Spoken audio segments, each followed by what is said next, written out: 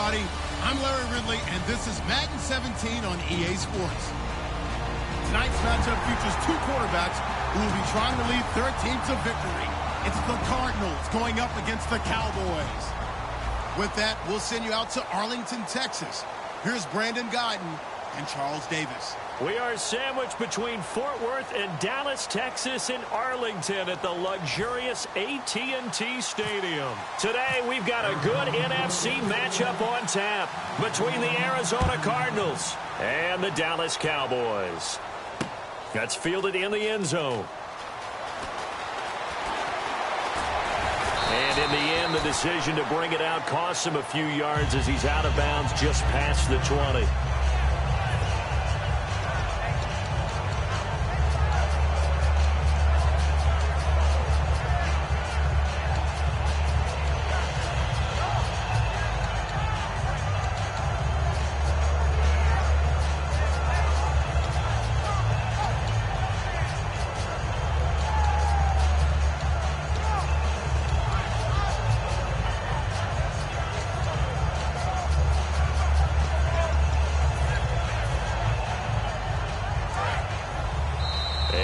Play clock winding down. Jason Garrett opts to take a timeout. They'll have 2 remaining as we step aside here in this first quarter.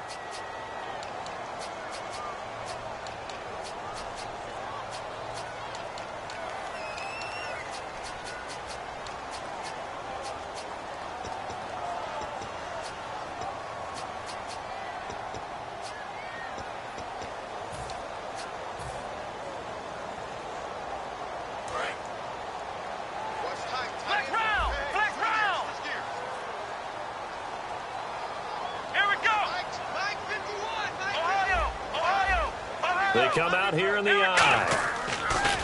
Now a play fake here on first down. And his first pass here is going to fall incomplete. He was looking for Terrence Williams that time. And that'll bring up second down. Okay, starting lineup time offensively, Charles, for the Dallas Cowboys. And how about them at number 4 in the 2016 draft? Big needs on the defensive line. And they go with the running back. They go star power. They went star power, but Ezekiel Elliott, in a lot of ways, was exactly the right decision. When they had winning success in 2014, they did it running the football. Elliott can do that for them again. And he whips that one incomplete there. Des Bryant, the intended receiver. Now, this past year, Arizona finished 7-8-1. Here are the defensive starters for the Cardinals. What do you make of this football team defensively heading into next year, Charles? Well, they're an aggressive group, and they didn't generate the same number of takeaways that they normally do. But I think that coming back in 2017, a great core of players, and they'll get Tyrann Mathieu back. And if they get him back at his 2015 level, look out, because Patrick Peterson's one of the best corners in the game as well. And he goes in motion here in the backfield. The play clock's running down. Now Prescott. And incomplete. The contact made the ball roam free and brings up fourth down. It looked like they had something there, but I think that he was thinking about running with the football before he actually hauled it in, and that led to a big drop.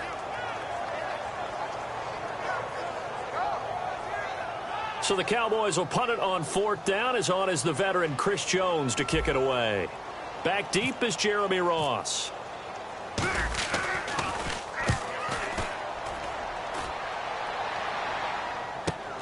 That's taken on the 25. And he'll go out of bounds across the 35-yard line. Give him 11 yards that time on the return. And the Cards will take over 1st and 10.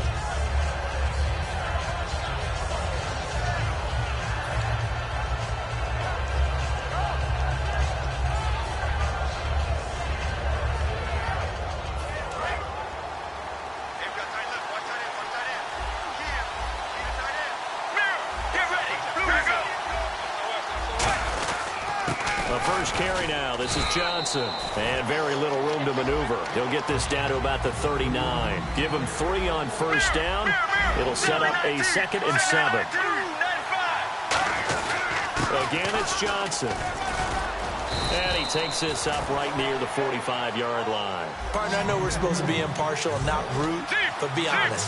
Weren't you excited for the opportunity for David Johnson of Arizona to have 100 yards from scrimmage in each and every game this year? Yeah, NFL record 15 straight games at the century mark. Disappointingly, though, couldn't get that clean sweep. Just 44 yards in the Cardinals' finale after he was forced to exit with a knee injury. But how about the way he broke out in 2016? One of the stars of the future in the NFL.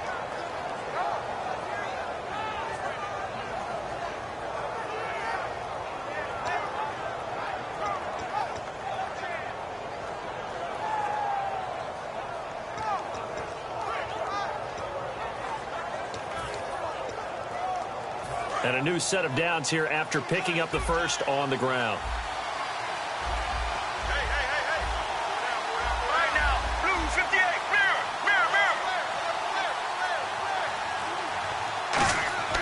Now Palmer on first down. Man open left side is Brown. And he's brought down. 15 yards there on the catch and run. Doesn't matter whether it's a zone coverage or man coverage, the drag route can be effective when it's run well.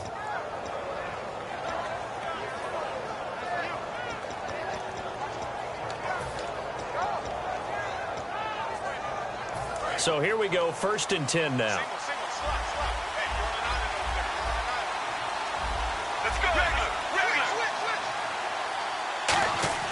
Throwing now, Palmer on first down. And he'll lay out and pull it in. What a diving catch there. 15 yards through the air on a first down. I'd have to say that whenever you see a good post route run, they do not like to let it end without the catch. Hence, that great diving play. Yeah, lay it up there, let him go get it. And he got it. They'll run it with Johnson. And not much to speak of there. Maybe a yard down to the 20. Sean Lee, the Pro Bowler, there for the tackle. And a look at the defense for the Cowboys. Morris Claiborne is a former first-round pick at quarterback with skills that can match up with anyone when he's at his best. Andre Ellington, his first carry. And he'll get this down only to the 18. He'll pick up only a yard there, and it'll leave him with a 3rd and 7. Partner, we know today's NFL is really built around the guy throwing the football. But these short runs, they still pay dividends because they can take their toll on a defense, and they can add up as the game goes along. You control the clock, you control the ball, and that way you often control the game.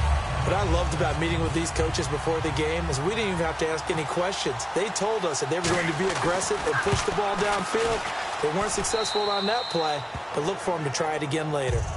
So our initial drive here this afternoon results in 3. I'm not sure that was a statement necessarily, but getting points on the road, never a bad thing. No question about it, Brandon. You had a crowd that was all fired up during pregame introductions, yet you're able to quiet them just a little bit by taking the early lead. Now after the made field goal, Catanzaro to boot this one away on the kickoff. That'll be taken in the end zone. And he will be brought down here at about the 17-yard line. And now Dallas gets set to take the field. And a 3-and-out on that first drive. We'll see if they can do better here. They should have a better opportunity because the nerves should be settled now. That first series, everybody goes out with a little extra emotion. So now they get a chance to go back out and say, okay, now we're into the game. Let's go play and play as best we can. You almost get a mulligan then on that first drive? Sometimes it absolutely serves that way. You get a second opportunity. Nothing big happened. But then again, you didn't commit any mistakes either. Off you go. In motion here is Witten. Here's the first carry for Ezekiel Elliott. Looking for a crease, can't find one. Stopped at the line of scrimmage. Call it no gain on the play, and it'll be 2nd down. He had a great read there from his free safety position. And, Charles, you know with those guys, it's all about their eyes. They have to be laser focused. Yeah, I had to fake my way through it when I was playing, but now I can see exactly what they're doing. And on that play, he obviously had no presence to feel like he's being pushed for a pass. And without that, that allowed him to get up to the line of scrimmage and hold him to no gain.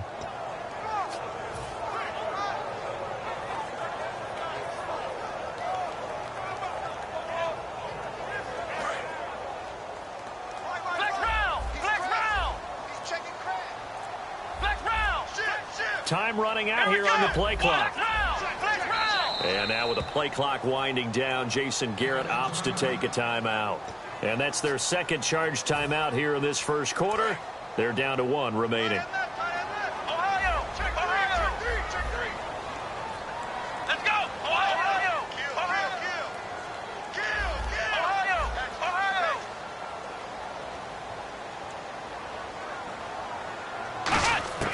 A second down throw for Prescott. And that is incomplete. Oh, man, that was close. The opportunity to change momentum, big play, right in his hands, unable to come down with it. A sigh of relief, no doubt, on offense that that fell harmlessly to the ground.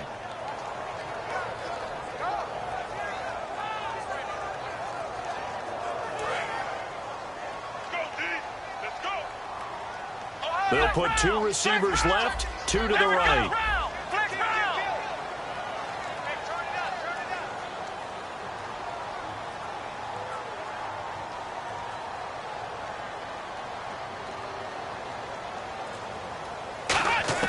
On third down, it's Prescott. And this time he's got the hook up. It's complete.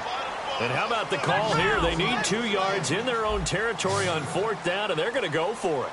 So much about offense is what you call hidden yardage. You know, you throw the ball to someone, they catch it, and then they can make a big play. You know, they create a play, run after catch. They did a really nice job there of limiting that and keeping him from a first down. Yeah, stopped him in his tracks. I remember in pregame when we were talking to him on the field, and he took his gloves off and showed us his fingers. A few misshapen ones in there, and now we know why, trying to catch those types of bullets. That was a dart. Yeah, even for a talented receiver, those are tough to hang on to.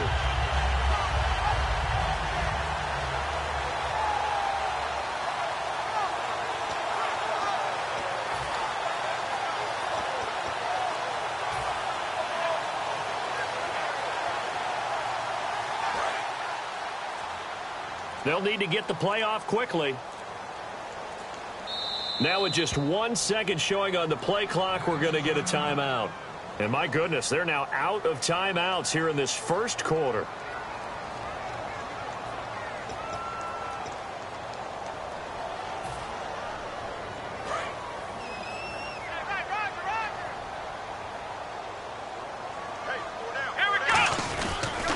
A first down carry by Elliott. And hard running's going to get him over the 40 to the 42. Partner, I know you call the play-by-play, but you know your ball. If I throw these numbers at you, all right, 6 yards shy of 2,000 of total yards from scrimmage for a rookie running back. What do you think? Sounds like me in high school. Sounds like you doing it, no, right? It's really fascinating at what he was able to do. The thing for me, though, he did that as a rookie. Where do you go from here? I mean, can you keep going up from those numbers your sophomore campaign? I think that you can. He's had examples of that preceding him in the NFL. Some guys who are in the Hall of Fame right now. Remember, he had 16 total touchdowns because it's not just his ability to run it. He can catch it out of the backfield as well. No one plays harder than this guy does, down in and down out. I think he's just going to keep getting better. Oh, he's got a man wide open, complete. He goes for 18 there as the drive will continue.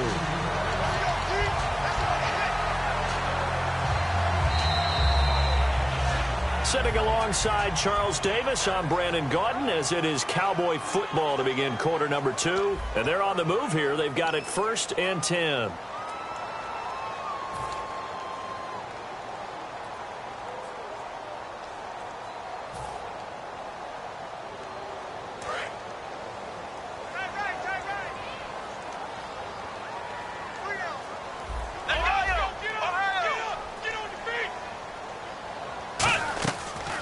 Play action here on first down. He finds his target, Terrence Williams. And he gets this one all the way down inside the 15. Quarterbacks love slant routes because the receivers are breaking right into their line of vision. And receivers love them as well because they're getting the ball on the move and able to catch it and try and get upfield and gain additional yardage.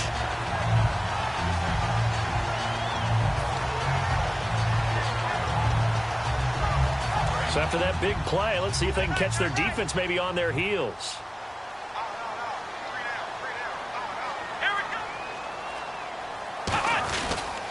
Now back to the ground with Elliott. Able to get away. That's why you keep the legs churning. 3 yards on the pickup there, and it'll be second down.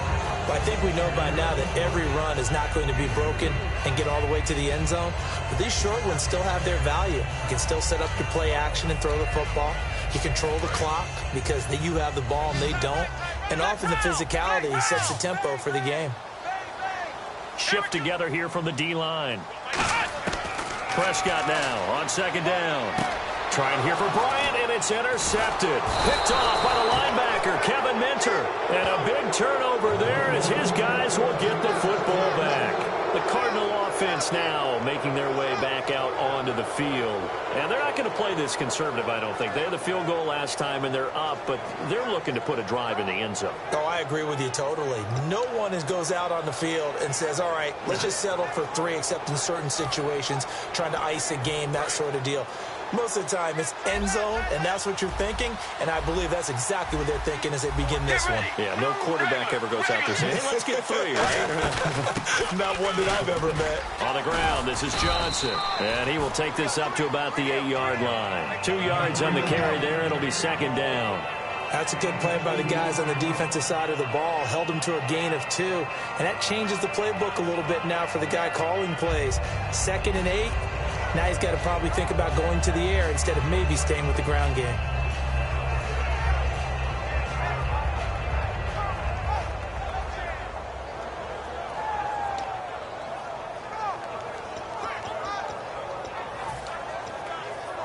See if they stay on the ground for second down.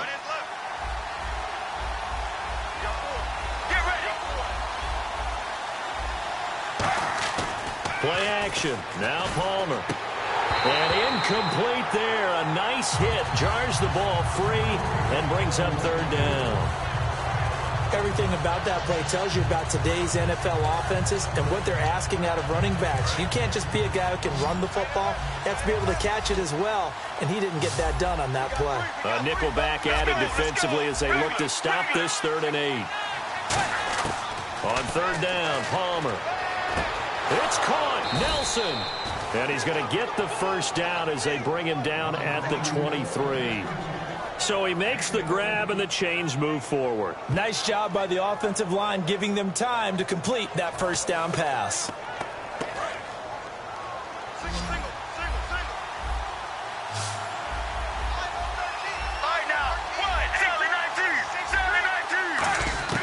They'll throw on first down here with Palmer. To the sideline, and oh, a nice catch there.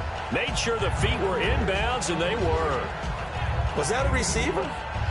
Yeah, actually it was. It was a running back who was a receiver on the play. Ike's been spending time in the receiver drills getting his feet down. Well, those guys out of the backfield, they got to be good, agile with their feet. He showed the agility there with a toe tap. No doubt about it. It's like he'd went to ballet school. Got the toes down and stayed in bounds. Completed pass play. Now let's see if they go back to the air or to the ground. Let's go. Regular. All right now. Sally 19. Here we go. To throw again, it's Palmer. And a hit jarred it loose. It's incomplete. Jaron Brown, the intended target. And that'll make it third down.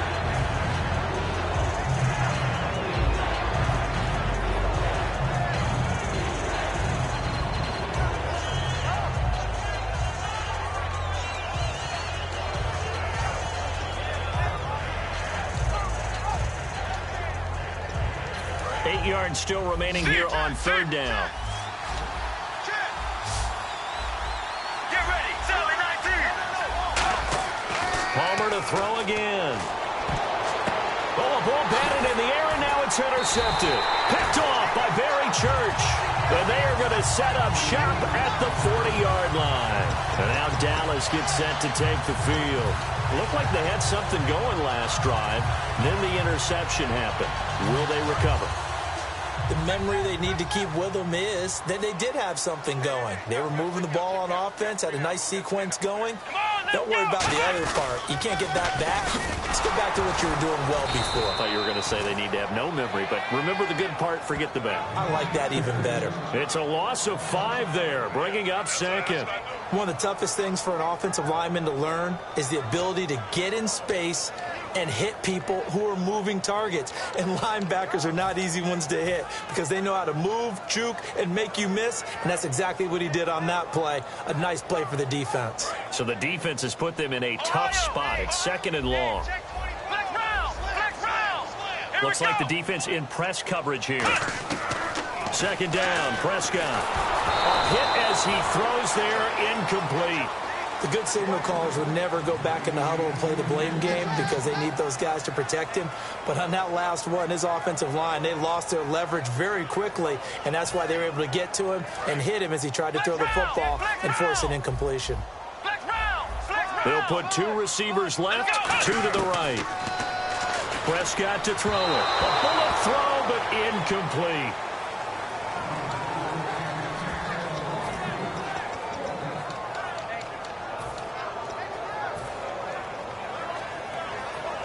So 4th and 15, but the offense is staying out there to go for it. And some changes here as the D-line separates some. Prescott to throw on 4th. Into double coverage, and it's intercepted. Picked off by Dayon Buchanan. And his guys will take over at the 25-yard line. Here's the Arizona offense now as they get set to take over.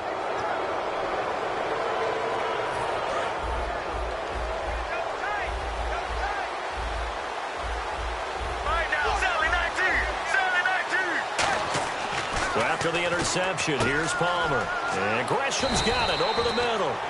7 yards, the pickup on the pitch and catch. 2 minutes to play here in the first half.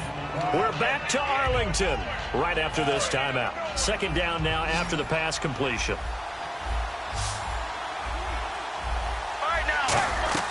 On second down, Palmer. And they're not able to hook up there. Incomplete. That one was intended for John Brown. And it's 3rd and short.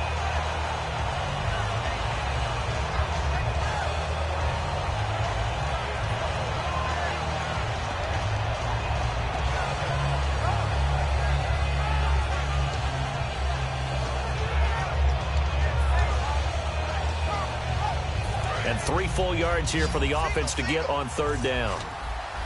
It's a 5-receiver set. 3 to the left, 2 to the right.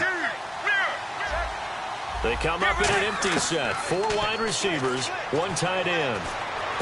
And unable to connect. If he had caught it, it would have been a first down. Instead, it's 4th.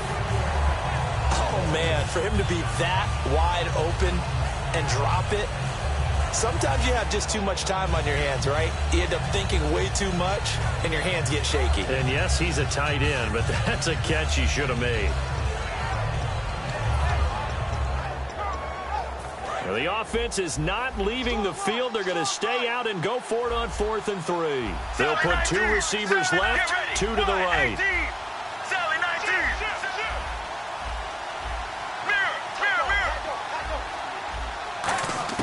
They'll indeed go for it. Palmer. Into a double team, and it's intercepted. Picked off by Brandon Carr. There he goes right side. And he takes this one back into the end zone. And the Cowboy defense has a touchdown. So they go on 4th down. Not only do they not get it, it turns into 6 points the other way. Disastrous. And many people think you should just go ahead and knock it down in that situation. Turn it over for the offense. But I had a defensive coordinator recently tell me, we see that as a passive play. We don't do that anymore. We want the ball in our hands, and we want to head the other way. Probably also instinct a lot of times. If you see a lot of green grass ahead of you, go ahead and grab it. It's the exact right play to do. That's knowing when to break the rules and when to make a play that maybe you hadn't been taught.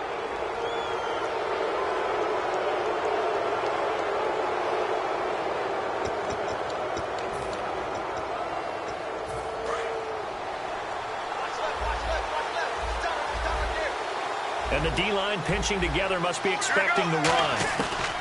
On 1st and 10, it's Palmer. It's complete to Jerron Brown. And he'll be taken down, but not before he gets into enemy territory. Now, whistles come in. We're going to get a timeout here by the offense. It's just their first, so they'll have 2 remaining here before we get to halftime. Let's go, let's go. Team. They'll throw on first down here with Palmer. He's going to hit his man out of the backfield, complete. Give him 3 on the play, and it's a second down. So many times you hear today's NFL described as a space game. Get your best players into space with the football in their hands. And now this one's intercepted. A 3rd interception for Palmer.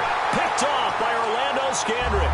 And they take possession of the football and have it at the 36-yard line. Now the Cowboys offense heads back onto the field. And 2 interceptions thrown here in this first half. You hear it, no matter the sport, they say the great athletes, they can kind of have a short-term memory, but that's easier said than done. It is easier said than done, but I played with a guy who threw 2 interceptions in the first quarter of a really big game we were playing. Johnny Unitas? And no, not quite at that level and not at that age. But I was going for the age. I remember looking over at him, and he was smiling. And I thought, what is he smiling about? It's because he had enough confidence in himself that that was a fluke. And he went out and played pretty well the rest of the day. 2nd and just 1.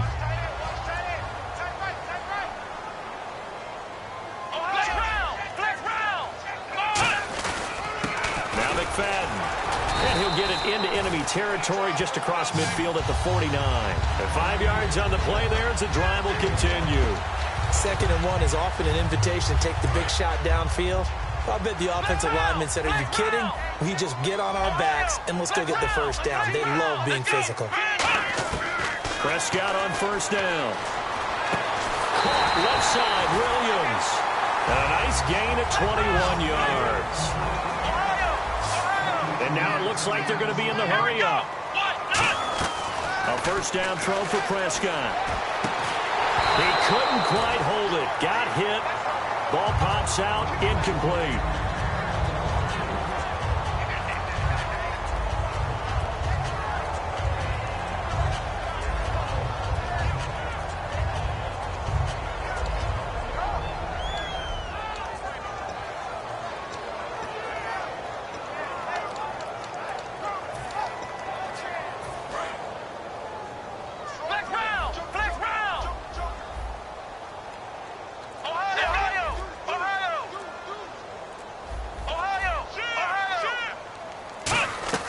Throwing again. Prescott on 2nd and 10.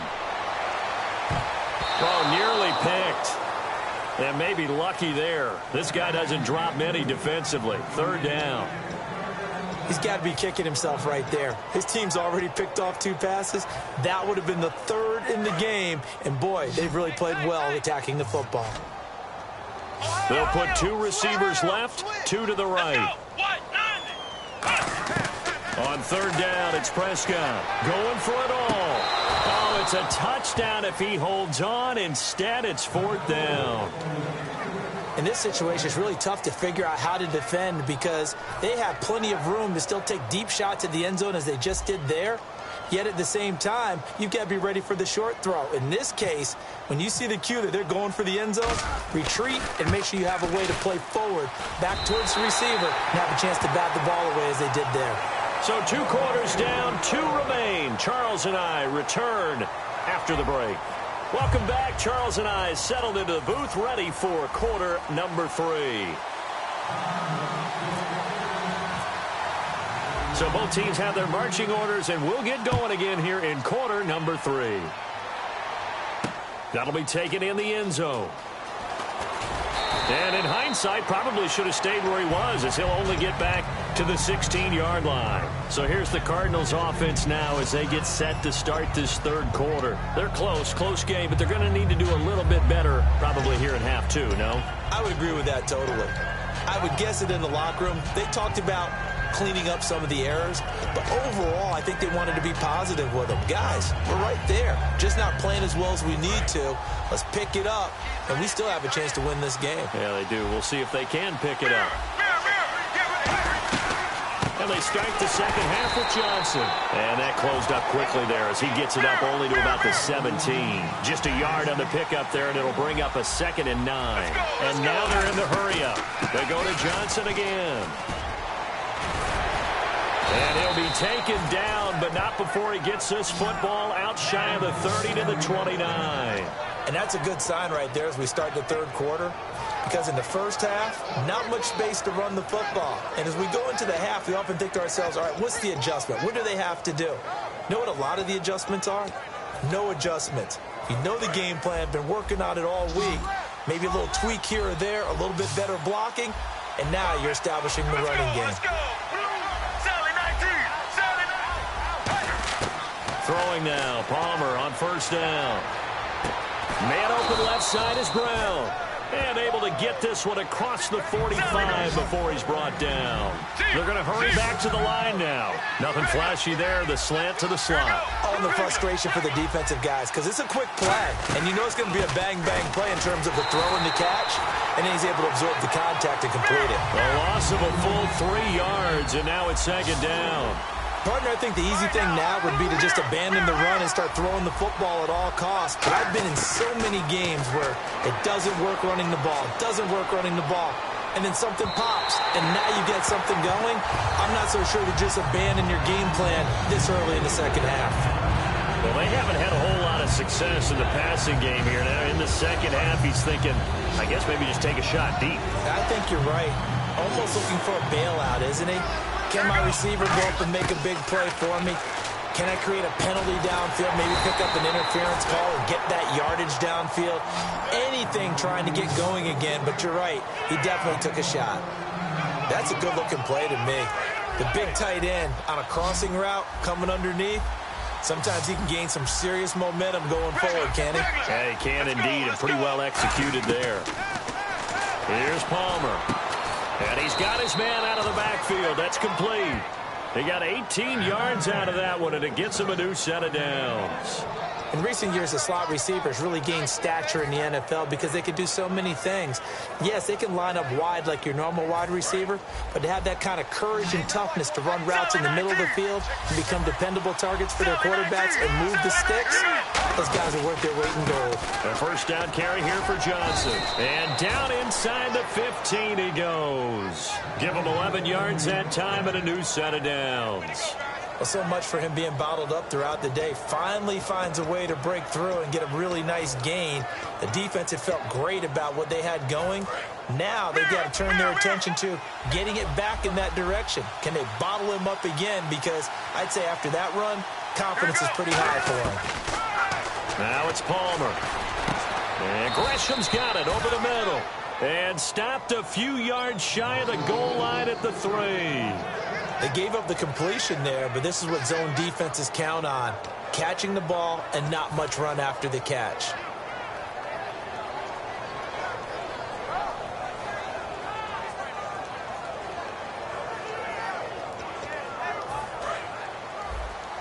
Looking to jam the receivers at the line here. Press coverage look defensively. They come out with 1 back and 3 tight ends.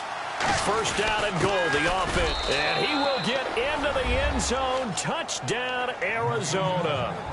Troy Nicholas taking it in from 2 yards out. And the Cardinals are just an extra point away from tying this game. And he'll put it through, and that evens us up at 10 apiece.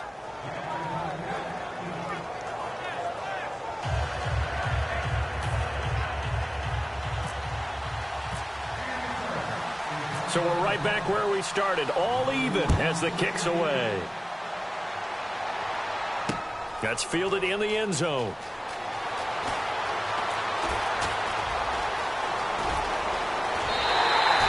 Well, someone wasn't very happy about that game being tied up. They came right back at him with a big-time return. They want to get back out in front as fast as possible. Now we take a glance at the offense as they work their way back out for their first possession of the second half. They come up in an offset eye. They'll start the drive with Elliott. Trying to bounce it outside, but he's only able to get it back to the line of scrimmage. No gain on the play there, second down. On that play, it was the defensive front that won the battle. They out-leveraged the offensive line, got into the backfield, and held them to no gain. Off play action to Elliott. Here's Prescott. Man open left side. It's Williams. And taking it across midfield and inside the 45. Love the call by the offensive coordinator, recognizing the situation very well, calling for the play-action pass, and completing it. Offense comes to the line now, 1st and 10.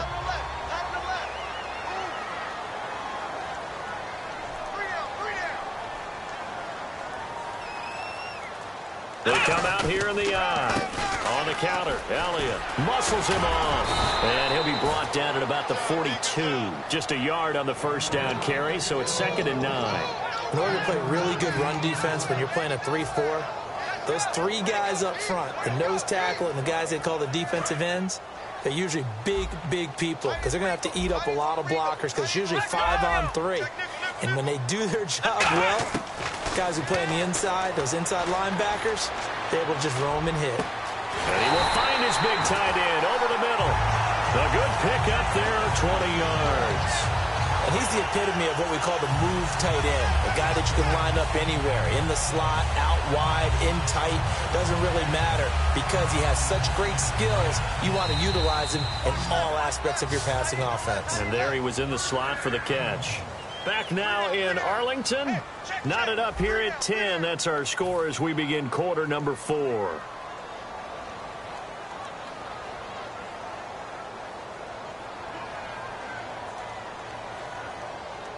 So the offense has it 1st and 10. They'll come out in the pistol. The give is to Elliott. And he is going to lose yardage here. It's a loss of 4 there, bringing up 2nd down. And that's why you see so many teams play a 3-4 defense, because that set gives you a lot of flexibility about where to bring pressure from, and it's hard for an offense to pick it up. Left side, right side, up the middle, especially with some really flexible linebackers. And a long way to go for the offense here on 2nd down.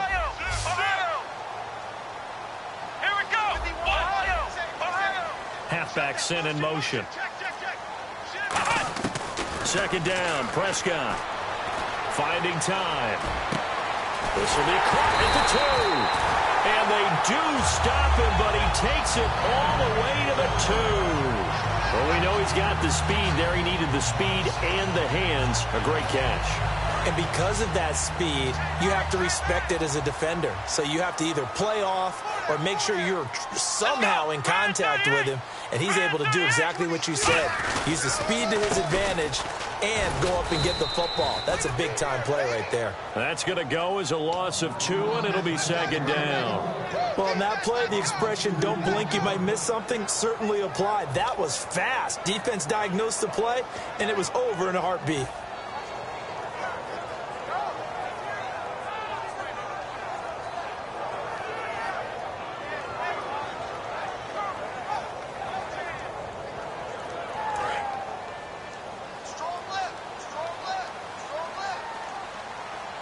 Possible run anticipation. Here's the D-line sandwiches together. This is Elliott. And he gets halfway home from the 4 down to the 2-yard line. His path became similar to almost running a stretch play, didn't it? Trying to find a crease, anywhere to put his foot in the ground and cut back. It just never materialized. The line of scrimmage is the 2 here on 3rd and goal. Prescott on 3rd and 2. And he takes a shot on the release as this will be incomplete. Well, the great coach has said football is really a simple game. Rush theirs, protect yours. And he's talking about those guys throwing the football. In this situation, the rush won, hitting the quarterback and forcing him into an incompletion. So now one of the biggest kicks of the night is forthcoming. This to break our 4th quarter tie.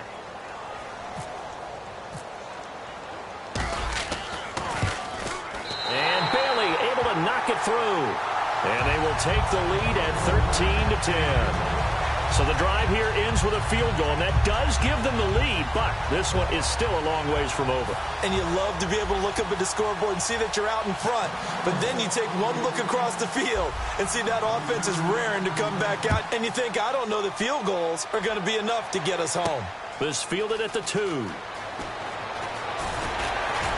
And he'll make it across the 20 as his guys will set up shop at the 23-yard line. Arizona getting ready to go as they take the field. And they're hoping to capture some of that magic they had last time out when they were able to put together a scoring drive. But they're still down here, Charles. Not the major concern, though, because of what you talked about. They scored the last time out. They feel good about themselves. They feel like their game plan is now in effect. They know how to attack and what plays they want to put together. But they've got to keep it moving in the right direction because, as you did note, they are down on the scoreboard. And his throw here is incomplete. It's always tough for the guys throwing the football when they think they've got a completion and the ball's almost there, and then someone sneaks a hand or two in and bats it away. Offense still needing 10 yards. Second down. Let's go, let's go. Deep. Second and 10 now. It's Palmer going up top. And they went for a big play through the air on second down. Couldn't connect. Now it's third. One of the toughest things about playing defensive back is pattern reading, trying to figure out what they're doing. And on that one, they had to fly, just sending a guy downfield with the in route accompanying it, what people call a dagger route, trying to hit the guy underneath after the clear out. In this case, though, they're not able to get it done. Yeah, they said forget the underneath route. They went for the guy on the fly, but as you said, incomplete. Over the middle here to Brown. A gain of 11 and a first down. Cool under pressure right there, escaping the pocket and finding what I think was not his primary target. And some of these guys are just so comfortable getting outside of the pocket that they'll do it on purpose. It doesn't even need to be a breakdown. They move, and they know it affects the defense because a lot of times you get lost in coverage in the secondary, and I think you're exactly right. Wasn't his primary target. Found a secondary guy who sprang open, probably because of his movement out of the pocket. Oh, the ball comes out on the hit, but they'll say it's incomplete. Well, that plays a statistic that's going to go on the defensive team stat sheet. Won't necessarily reflect in ours, right, the overall game sheet.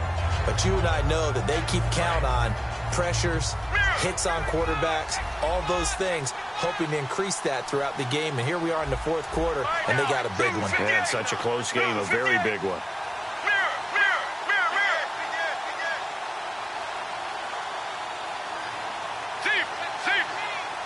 One receiver left, two to the right. Now Palmer. He gets it into the hands of Larry Fitzgerald. A good gain of 14 there, and it moves the chains. I know that throughout his career, Carson Palmer has caught a little bit of grief along the way about winning big games and being consistent.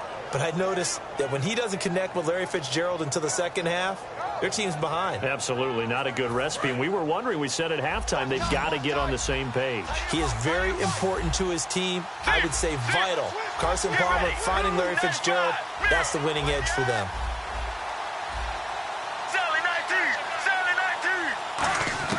Throwing now, Palmer on first down. Over the middle, Jerron Brown's got it. And he's brought down. Time for a break. We'll come back for the electrifying conclusion after this.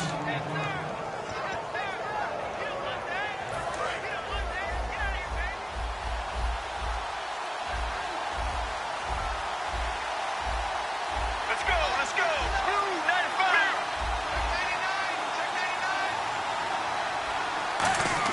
Back to throw.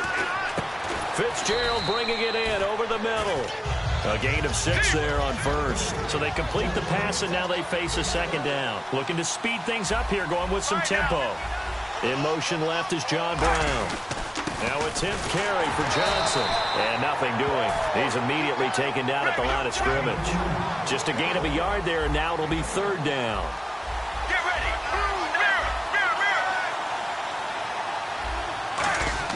Back to throw. And nearly intercepted there. That would have been ball game if he had clinched it and caught it. Instead, it gives him one more chance here on fourth down.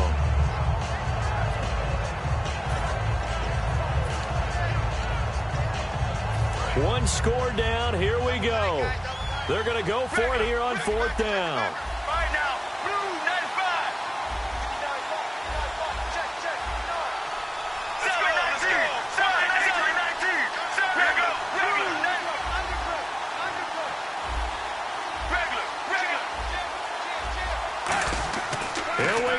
Here's Palmer on 4th down. He gets it to Brown, complete. And he'll take this one in for the Arizona touchdown.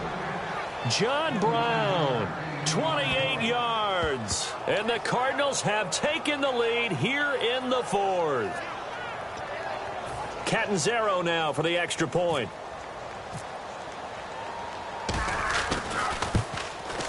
And that will make this a 4-point game.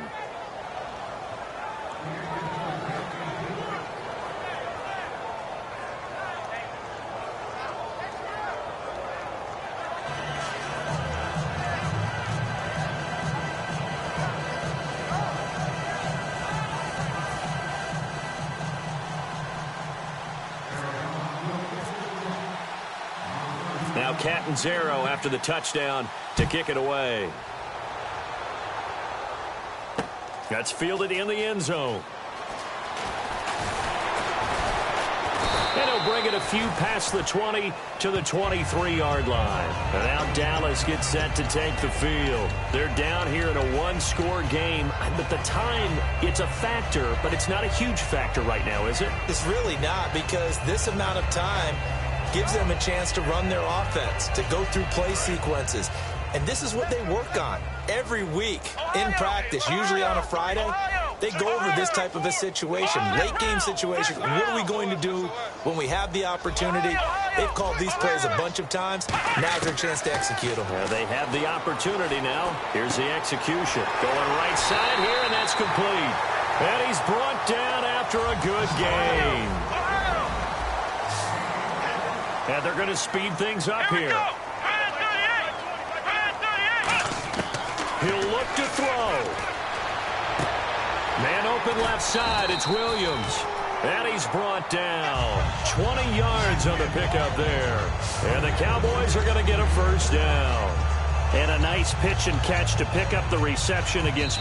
Now hold everything here. We're going to get a timeout by the offense. It's just their first. They've got 2 more to use here in the final stages. First down and 10 now for the offensive group.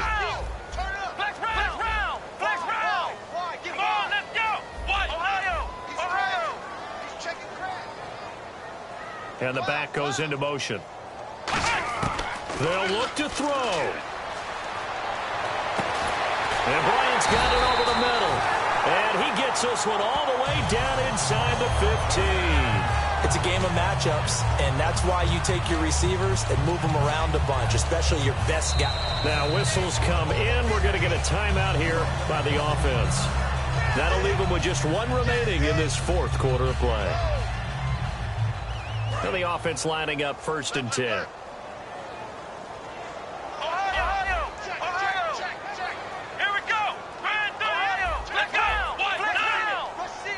They'll put 2 receivers left, 2 to the right.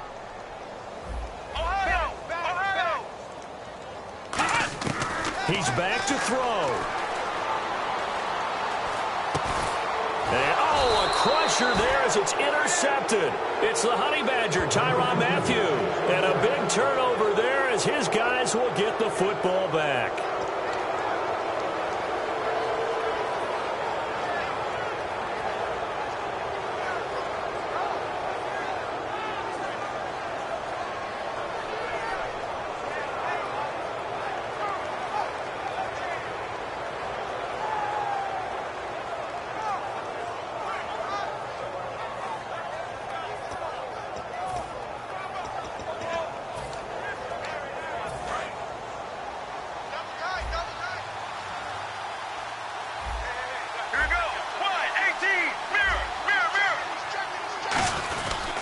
They begin the drive with Johnson. And he'll get this up only to about the 22. 2 yards on the pickup there. It'll be 2nd and 8.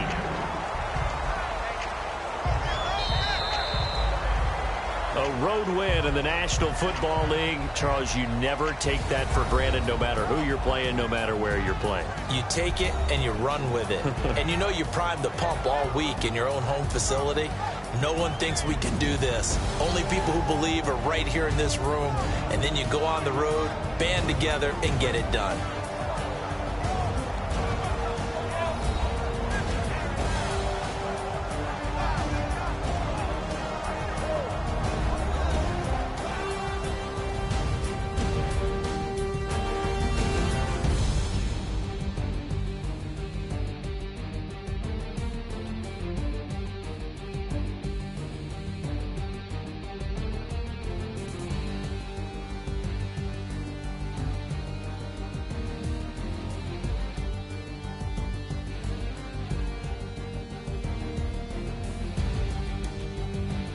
So that'll do it for us. For Charles Davis and all our crew, I'm Brandon Gaudin. You've been watching the NFL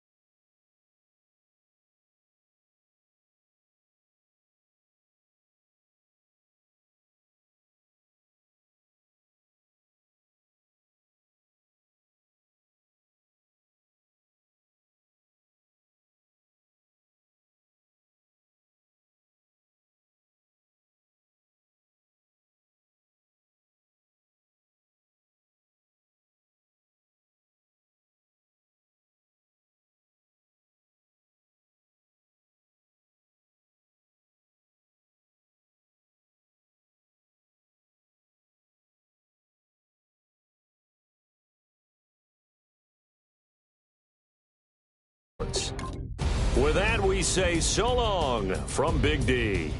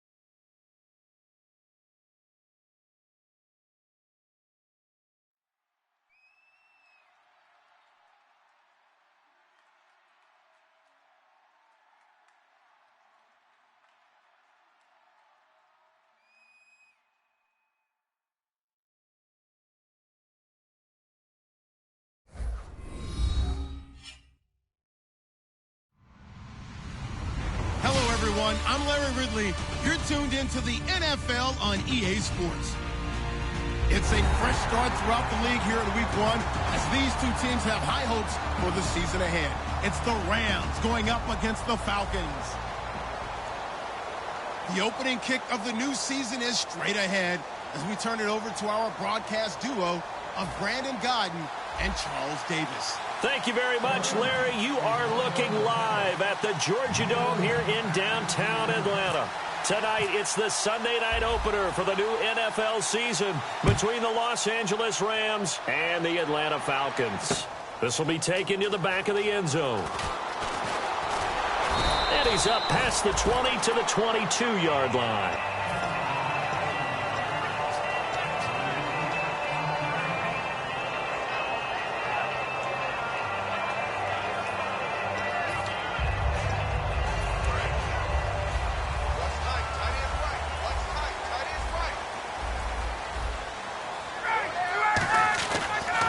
They'll run for the first time with Devontae Freeman. And not much there.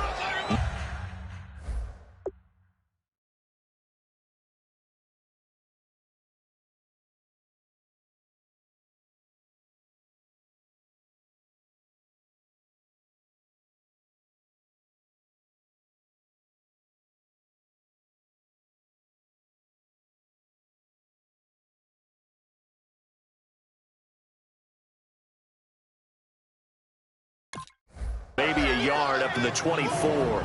A glance at the starting unit. Julio Jones, a threat on the outside, of course. Combines great athleticism, incredible speed, and a whole lot of toughness to be one of the better receivers in the NFL.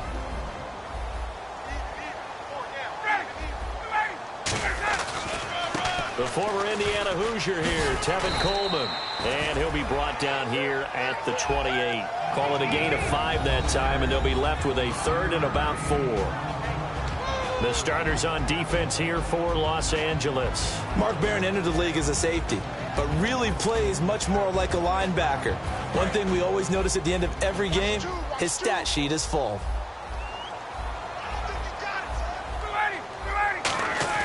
Here's Ryan to throw.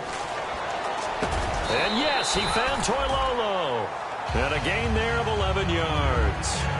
An ex-teammate used to tell me all the time, I hate experienced quarterbacks because no matter what, you really can't hide what you're doing. And I think that right there, he knew right away where the blitz was coming from, where his primary guy was going to be, and he ended up going to a secondary target for a nice game. I was just going to ask you, that wasn't the primary target, and he's so good at that, isn't he? I think he knew right away that he wasn't going to get to his primary guy. I think he read that as soon as he got to the line of scrimmage, knew where the pressure was going to come from, and said, I know how to beat that, and that's what he did. Now Ryan, and nearly picked off there, almost intercepted. Instead, second down. Pretty nice coverage there, but a missed opportunity for an interception. Let's face it, a lot of these defenders, they've got it all. Speed, athleticism, hands, a little bit questionable.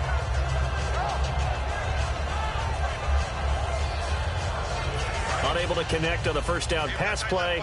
Now it's second down.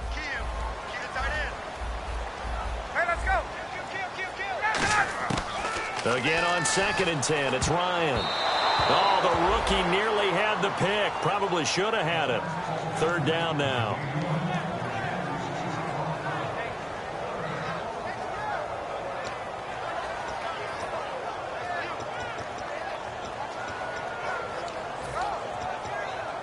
So incomplete on 2nd down. Now they'll look to convert here on 3rd.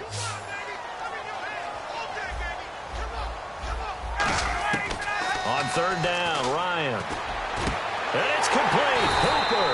And he's taken down, but not before he gets this into enemy territory across the 40. These guys told us, these guys being the coaches, they wanted to really stretch the field, get the ball down deep. They were able to do that here.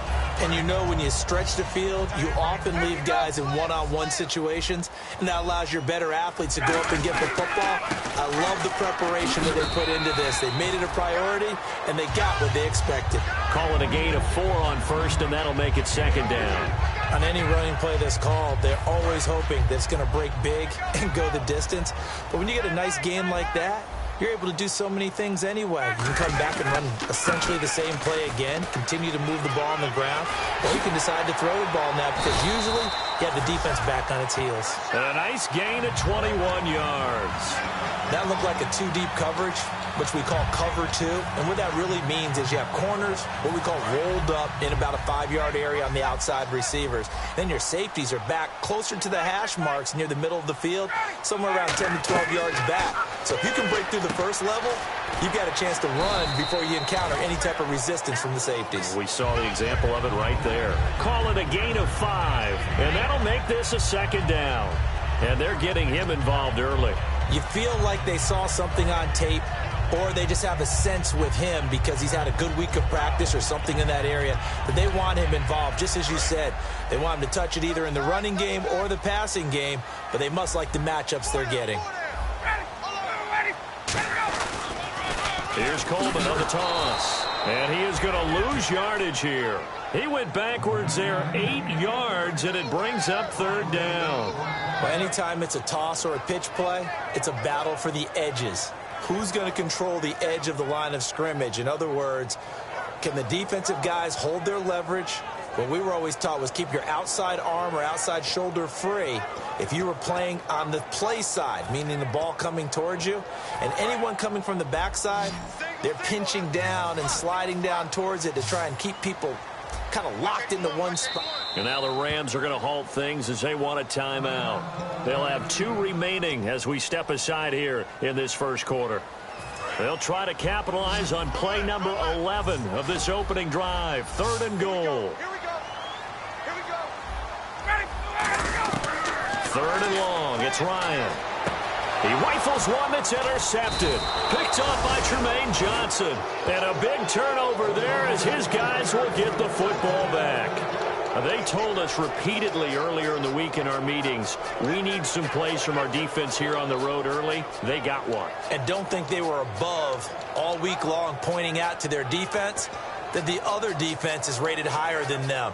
You going to let that happen, guys? Is that how we're going to play? And they responded to the challenge.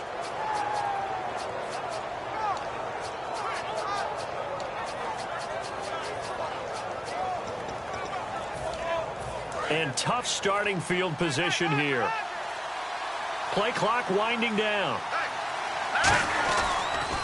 Back home, it's the first carry for the former Georgia Bulldog, Gurley. That's going to go as a loss of 4, and it'll be 2nd down. There's so many times during camp and practice that you get bored as a player doing regular drills. But how about that shed and skate drill right there by the linebacker? You do it each and every day. Get the blocker away and get into the backfield and make a big-time tackle. That's what we just saw.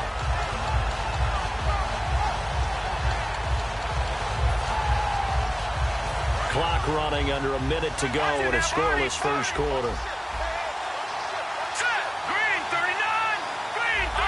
The play clock's running down from his goal line here. Goff. And this one hauled in by Tavon Austin. And they're going to have this one up near the 30-yard line. When I watched Jared Goff on tape at Cal, I saw a guy who wasn't just a dart thrower. You know, a lot of people said, he's perfect for the West Coast offense. I always thought he could do a little bit more, and that was the reason why. He can push it downfield. He has a good, strong arm.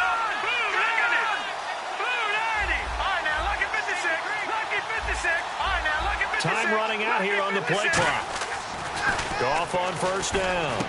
And the open receiver, it's Robert Woods.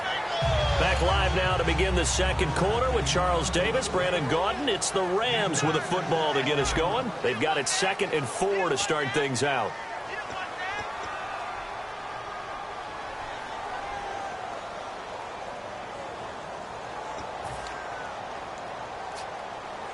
Completed pass play. Now let's see if they go back to the air or to the ground.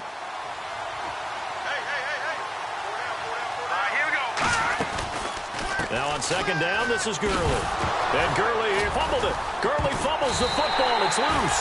And his crew will take over with a football at the 35-yard line. And here now come the Falcons. And the interception thrown in the red zone last time. We'll see if they can rebound. just have to think the last thing he said as they went back out there was, don't do that again. What do you think?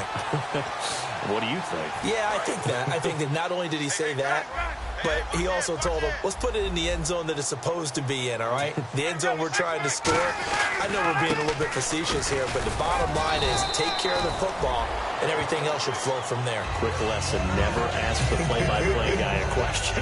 Hey, you're my partner. I know you're right there with me.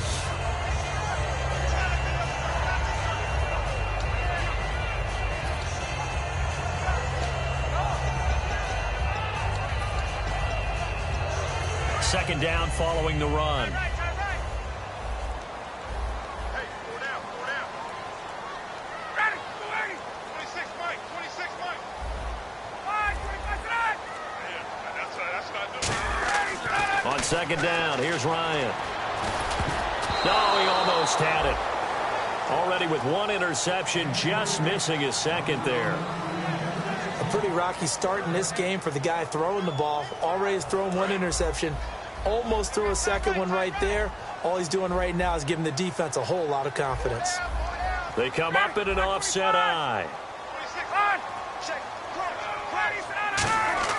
Ryan. He's got Sanu. And he will have the first down across the 20 to the 19-yard line.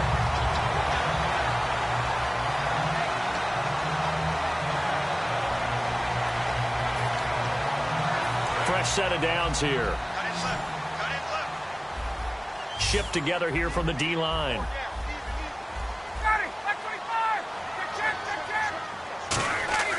On first and 10, it's Ryan. Looking, and no escaping this time as he'll go down. They got him for a sack. Michael Brockers in there to sack him for a loss of 6.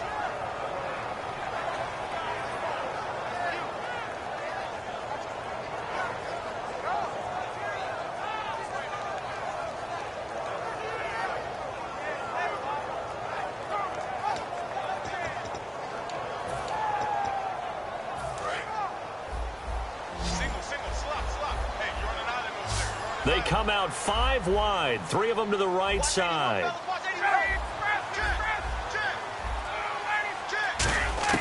Now Ryan on second down. Under pressure, and they got to him again. It'll go in the books as a 7-yard loss on the sack, and it's third down.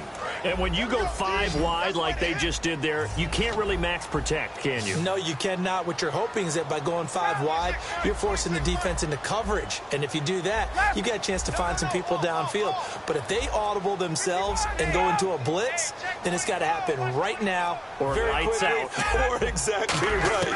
Turn them out. That play's over. He's going to let this one go deep. Into double coverage, and it's intercepted. A great read, and it's picked off. And a big turnover there as his guys will get the football back. So now here are the Rams as their offense comes back out. And a fumble last time. Ball security. Talk about it all the time in the National Football League. They've got to be better at it on this drive. Don't you think that when every team gets together for the first time, I don't care if it's OTAs, mini camps, first day of camp in the regular season, ball security comes up about what, the second sentence of the coach's address? And those are so many drills focus on that. All the time, and they do drills to make it even tougher to simulate game situations. Doesn't always work out, though.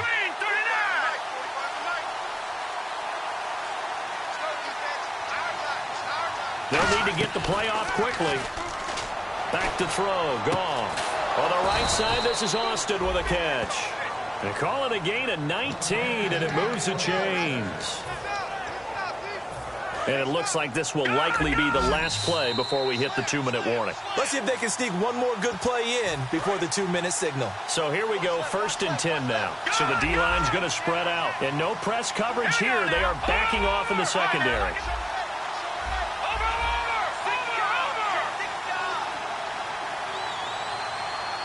And he goes in motion here in the backfield. Now Goff on 1st down. Over the middle, he hits Austin. Touchdown, L.A. Tavon Austin, 58 yards. And the Rams are in for 6. And correct me if I'm wrong, that was just a simple fly route, wasn't it? No, there's nothing to correct at all. You've got it down pat. And I just remember as a player, when I'd be in practice sessions and I'd hear 9 from the receivers, that meant fly route, go, look out. That was the 9, and he just kept going all the way into the end zone for the touchdown. That'll be taken in the end zone. And in hindsight, probably should have stayed where he was, as he'll only get back to the 16-yard line.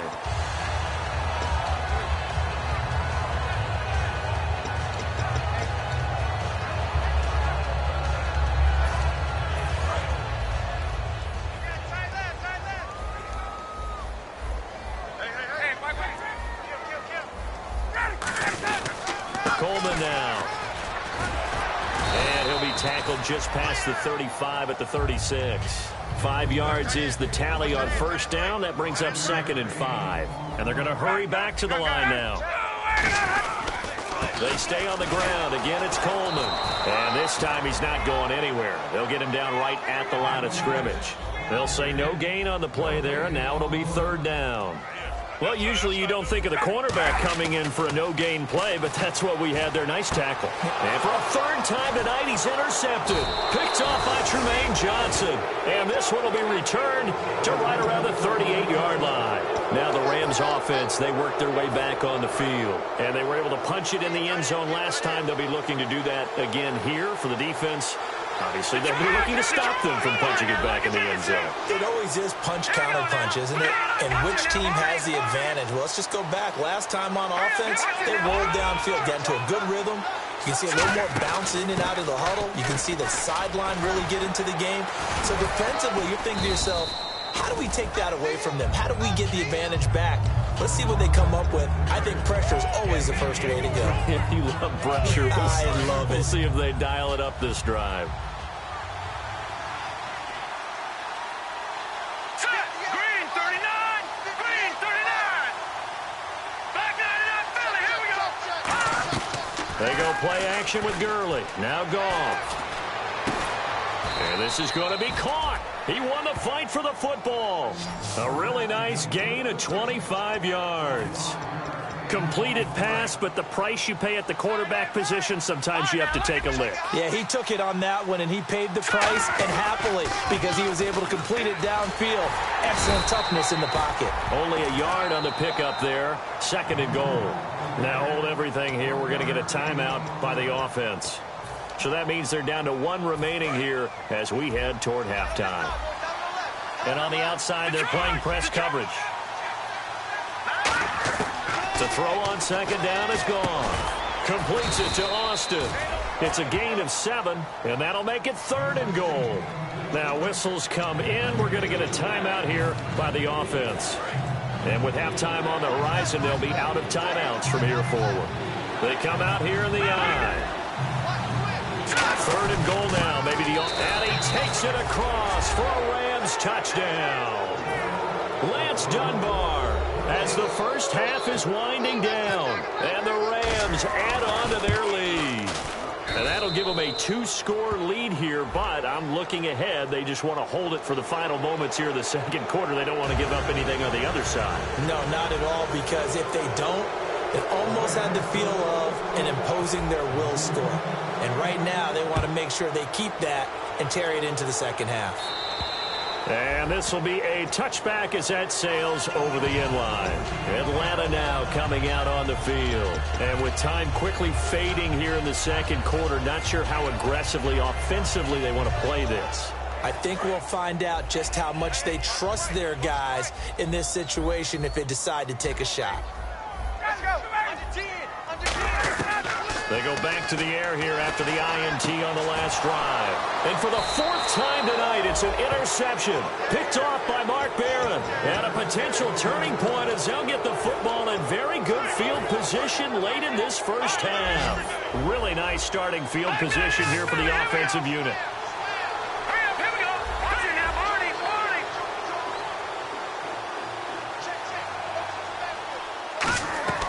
After the interception, here's Goff. And that is incomplete, stopping the clock with 5 seconds to go.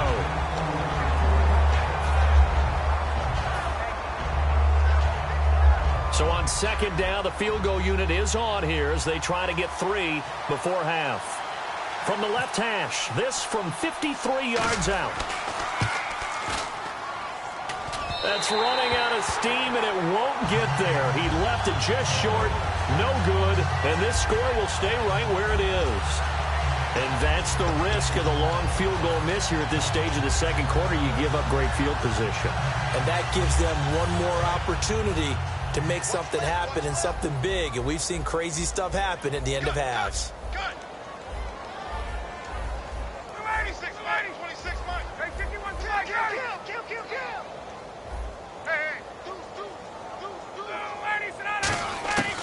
Final play of the half. It's Ryan looking deep downfield. And now here is another interception.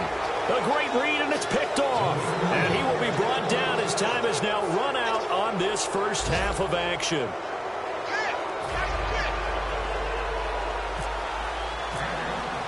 Both teams appear ready for the fight ahead, and we resume action here in quarter number 3. Fielded about a yard deep. And the decision to bring it out is going to cost him about 7 yards all told as he's taken down back shy of the 20. And now out on the field, here comes Los Angeles. Last time out, they had that long 50-plus yard field goal that they missed. I'm sure on their sideline they're thinking to themselves, okay, do we still want to try one if we're in that position again? And I would dare say that the answer would be yes. They're going to have a lot of confidence in their kicker. But just to be on the safe side, I'm sure they told their offensive guys, can we get a little bit closer this time? Closer. Yeah, well, you know, I'd rather get in the end zone first and foremost. But if all else fails, less of a field goal attempt for him. He's going to get this to Austin complete. 11 yards for number 11.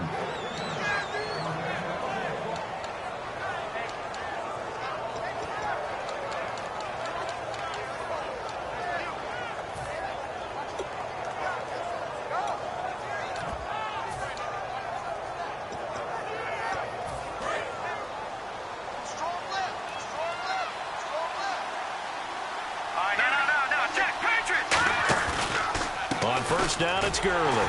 And he is going to lose yardage here. So a loss of 5, and it'll be second down. One thing that you find out on a sweep play is the fortitude of the people running it. Because that is a run, and then there's some contact when you finally get to the edge. And those guys who can hold that point of attack and hold up on that contact, they create the plays that we just saw there. Really nice play by the defensive guys. Now gone. And that's caught left side. It's Woods.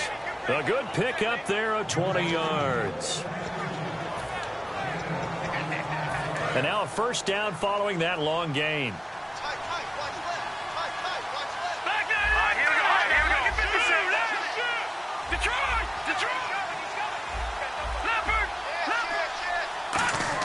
Now a first down throw. Gone. Over the middle, he hits Austin. A good pickup there. 8 yards on the first down completion.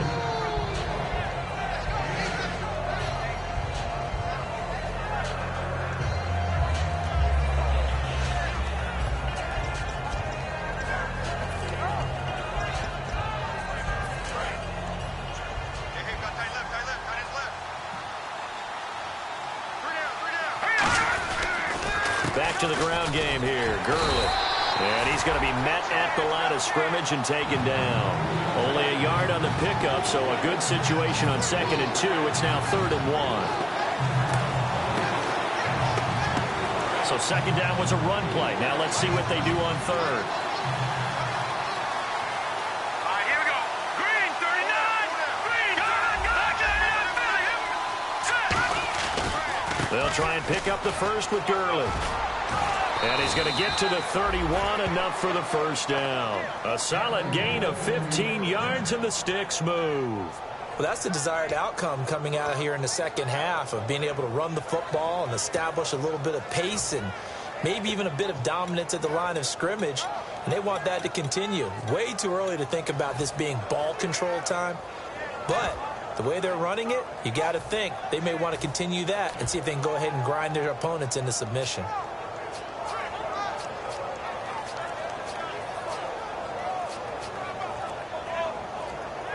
Play clock. And with a play clock about to expire, Mike McCarthy's going to take a timeout.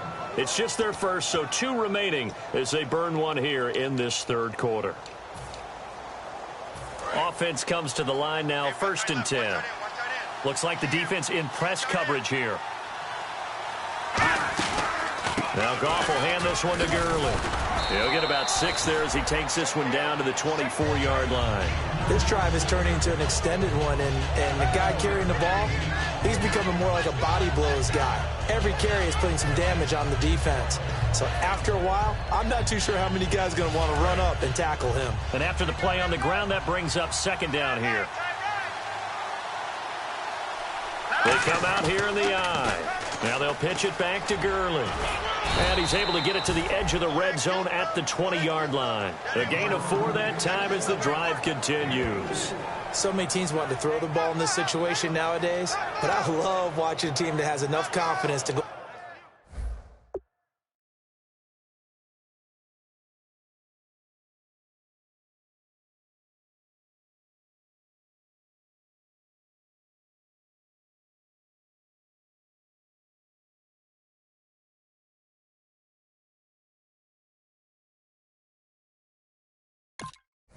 Go ahead and run the football. In that situation, that's almost a tendency breaker.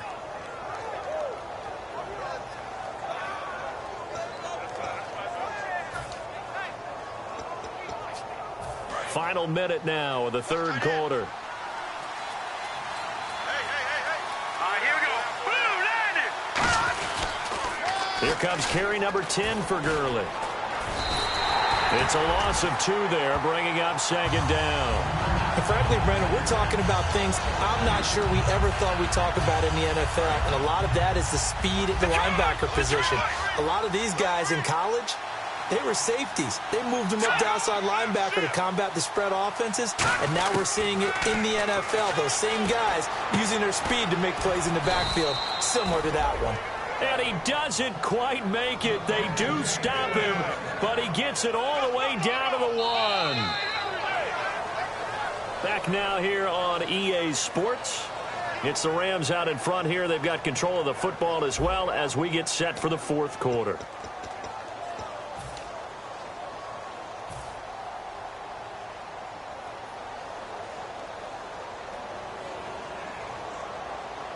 Long drive. The defense just cannot seem to catch a break and get off the field.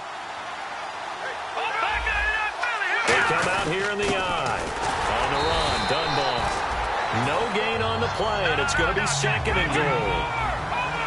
I don't know about you, Brandon, but I often think to myself, in these situations, I want to bet. And it's complete. He's got it in the end zone. Touchdown, Rams. Tavon Austin. Already his 2nd touchdown here in this opening weekend. And the Rams add on to their lead. And it is now 21-0. Uh-oh, flag comes out here. This is going to be roughing the kicker. When you're going back there on the kick block, you've got to go to the right point. That didn't happen. Ran into the kicker. The penalty flag had to come out. The Rams kickoff team on the field, and here we go with the ball in the air. That's fielded in the end zone.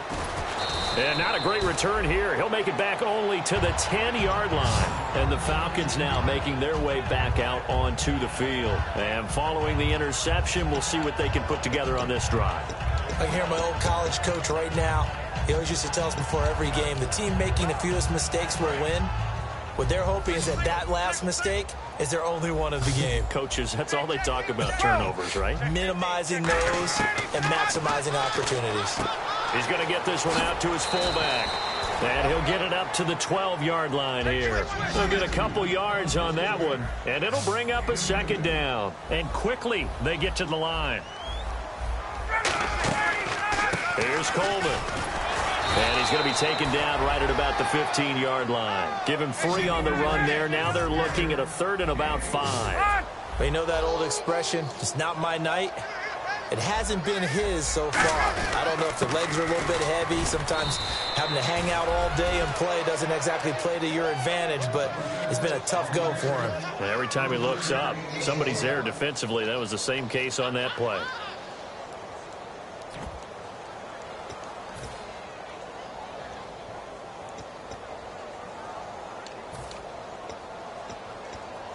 A critical one here if they're going to have any shot at this thing. So they'll go for it on 4th down.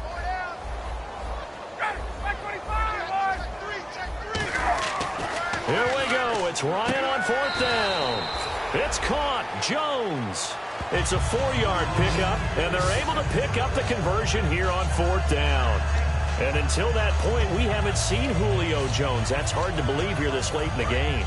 And no one more frustrated than Julio Jones because receivers feed off of catches. That's their fuel, and that's also their affirmation. And he hasn't been getting much of that in this game, and their team is losing, and he wants to have a better effect on the game. Just the first connection, Ryan to Jones there. He's going to leave this for his running back. It's complete. It's a gain of 5, and that'll bring up 2nd down. And the offense moving quickly to the line. And the D-line pinching together must be expecting the run. On 2nd down, here's Ryan. He hits his target. It's the tight end, Toilolo. That throw good for only a couple. It brings up 3rd down. I'm wondering if the same thing went through your mind as mine. When I see a big man like that make a catch, all I keep thinking to myself is, big man with football. Look out, everyone. He may not juke you a whole lot, right? He may not run past you. And my goodness, another interception. A great read, and it's picked off. And his guys are going to take over at the 39-yard line. And now out on the field, here comes Los Angeles. And that last drive, a long drive, but not just that. They had a great air attack going. Do they stick with that? I would think that they would, because if they were confident enough to do it on the last drive, starting backed up in their own territory, why would you change anything? They've got to be confident about what they're presenting and continue to do so. Yeah, because the secondary, they really look clueless. And that was amazing because that drive went and went, no adjustments, and no big plays by the defense to knock the ball away. Green 39! Green 39! Another carry now for Gurley. And he's going to fight his way forward here for a modest gain. A 6-yard pickup on the ground that time, and that'll make it 3rd and 4 coming up. When you find that kind of yardage, you couldn't be more confident as a ball carrier. And guess what? You're going to go back and tell your offensive coordinator, I'd like to keep carrying it, thank you.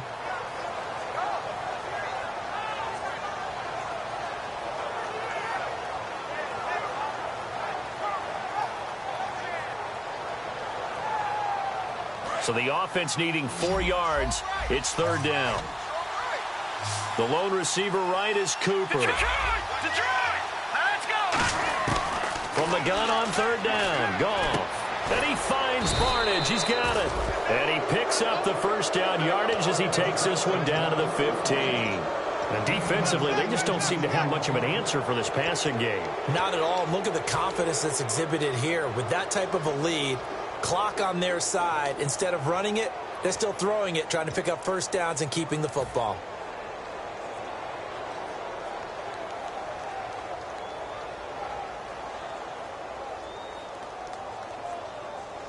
So the offense has it 1st and 10.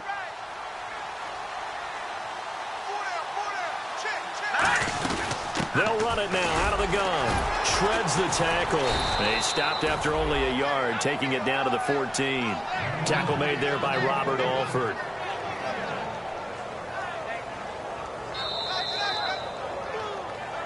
Time for a break.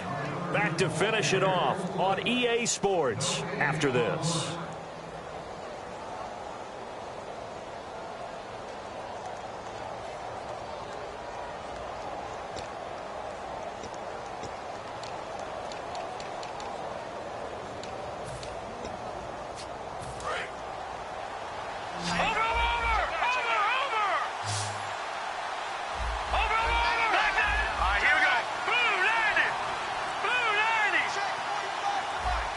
And the play clock's running down.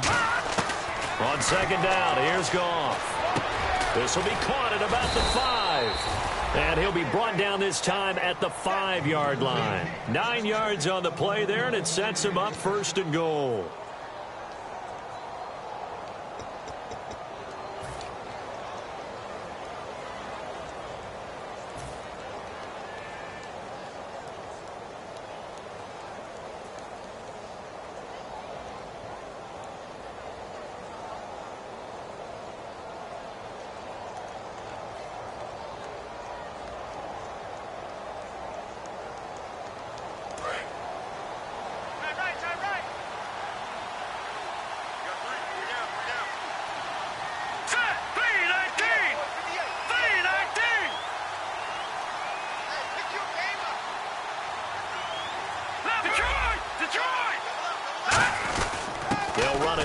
Dunbar.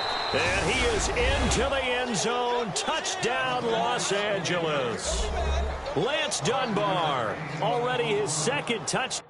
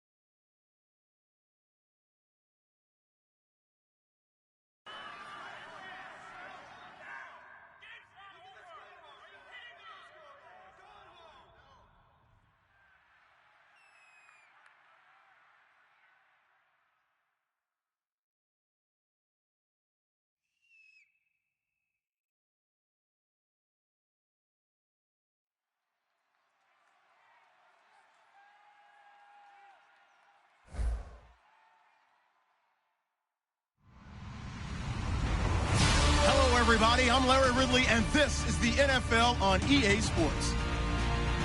The stakes have been raised here in the wild card round as it's time to win or get an early start on the offseason.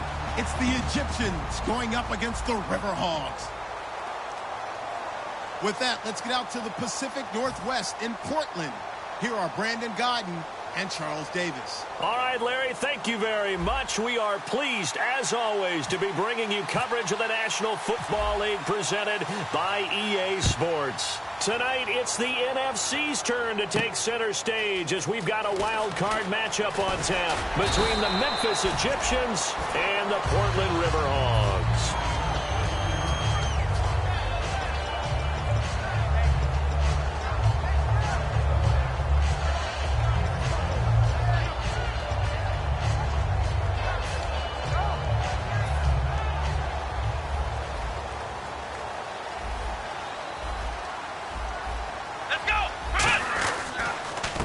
They'll give it to him right up the gut.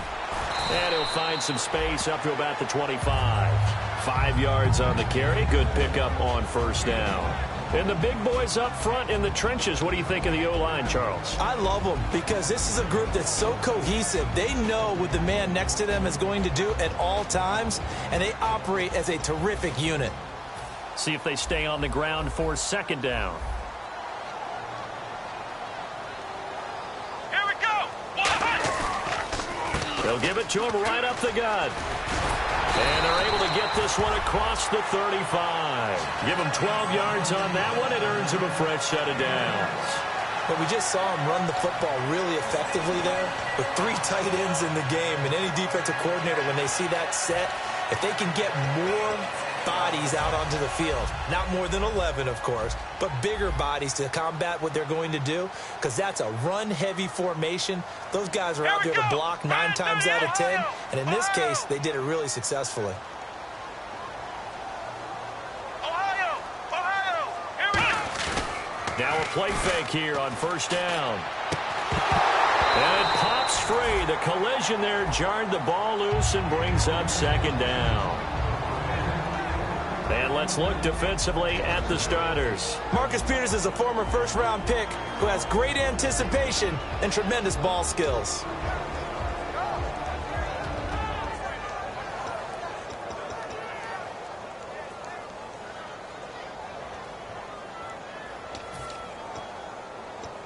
So 2nd and 10 here.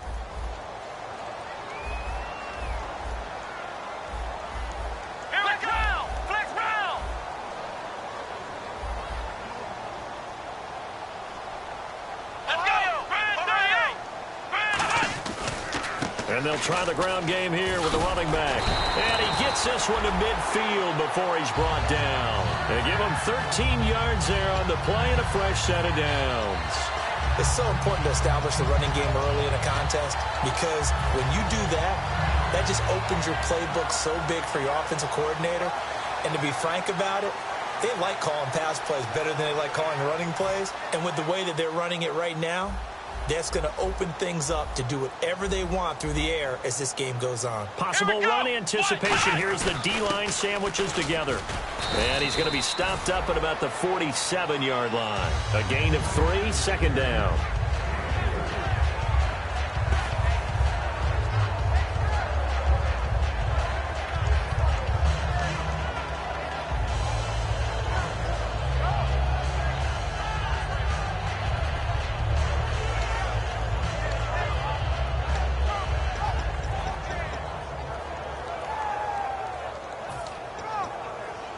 Second down following the run. Let's go. They're going to look to throw. And he fires one that's intercepted. A great read, and it's picked off. And they will take over possession of the football at their 42-yard line. Naturally, we're going to say it was a poor pass, but the defensive guys say it was just a great play by them. They broke on the football, picked it off, and gave some momentum to their team.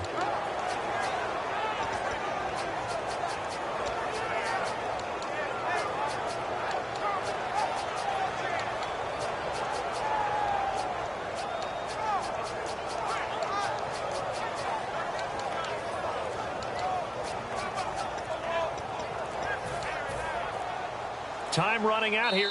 Now with a play clock at 4, we're going to get a timeout call. They'll have 2 remaining as we step aside here in this first quarter.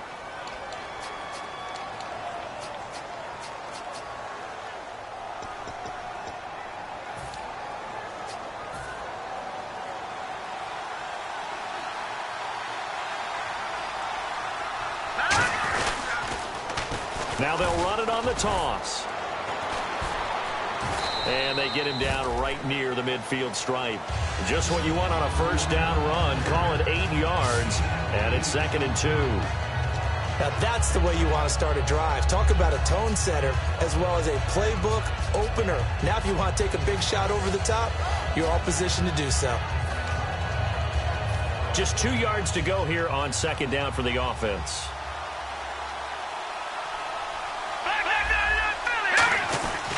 Here's a carry now for Keith Marshall. And he'll take it down shy of the 45 at the 46. It's a gain of 4 there, and it gives him a new set of downs.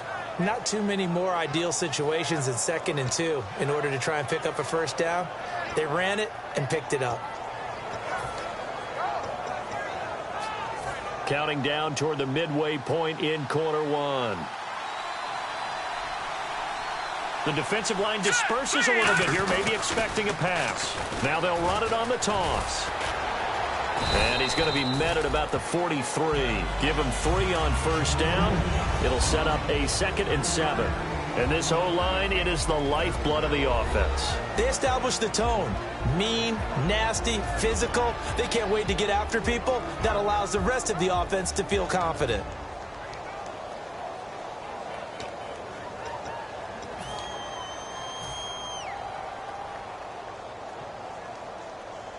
And after the play on the ground, that brings up 2nd down here.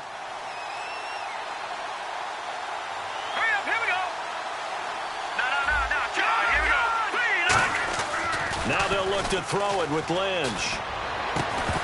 And incomplete there. A nice hit. Jars the ball free and brings up 3rd down. And here's a look at the defensive unit that hopes to halt this offense today. And now on 3rd down, they'll need to get it to the 36 to pick up the first. Hurry up, what's in there, Barney?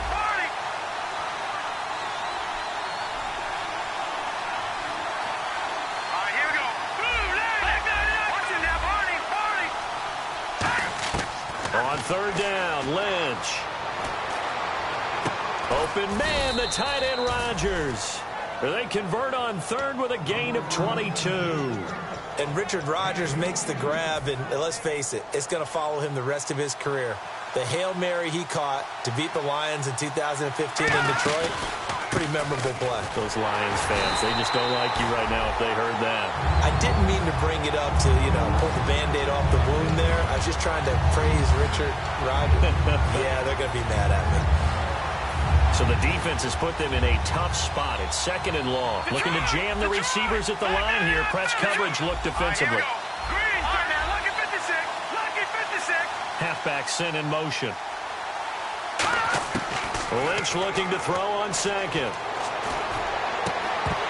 And the hit jarred it loose. It's incomplete. My high school coach John Ford used to say all the time, if you're in a bad situation, laddie, don't compound it with a bad decision as well. And I think that's what we just saw there. Harassed in the pocket, and he throws into double coverage anyway. He called you laddie? He called me laddie, and that was the nicest thing he called me. And he'll be hit as he releases it, and that'll fall incomplete. It's always tough trying to keep your guy upright when he's trying to throw the football. When you're dealing with those big, bad guys on the defensive front, it's even tougher. And this time, those guys on the opposite side won the battle, getting to the quarterback and knocking him into an incompletion. Now on 4th down, Chip Kelly's going to say, let's bring out the field goal unit. From the right hash, this from 44 yards out. And his kick is good. And that'll make it 3-0 here in the first. So not exactly jubilation over on that visiting sideline, but at least a high 5 or 2 for their kicker as he gets them the first points of the night here on the opening drive. And 3 points are not to be underestimated. You're on the road, under the lights, national TV audience. You want to come out and look good, and that's a good start right there. And here now the offense heading back out there. And in enemy territory last time through the interception. We'll see what they do on this drive. Can't wait to see how it alters what they decide to do in play calling. Do they continue to throw the ball? Do they want to lean more on the running game? It'll be an interesting sequence of plays that they've got coming up. Does it often affect the play calling with the interception? How much does that change what you do? I think it does depending on why the interception was thrown. Sometimes it's just a matter of the defense made a great play, so you continue to come back. But if it's on you, if the offense just doesn't have the confidence, if they're a little bit shaky, maybe try and take the pressure off and run the ball a little bit. It's hauled in by Brandon Cooks. And the play goes for 19 yards, gives him a new set of downs. And when you're playing a quarterback with some experience and some moxie, you enter the danger zone when you decide to blitz him, because if he's able to diagnose as he did on that play, he can hurt you downfield. He reads defenses so well, doesn't he? He really does, and the best part about that play for him, I don't think that was his primary target. I don't think so either. I think he had the read, figured out where the blitz was coming from, and went to a secondary target for a really nice gain. Here we go. They'll set up to throw. Got a man, and he hits him in stride. The reception good for 7. It's third down. I know exactly what's going to be said about that play from the defensive perspective. What's that? That's why I tell all you guys we need more than one tackler to the ball. He broke the first tackle. Luckily enough, there were more people there to get him down.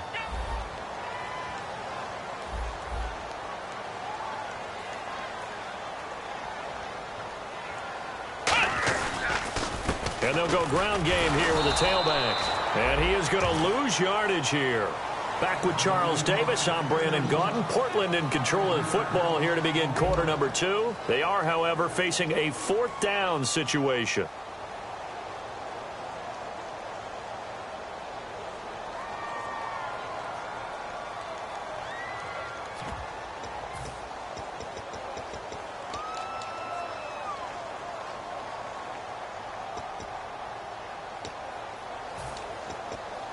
So they're going to come to the line here, and it appears try to go for it on 4th. Here we go. From the midfield stripe, they'll look to throw. This one to the sideline. He's got it. A nice job to keep the feet in, but he is a bit short here of a first down.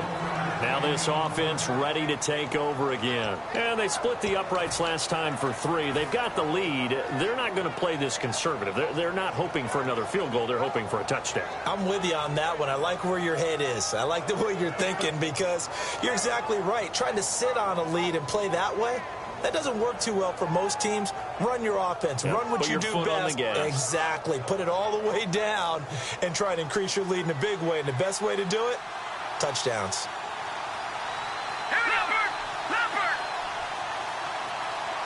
Rodgers, the tight end, in motion here. Now they'll run it on the toss. And he takes it across midfield to the 45. It's a 6-yard pickup, and it gets him to 2nd and 4. Playing as a 3-4 front is really challenging for offensive linemen because they can do so many different things. But when you're running the football, if you can handle the nose tackle up front, and then maybe a guard can slide up to the 2nd level and block a linebacker, that's when you have success running the football. Let's go. Blue landing. Blue landing.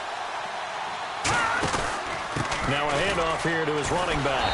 And now they're going to get him down right at the line of scrimmage. No gain on the play that time, and they'll look to convert on what will be a 3rd and 4. Well, at least he was able to break that initial contact, or it could have been a loss. Yeah, give credit to the defensive player, though. What did he do? Made him slow down, slow up his feet, and allowed the rest of the guys to get there to finish him off. Hurry up, here we go. Green, 3. From the gun on 3rd down, it's Lynch. He rifles one that's intercepted. A great read, and it's picked off. And the possession is theirs at their own 43-yard line. So out now comes the offense back onto the field. And last time they were very fortunate, this offense. They went for it on 4th, turned it over in their own territory, but the other guys held up. They didn't give up any points. So how about the guy with the #1 headset on the sidelines, the head coach? That was planned going into it, not necessarily to not get the first down or to have the defense have to hold up. But he trusted his defense. Trusted his defense very much, and I think that's how he's going to play this game. Go for it, be aggressive, because I've got the wild bunch backing me up over here on my own sideline. Now we'll see what his offense can do. So the offense readies for a 2nd and 4.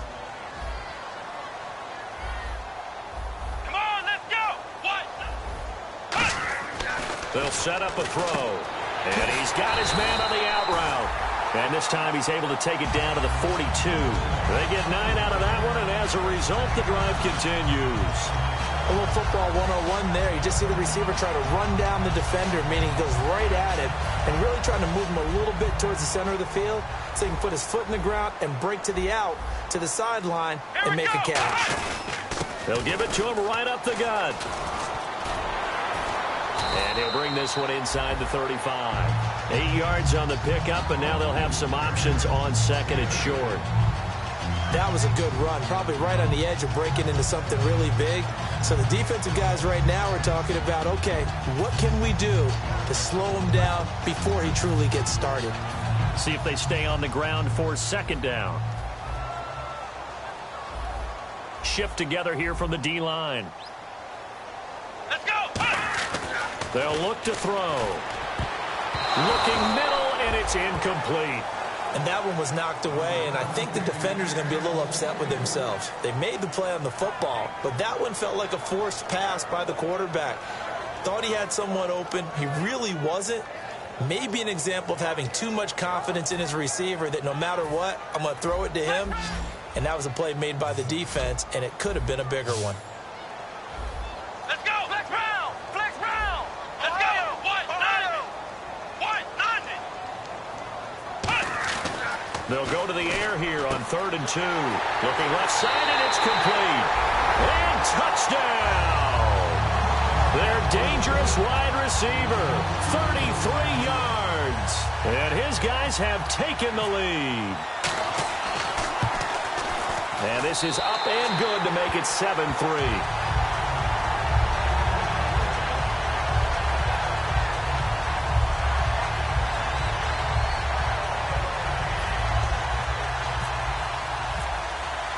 Franks now on to kick it away after the touchdown.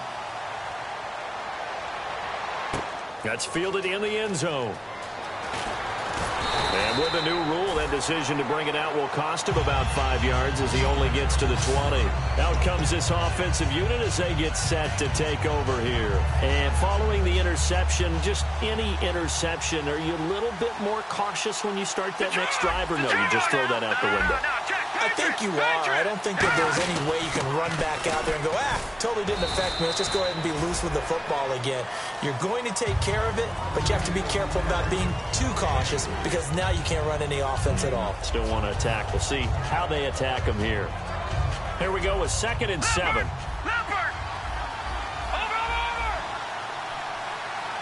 Here we go now.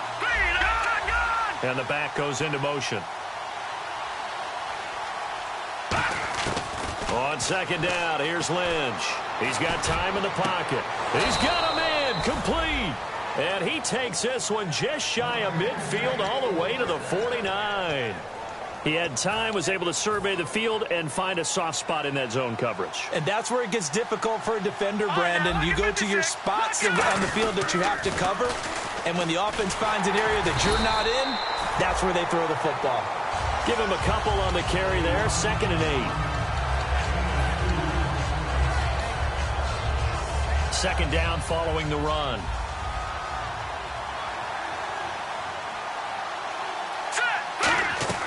Play action. It's Lynch. Complete left side, the tight end Rodgers. He got 29 yards that time. So there on that play, offensively, they ran the crossing route. Defense was in zone coverage. So as a former DB, how tough is it to defend that? It's really difficult because your natural inclination is to chase the receiver and maybe leave your zone. So you have to have discipline in order to talk to your other coverage guys and let him know that that receiver's crossing from your zone to the next zone. He's coming your way. Make sure you have him. And then when the ball is actually thrown, secure the tackle. When they're moving on crossing routes, if you miss a tackle, it usually results in a big play. A loss of a full 3 yards, and now it's 2nd down. They tried to run the counter, just that the defense wasn't fooled. And when they're not fooled, you see the end result. Because what you're doing there, you mentioned the counter. You're using your offensive linemen sometimes to pull or move, to influence the defensive front, to go in that direction and create the space back in the other side and block it appropriately. But you're exactly right. Didn't move him. Sat there waiting for him and made the play.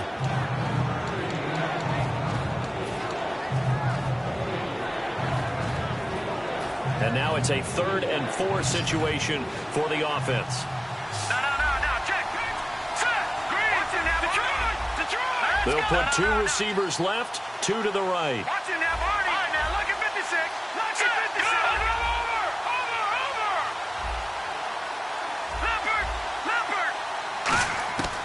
Out of of the gun. Lynch. That's complete right around the 8. 7 yards on the pickup there, and now they've got it 1st and goal.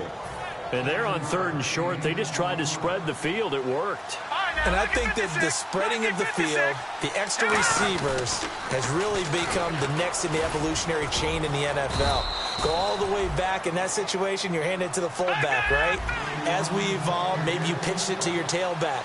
Now you spread the field, and you have your choices of where to throw it and complete it for a 1st down. Now they'll run it on the toss. And this has been a recurring theme tonight for sure. Nowhere to run. Back to the line of scrimmage, that's all. So stuff for no gain on 2nd down brings up a pretty interesting 3rd. Now hold everything here. We're going to get a timeout by the offense. So that means they're down to 1 remaining here as we head toward halftime. So they're coming up here on the 9th play of the drive, and it's 3rd and goal. Oh, back there, Philly. Here we go. Set. Green. Gun. Lynch with it on 3rd and goal. Into a double team, and it's intercepted. A great read, and it's picked off. And now nothing but Green ahead of him. 30, past the 20. And he will take this one home. It's a touchdown. 3rd down, passing down. They throw the extra defensive back in there for a nickel package, and it worked out. And it's not anything that you would think is just great strategy. It's just that when you have 5 defensive backs on the field and an obvious passing down, it's a lot tougher to complete a pass. And on that play, they completed it just to the wrong team, and it cost them 6 points.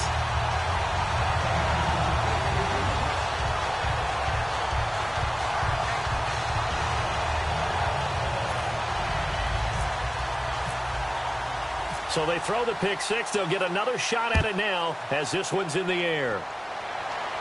And no return on this one as the fair catch is signaled for and taken.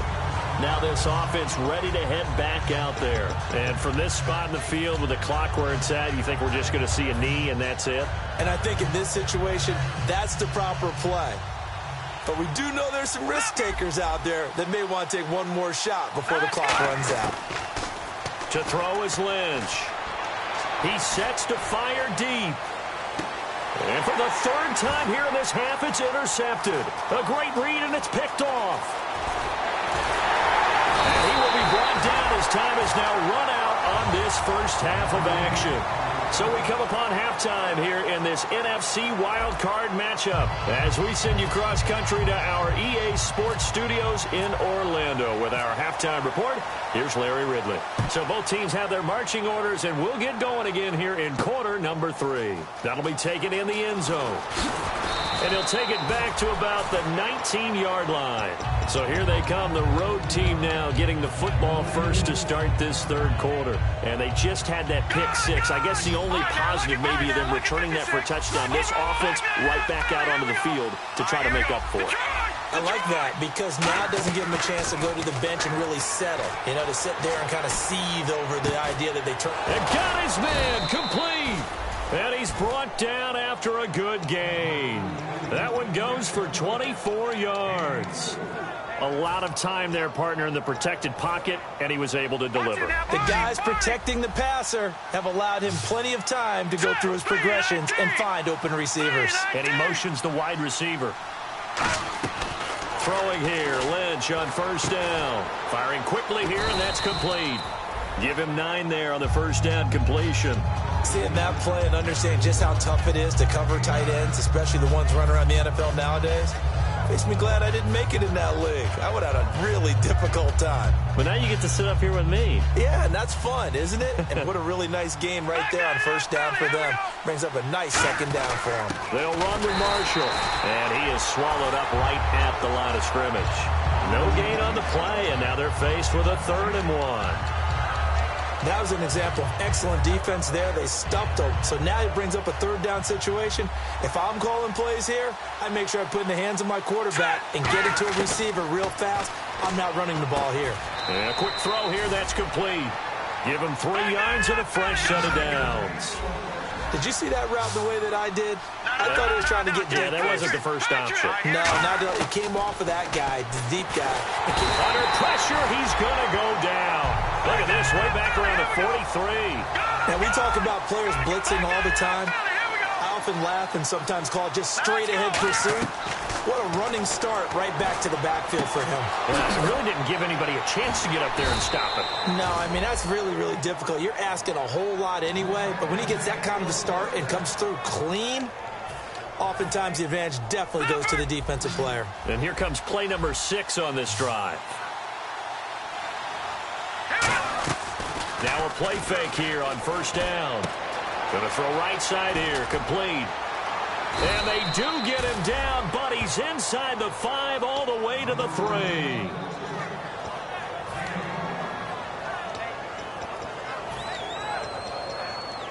And the defense with their backs against the wall a little bit here as the offense is in the red zone. Here we go now. Here we go now. Now Lynch. Oh, he had 6 points in his hands there. Couldn't hang on. Second down. So the incomplete pass brings up second down. Back down in Philly. Here we go. They come out here in the eye.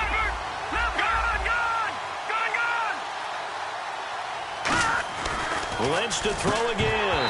And incomplete there. A nice hit. Jars the ball free and brings up third down.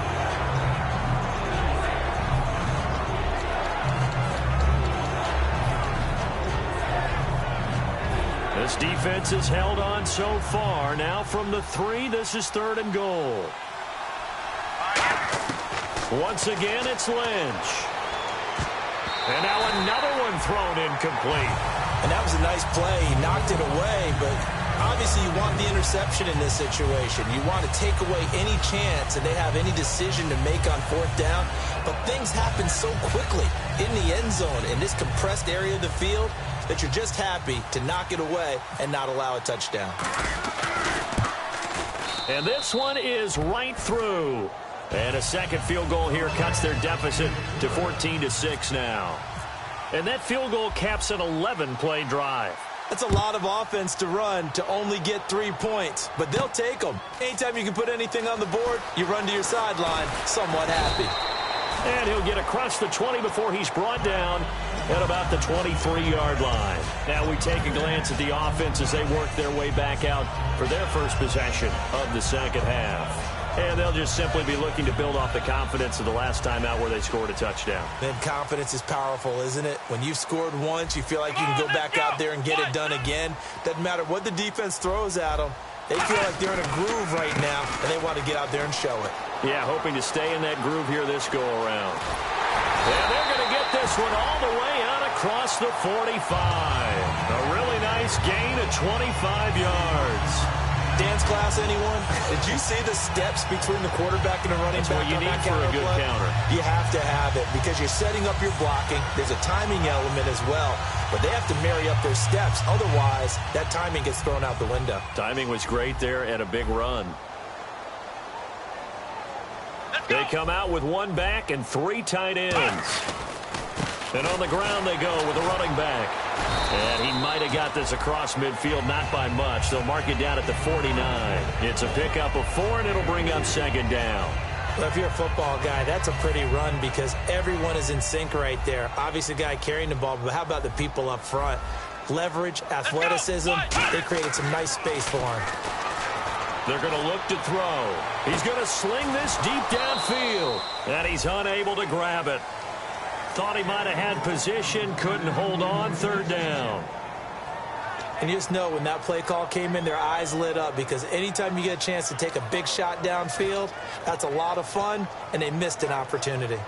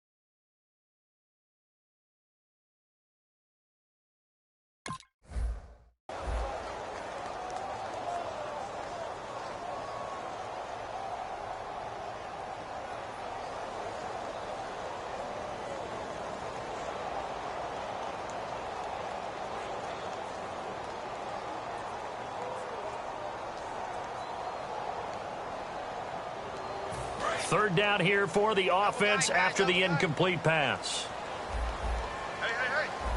They come out with one back and 3 tight ends. And now here's a carry heading left. And he'll be taken down at the 44-yard line. It's a gain of 5, but it'll lead to a 4th down. Now, that was a big-time play by the defense. They as well knew where the first down line was, and they didn't let them get anywhere near it.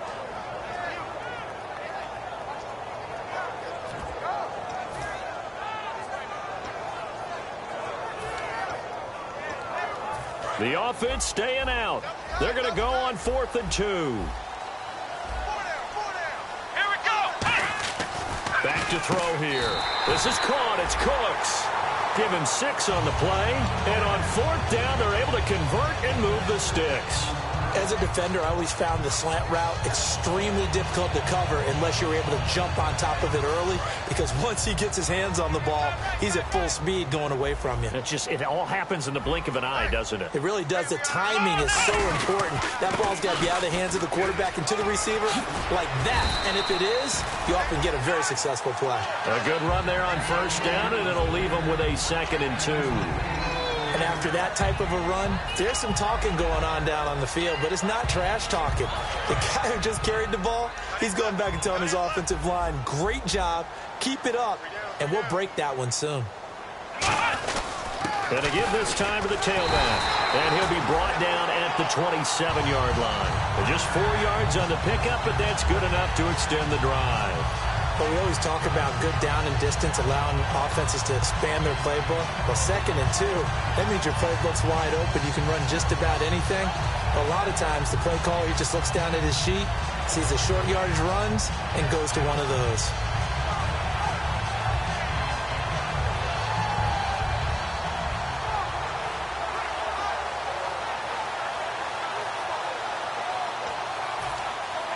So they pick up the 1st down after the run, and now they approach for the fresh set.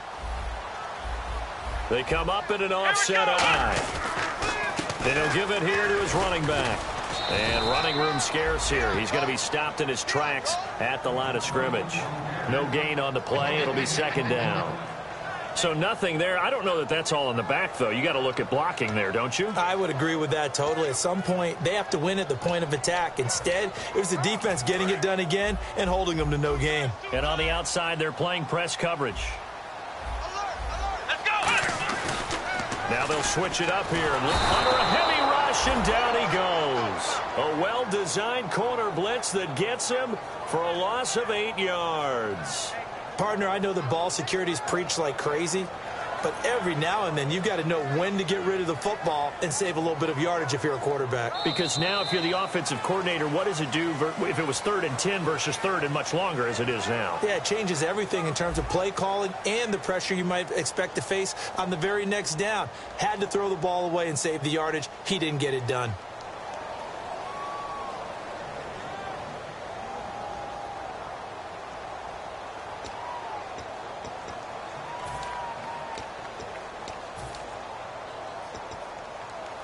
Now this will be the 9th play on this drive. Let's go! What? Now on 3rd and long, they'll look to throw. Oh, no, he lost the football. And his guys will set up shop at midfield at the 50-yard line. And now back out comes the offense. And they had 3 points last time, but they didn't want 3 points because they were well within range of scoring a touchdown. We'll see if they can do better now. I'm with you on that one. Let's just go ahead and be frank about the whole thing. The only one happy about the 3-point? The kicker. Exactly. He put it through the post. That's going to help him at contract time. But that offense, they're thinking, let's get in the end zone this time. I don't know if that'll help him. It's caught inside the 25. A really good pickup of 28 yards.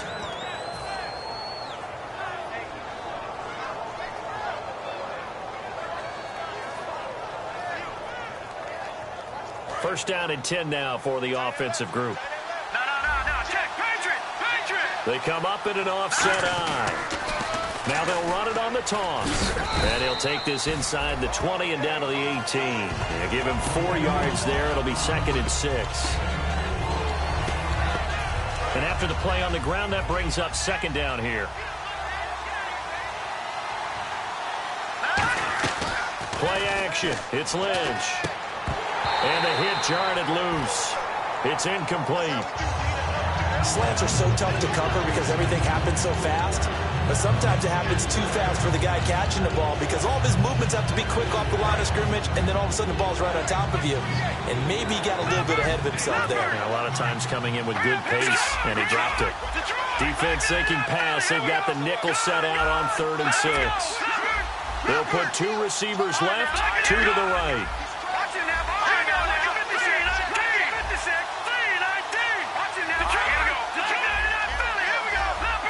They'll need to get the play off quickly. On 3rd down, Lynch. That's going to be caught at the 10-yard line. And he won't have the touchdown, but he will have the first down as he's tackled at the 2.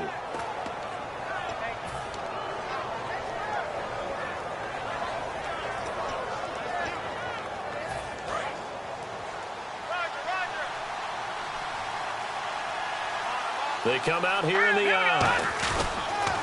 They'll give it to him right up the gut. And he's going to get this back to the 3-yard line and no further. It's a loss of a yard there, and now 2nd down. And now it looks like they're going to be in the hurry-up. And it's caught. Touchdown. Their dangerous wide receiver from 3 yards out. And his guy's now just a 2-point conversion away from tying us up.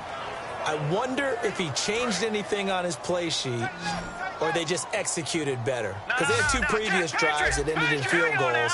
Before this one, they finally were able to put into the end zone. Well, whatever he did, speaking of the offensive coordinator, might be using that formula going forward. It worked there. Yeah, it works very well. He and his field general in pretty good sync right now. They're starting to move the ball well. Still time to work with on the clock, but they wanted the tie now, and they got it. And I love their aggressiveness. Go ahead and get it done. Get the game tied. Now your team has the momentum, and you're staring across the field saying, let's see if you can match us. That's fielded in the end zone. And the decision to come out is going to cost him 5 yards with a new rule as he's taken down right at the 20-yard line. Now this offensive unit ready to see what they can do here. And they had the fumble last time that led to a touchdown. That's a no-no. We'll see what they do here this go-around. A big no-no. Put that in capital letters. Turning it over, the other team takes it down and scores. That could be a deflator for a football team. Now it's up to the offense to get back out on the field and pick things up. You know, they're out there. We'll see if they can pick those things back up. Not a big run on the first play of the drive, but that doesn't necessarily mean it was a bad play. Sometimes you're just trying to settle in, get your guys a little bit of contact, and get things moving. See if they stay on the ground for 2nd down. They come out with 1 back and 3 tight ends. Looking to throw. Throw complete right side to Cooks. That one goes for 13 yards, and it moves the sticks.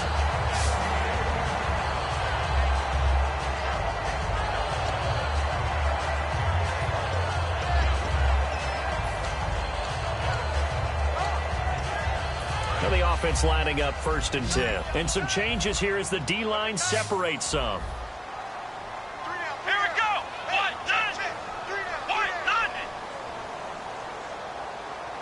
And the D-line pinching together must be expecting the run.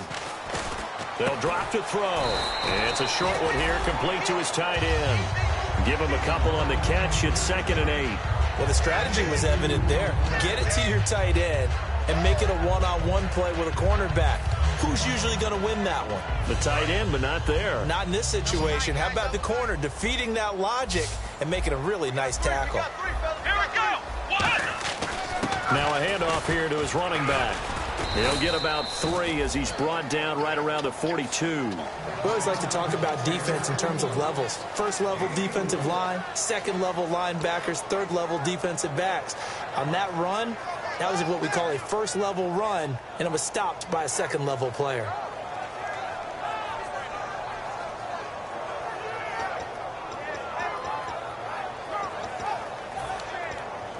And at this stage in the game, every play is magnified here as we get down to the nitty-gritty. Come on, let's go. And they'll go on the ground. Oh, he's got some breathing room. And a cutback right sideline.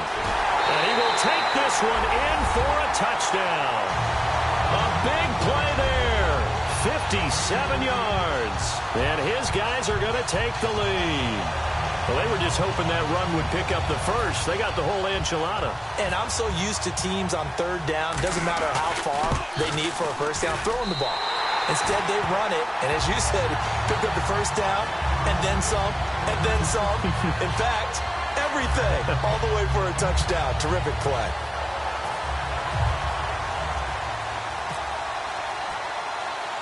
Franks now on to kick it away after the touchdown.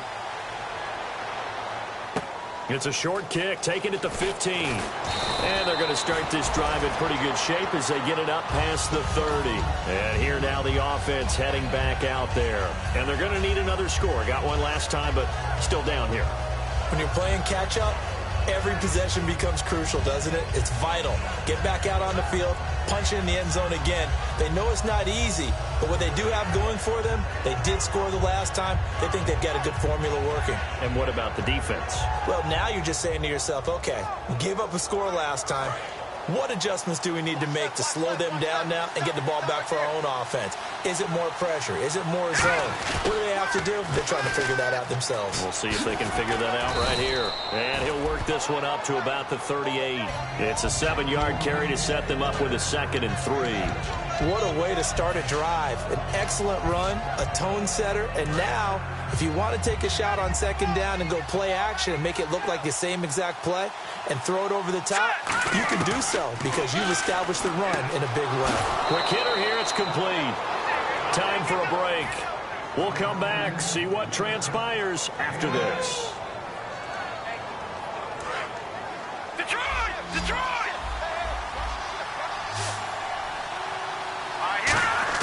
He'll look to throw. Firing quickly here, and that's complete. And taking it across midfield and inside the 45. There were a couple holes there, partner. Was that zone coverage? That's exactly what it was, Brandon. When you see man-to-man, that defender runs with the receiver. In this case, they were just taking care of their zone coverages, their responsibilities on the field, and the offense found the open space.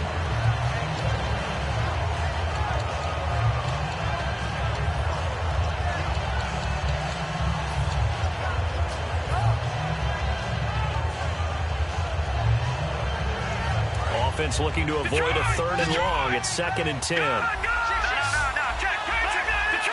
Detroit! All right, here we go. Watching that body.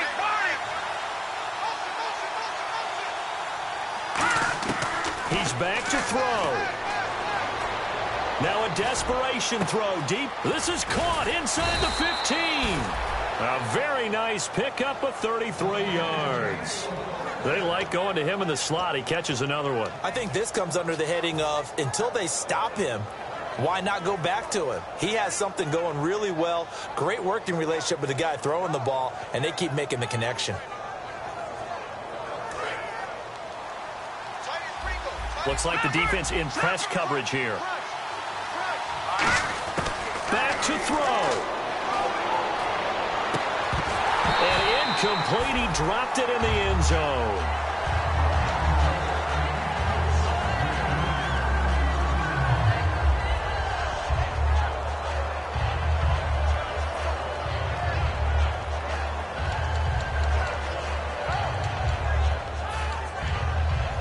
Second down now after the incompletion. They'll put 2 receivers left, 2 to the right.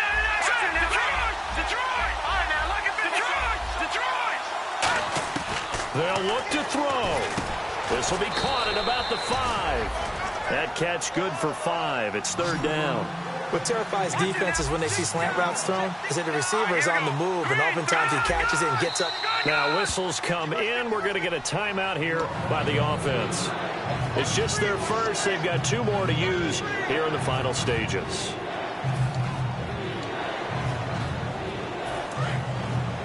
And the D looking like they may blitz. An extra defensive back in the game here on 3rd and goal. Back to throw. And it's caught. It's a touchdown. So they rally here in the final minute, and they're an extra point away from tying this game. And while it appears the heavy lifting was accomplished by scoring the touchdown, they're still down 1. That extra point is not a gimme. And we are tied here in the fourth quarter.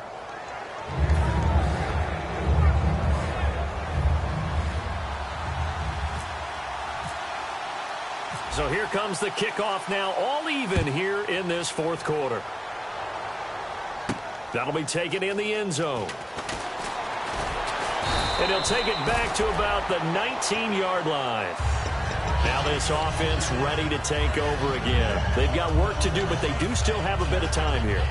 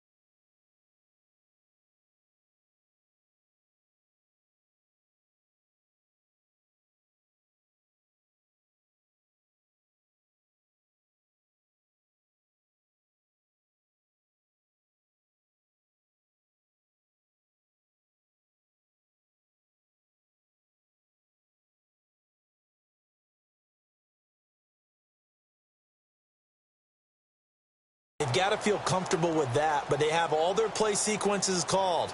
If they get out of bounds, that allows them to huddle and call another play. But if they don't, it's hurry up to the line of scrimmage and either spike it and stop the clock or continue to move it downfield in order to try and get in range and win this game. See if they can do just that.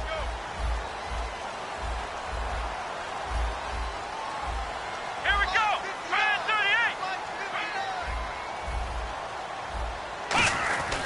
38. And they'll run it here.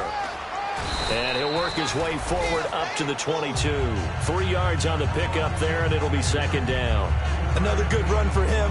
What else is new? That'll put him right at 150 yards for the game, so he's really made his presence felt in this one. They come out with one back and 3 tight ends. He'll look to throw. Being chased out left. And avoids the contact. Now hold everything here. We're going to get a timeout by the offense. It's just their first. They've got 2 more to use here in the final stages.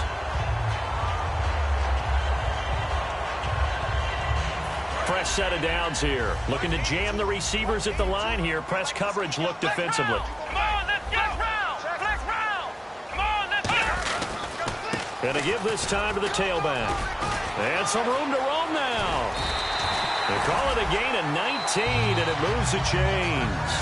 Now whistles come in. We're going to get a timeout here by the offense. That'll leave them with just 1 remaining in this fourth quarter of play.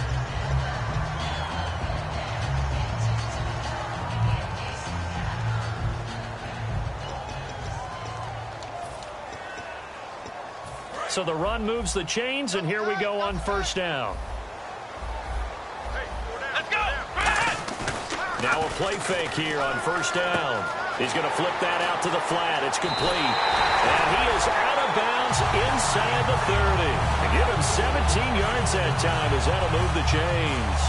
We can talk all we want about football being a game of strength and brawn. It's also a game of mismatches, and they're trying to create one there, getting it to their back out of the backfield to make a bigger play. As we often say, get it to him in space, let him use his leg. Yeah, if he can get a matchup against a linebacker or maybe a defensive end dropping out in a zone blitz, he's going to win that battle just about every time.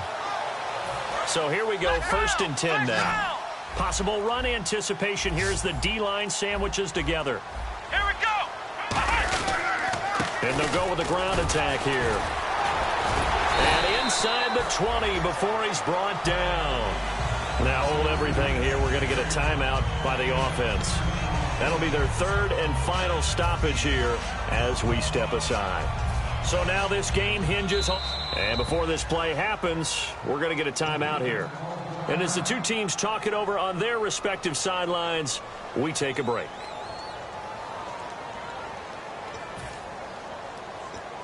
So now this game hinges on the right leg of Andrew Franks. This to advance to the divisional round. And the kick is good. He got it. And it's official now. They're going to the playoffs.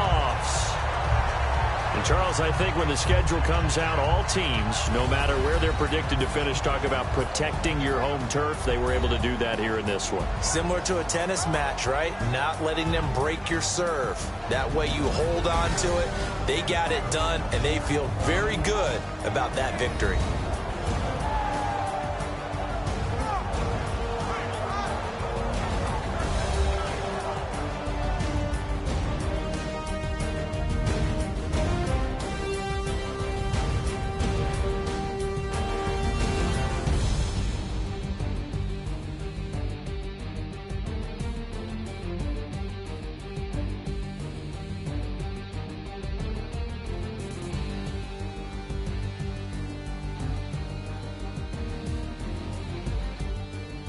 So that'll do it for my partner, Charles Davis, and the best darn crew in the industry. I'm Brandon Gaudin. This has been a presentation of the NFL on EA Sports.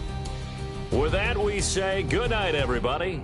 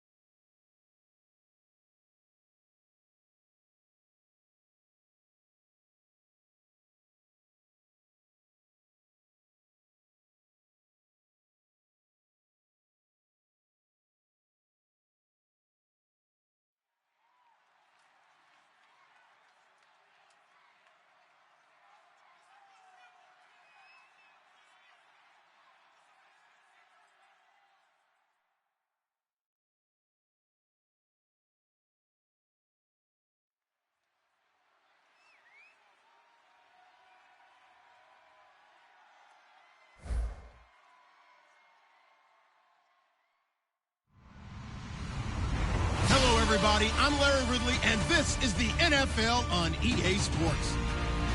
It's officially winning time in the NFL. In today's wildcard matchup, victory is the only option for these two teams. It's the Giants going up against the Cowboys. With that, we'll send you out to Arlington, Texas. Here's Brandon Guyton and Charles Davis. Thank you, Larry. EA Sports coverage of the NFL brings us to the Lone Star State and Mammoth AT&T Stadium in Arlington, Texas. Coming up, it's the final game of Wild Card Weekend, and we've got a good NFC matchup in store between the New York Giants and the Dallas Cowboys. And with a new rule, that decision to bring it out will cost him about 5 yards as he only gets to the 20.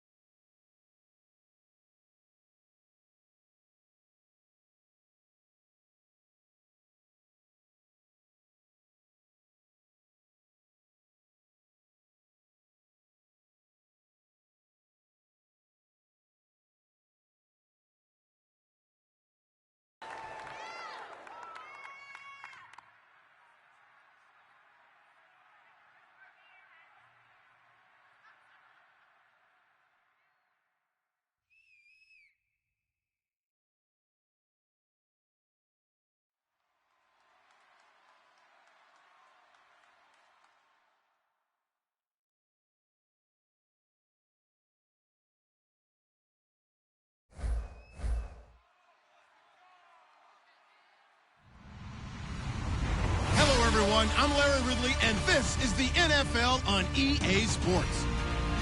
It's officially winning time in the NFL. In today's wildcard matchup, victory is the only option for these two teams. It's the Giants going up against the Cowboys. With that, we'll send you out to Arlington, Texas. Here's Brandon Guyton and Charles Davis.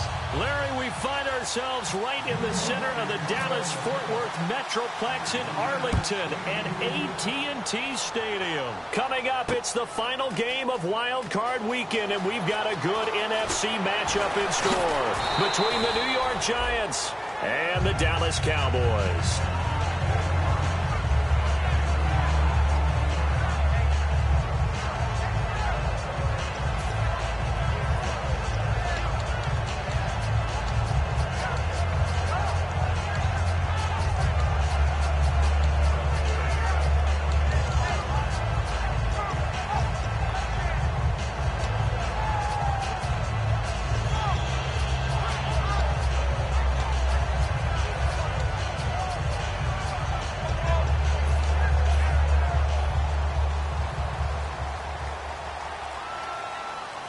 They come out here in the eye.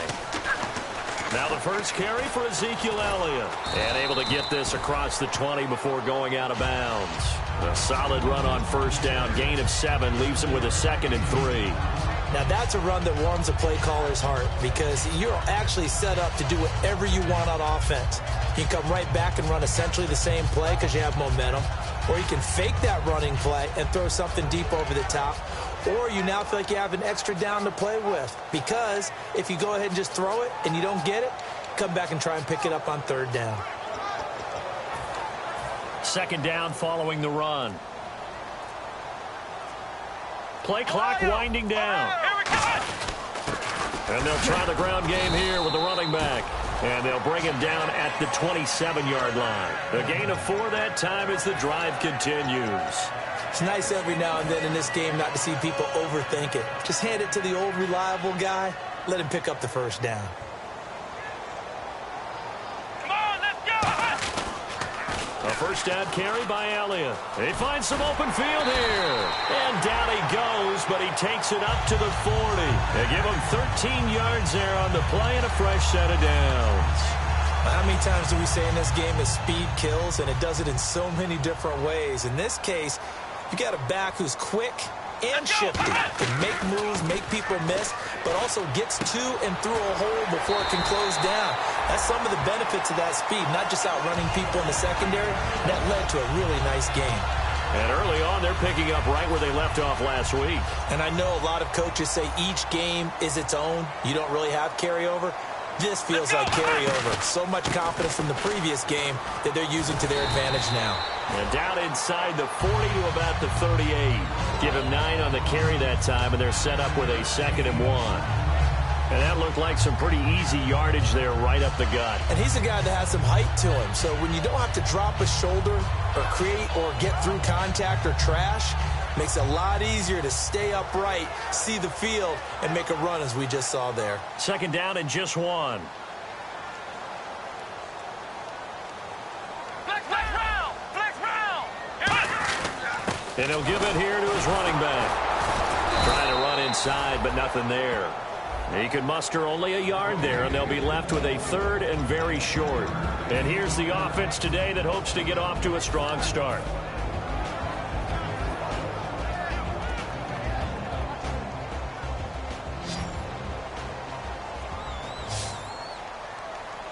They'll go with a keeper. It's a gain of just a couple there, but it's enough to get him to 1st. I don't know about you, but I like this call. 3rd and inches, and instead of worrying about getting it back to a running back and maybe there's some penetration from the defensive front, just go ahead and take it, move forward, and pick up the 1st down. And as we say often, shows confidence in your offensive line. And he is going to lose yardage here. That's going to go as a loss of 2, and it'll be 2nd down. When I watch plays like that, I give a lot of thanks that my DNA did not make me an offensive tackle, because that is a very difficult job, to hold your block against a really good defensive end and hang on to it so your runner can get to the edge and do it without holding. I don't know that that's really possible for very many people.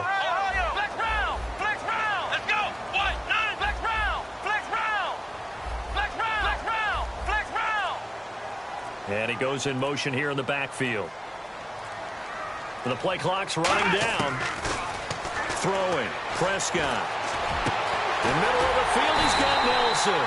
And he's going to be taken down, but not before reaching the 15-yard line.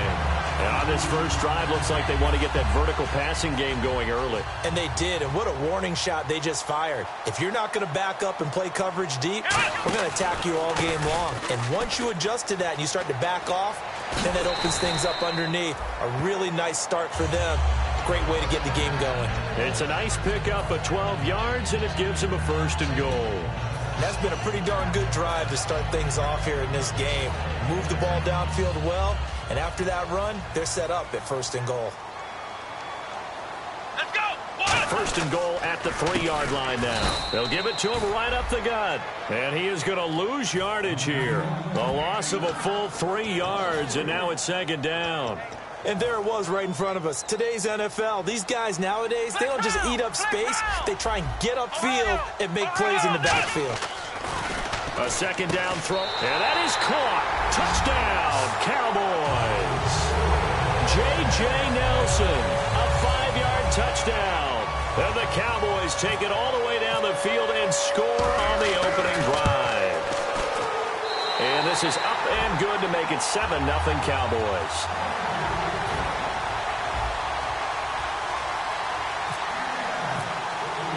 Bailey now to kick it away after the touchdown. This is fielded a couple yards deep.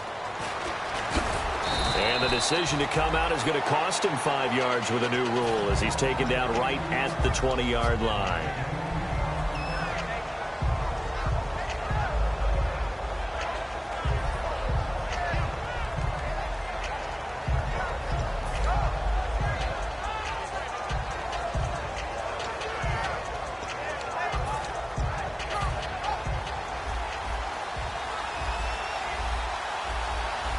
They come out here in the eye. All right, now look at 56. Here's the first carry for LaShawn McCoy. And he'll get only a couple up to the 22. And when this offense is clicking on all cylinders, the running back is in sync as well. The focal point. Runs, catches, blocks, sets a tone for the offense. And after the play on the ground, that brings up 2nd down here.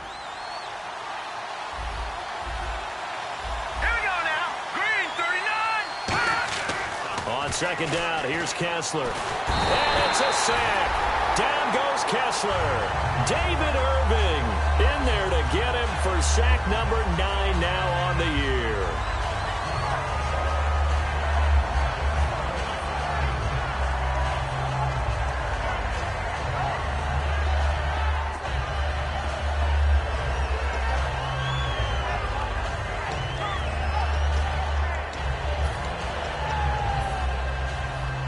And on the outside, they're playing press coverage. No. Check. Patriot. Leopard. Here we go. 3rd and long. It's Kessler. Looking here for Smith downfield.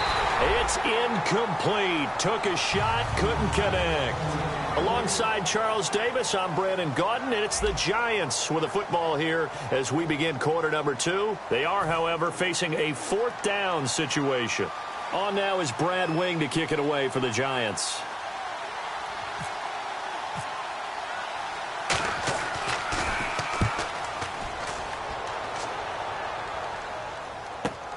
Taken from just outside the 30. A very nice job on the run back there. He'll get 23 yards all told. And the Cowboys are going to take over in great position here with a 1st and 10. And now Dallas gets set to take the field. That last drive, it was a good mix. Run, pass, defense on their toes. And what really helps out in a big way is when you're doing the run-pass mix and everything's working, that means that they're guessing wrong every time on defense. They think you're going to pass when you run and vice versa. I would continue that, and when they finally draw a bead on you, maybe you mix it up a little bit, a little play action, and throw the ball. And will they maintain that balance? Time to find out. And that's the kind of run that gets everyone excited on offense. And, you know, oftentimes the guys who carry the ball are the ones in the huddle doing the chirping. Right now, I think it's the offensive line telling them, run it again. We are right there about to break a big one. On 2nd down, Elliott. And he'll be brought down, losing yardage back at the 40. He lost 2 there, and it's 3rd down. The defense won that play so fast that I think if the running back even had time to notice if anyone was there, it was just a blink of an eye, and there was a loss on the play. Ohio! And the Giants will go with 6 defensive backs here on third. To throw is Prescott. He completes it to Nelson. And he's able to get the first before he's taken down at the 36. We heard them talk before the game about utilizing the intermediate passing game this week. It works for them there. They move the chains. And we saw them work on it in practice as well. And most teams take a period at a time to work on different things. They put a couple of periods of work into the intermediate passing game, and now we know exactly why. They got the look that they were seeking, and they were able to take advantage of it. That's going to go as a loss of a yard, and it'll be second down. It's not always as straight as that team wanted it more than the other, but on that play, it actually was true. They were faster to the ball. Here we go! Off play action to Elliott. Here's Prescott. Completes it to Moncrief left side. And he gets this one all the way down inside the 15.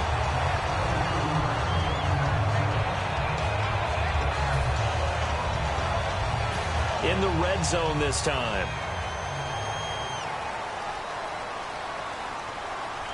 Come on, let's go! They'll try the sweep with Elliott. And he goes backwards here, losing yardage back to the 16. A loss of a full 3 yards, and now it's second down. They got the ball to the outer third of the field, but they could not seal that edge and lost yardage. And I love how you brought that up, because sealing the edge is often a function of the offensive tackle on the line of scrimmage, oftentimes a tight end, maybe your H-back, someone to set the edge at the line of scrimmage to give them a spot to get to. If you're not able to do that, you're not able to turn the corner. Here we go! Ohio! Flex round! Second down, Prescott. That is caught at the 7-yard line. It's a pickup of 12, and that'll set up a third down. This will be play number 7 on the drive. 3rd and a yard. And now the passing game here in the second quarter starting to heat up a little bit. And he is into the end zone for a Cowboy touchdown. Their dangerous wide receiver from 4 yards out. And the Cowboys will add on to their lead.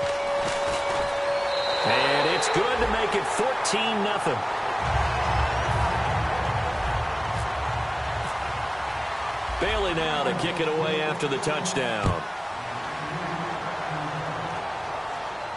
That's fielded in the end zone.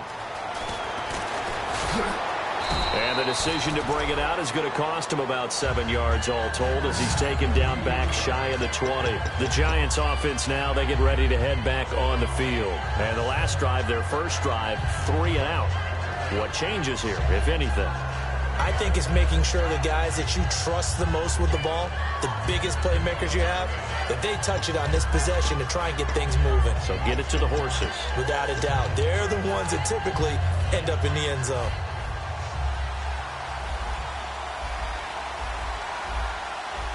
All right, here we go. They go play action here on first down. Deep drop. And this one hauled in by Will Tye. And they're able to get this one across the 35. They practiced this all week. Pretty clear it paid off there. Threw it downfield, made it look relatively easy. And it always comes a little bit easier when you've practiced it and tuned things up and you're confident in what you're doing now. They felt very, very good about their plan, and we saw the execution because the confidence of the players was there. Hurry up, here we go. Kessler now on first down. And no escaping this time as he'll go down. They got him for a sack. Brief break in the action here. Back with more NFC playoff action after this.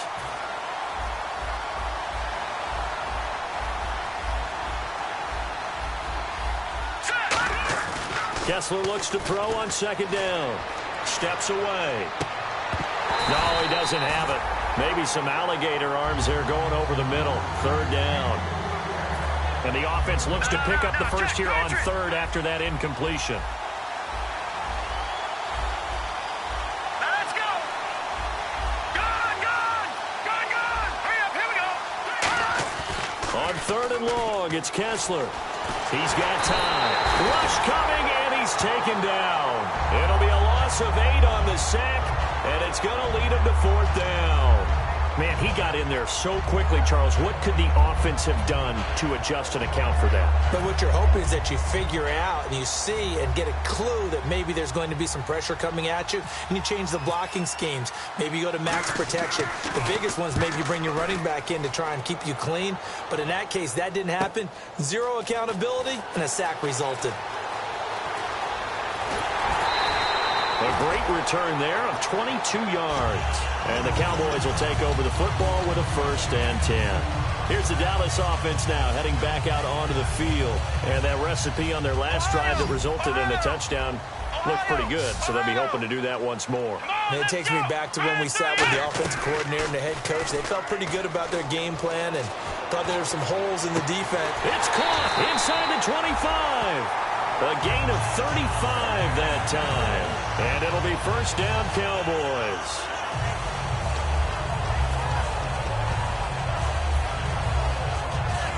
Creeping up on a minute to play in this first half. Let's go! 10th carry now for Elliott. And he will lose yardage and be backed up to the 24. It's a loss of 4 there, bringing up 2nd down. This is going to sound a little strange, but that was a really nice effort because he broke a tackle and almost sprang free, but it still ended up with a loss of yardage. The defense won that battle. Ohio! Flex round! They'll put 2 receivers left, 2 to the right. A 2nd down throw for Prescott. That is caught at the 7. And eventually brought down, but it's near the 5 at the 6. And now they're in the hurry-up. From the shotgun, it's Prescott. That's caught at the 3. 6 yards on the pickup, and it'll be 2nd and goal. Now whistles come in. We're going to get a timeout here by the offense.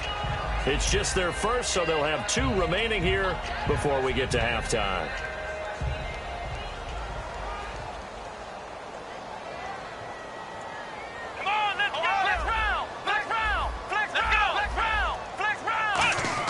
Prescott now on 2nd down. Incomplete. And we're down to 8 seconds now.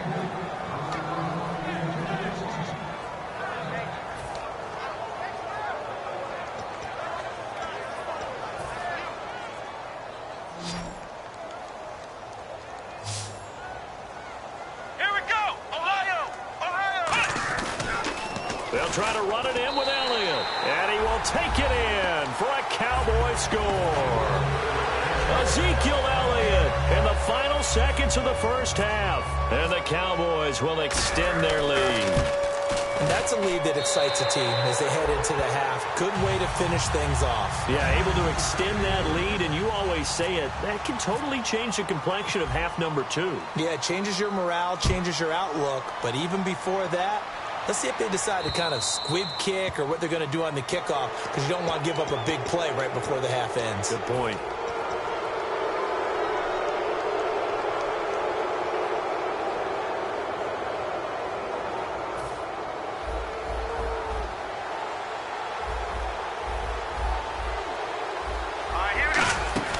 Now Kessler on 1st down to Shepard, complete over the middle. And he'll go down right around the 47 this time. So we come upon halftime here in this NFC wildcard matchup as we send you on over to Orlando, where we'll check in with Larry Ridley. He's got our EA Sports halftime report. Larry, both teams appear ready for the fight ahead, and we resume action here in quarter number 3. That'll be taken in the end zone. And he'll take this up past the 20 and down at the 22-yard line. Here's the Giant offense now as they get ready to take over here. They come out here with a 0 on the scoreboard. What was said in that locker room? That's what I want to know. I would love to have been in there because we often have the feeling that there's a lot of shouting, screaming, people upset. But typically, halftime locker rooms are a lot more clinical than that. And in this case, are they upset that the plays weren't working because of execution, or did they think they were just bad plays to call? Yeah. We'll find out pretty quickly here if they felt like they had something going, but they just need to do it a little bit better or not. We'll find out. Really nice play by the guys on the defensive side of the ball, but For the guys on the offensive line, they're doing a nice job of trying to protect their passer. But when a guy hops in the air and goes airborne to try and knock one away, it's difficult because you can't reach out and grab him. That'll be a holding penalty. So all you're trying to do is make some type of a play on him, make some type of contact to try and get his arms out of the sky. And that one got tipped, kind of threw everything off. It brings up third. Well, we're not playing 3 yards in a cloud of dust football anymore. I kind of get why those old school coaches sometimes didn't want to throw the football.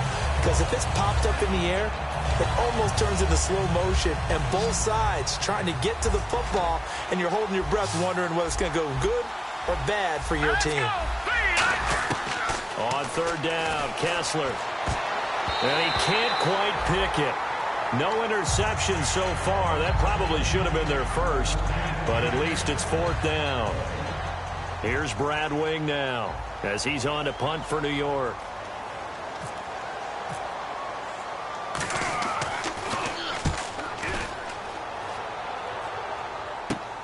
That's pulled in at the 32.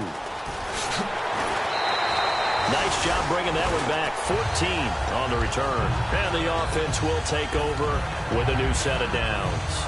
The Cowboys offense now, they head out for their first possession of the second half. They were able to get the ball back here, didn't surrender any points. Now they'll look to add to that lead. Yeah, how about the boost the defense gave them? Going right out on the field, shutting them down, not giving up any points, and turning the ball back over. They want to do their part now and show them a little respect and some gratitude by scoring some points. And to get a little more cushion. See if they stay on the ground for second down. Let's go. What? 90. Ohio. They play fake to Elliott. Now Prescott. Completes it to Moncrief, left side. And he's brought down. 15 yards through the air and a first down.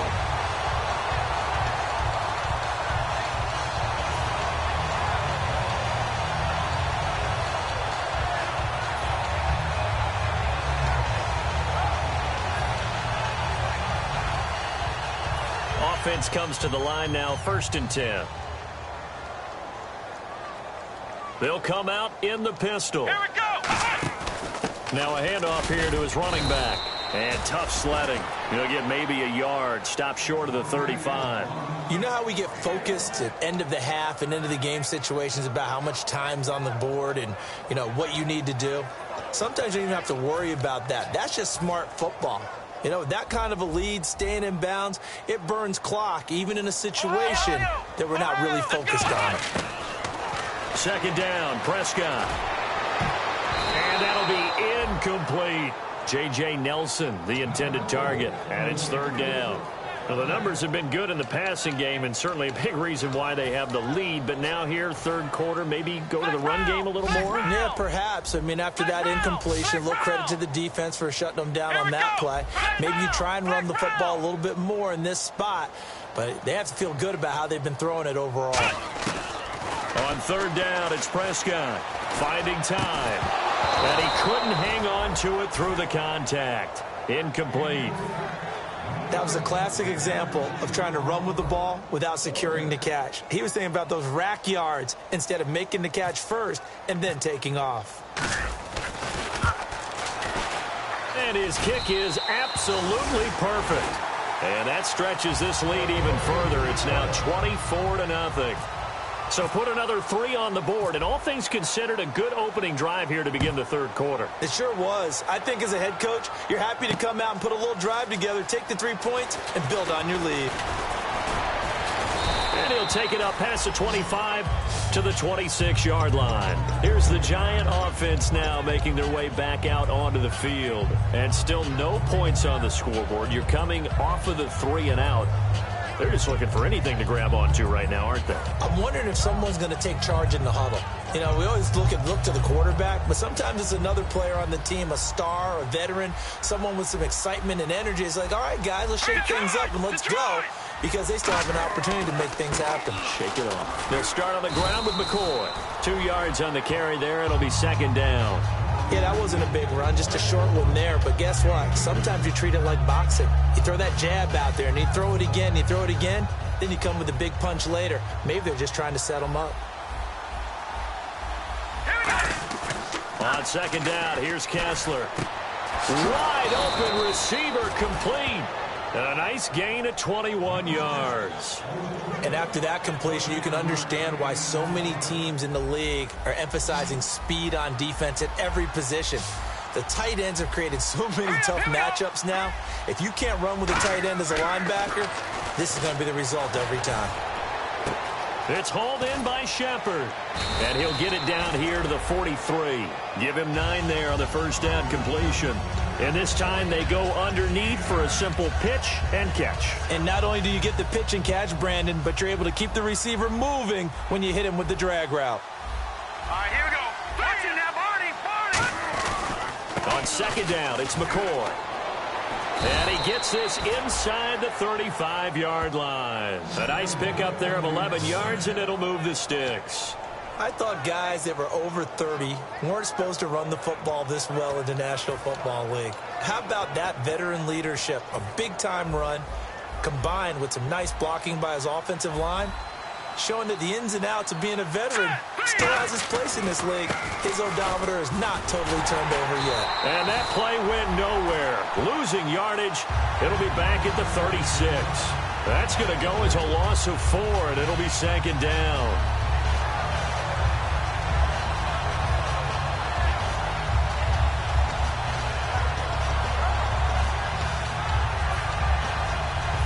Offense needs something here on second down. It is second and long. All right, here we go. No. Check. Patriot. Detroit. Now McCoy. And able to push his way forward here for a good little gain. So that one will get him halfway to the first down marker. 7 yards makes it 3rd and 7 now. They're going to hurry back to the line now.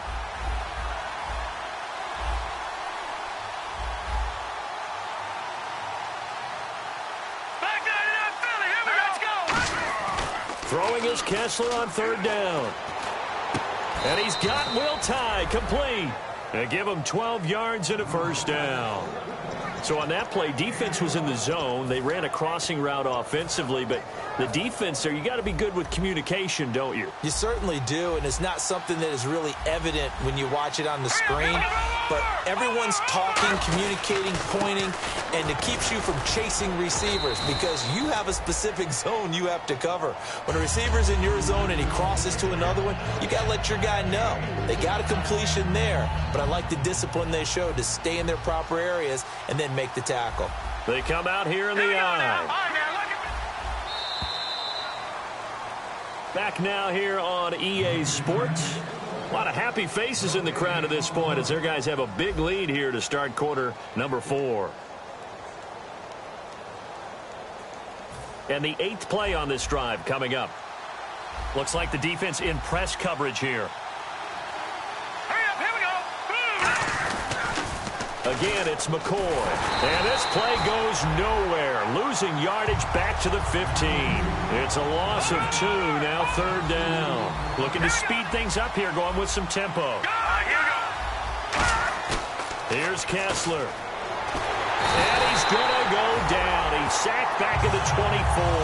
Jamarcus Lawrence in there to get him for sack number 9 now on the year.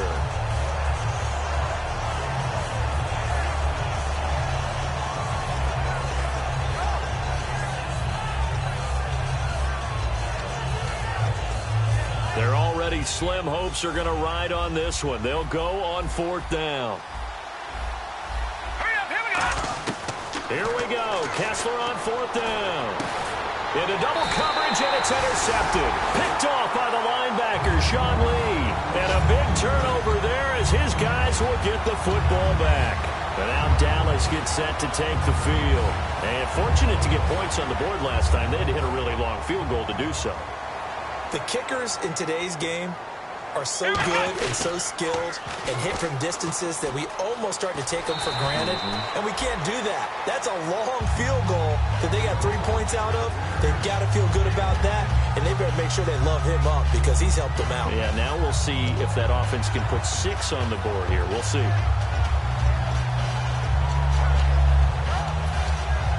Second down following the run. Again, we'll see the pistol here. Again, it's Elliott.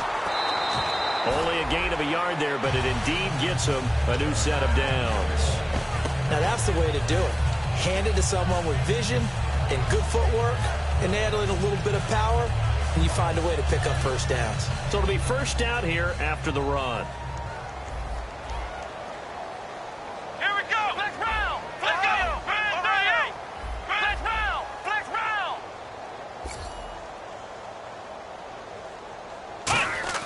Now a play fake here on first down. Blitz coming, and down he goes. It'll be a loss of 10. And it'll bring up second.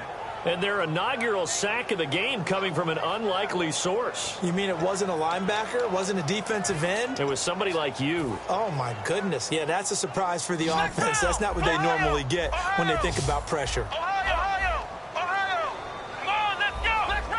Flex round.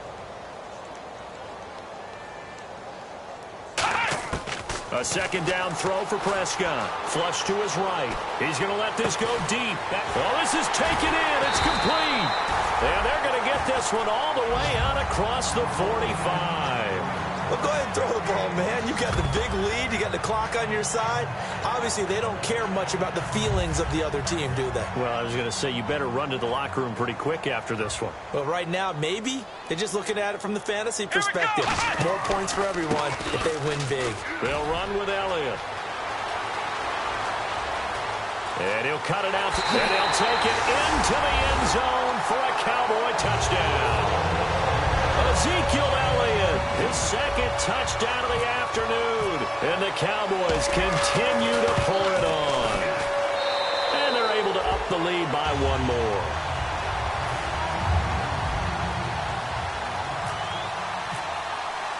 Bailey now to kick it away after the touchdown. That's fielded in the end zone. And he'll take this one near the 25, call it the 26-yard line. And here comes the Giants offense back out onto the field. Looked like they had something going last drive. Then the interception happened. Will they recover? The memory they need to keep with them is that they did have something going. They were moving the ball on offense, had a nice sequence going. Don't worry about the other part. You can't get that back. Let's go back to what you were doing well before. I thought you were going to say they need to have no memory, but remember the good part, forget the bad. I like that even better.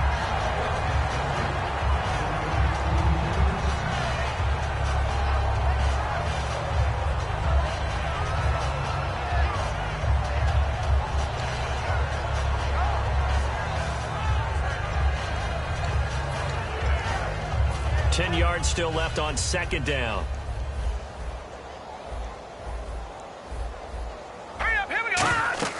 Kessler will try again on second down. He'll set up the screen to McCoy.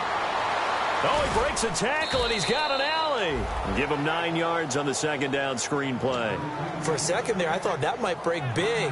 Screen pass. Looked like it was coming together. Looked like there was an opening. Still, ended up with a solid gain.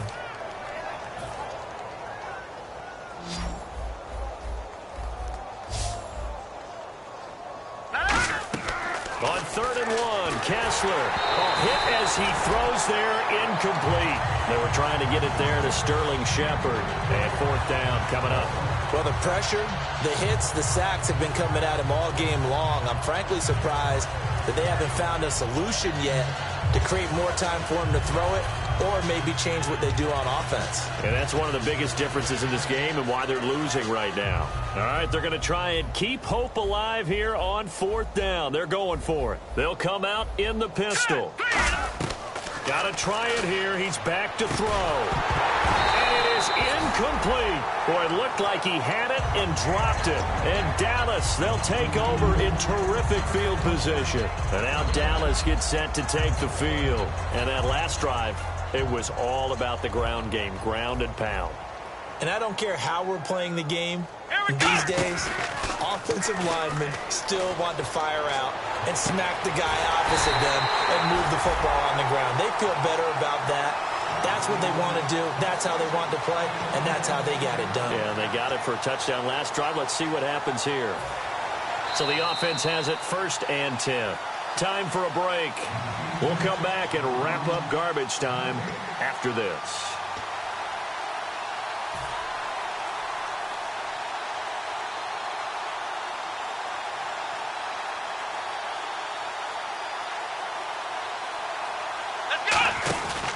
They go back to Elliott. He's been busy.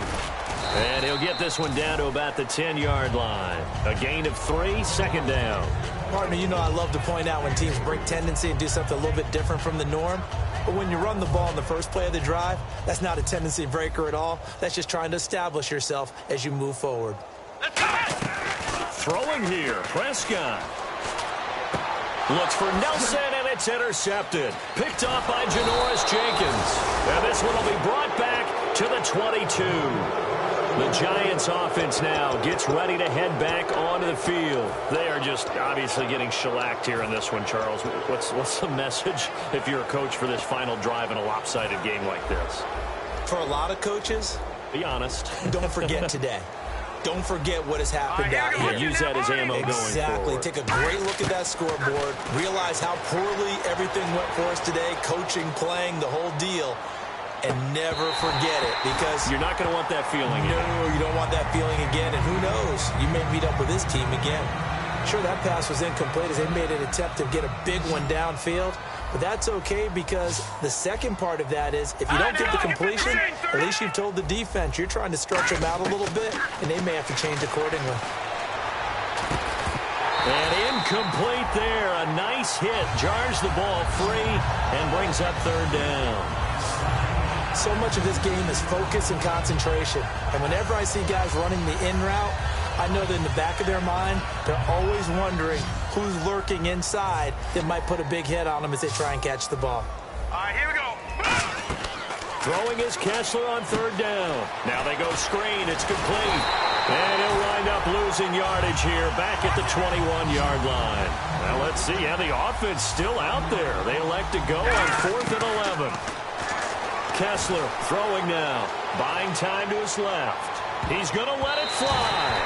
And he knocks the ball away, and it falls incomplete. And they're not able to convert on 4th down. The offense for the Cowboys now working their way back onto the field. They take over with great field position. They've got the big lead.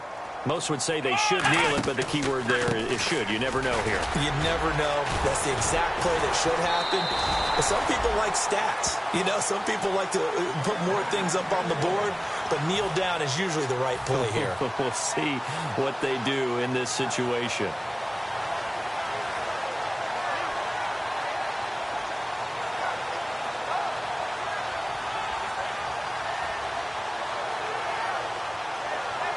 And a new set of downs here after picking up the first on the ground.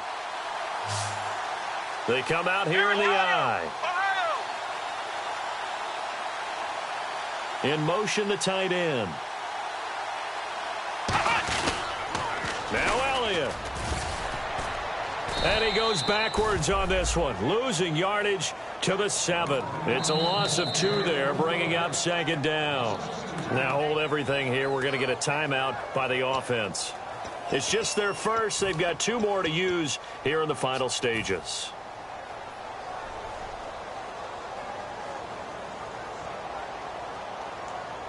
Here we go. Red 38. Red 38. They'll pitch it out to Elliott. Oh, Elliott going to be hit. He coughs it up. Loose football. And the Giants have it. It's picked up. And he'll be brought down at his own 10-yard line. Now out come the Giants. They are down big. They have not scored a single point. I don't know. Are they so defeated at this point you just want to get in the locker room and get the heck out of here? That is one way to approach it. Sometimes coaches say, that's it, okay? It hasn't worked all game. There's no sense in doing something now. Let's get out of here. No one gets hurt. But others will look at it and say, we still have an opportunity to do something. On the line. Exactly. You have pride on the line, execution. And he goes down. It's a sack. They get him back at his own 3-yard line.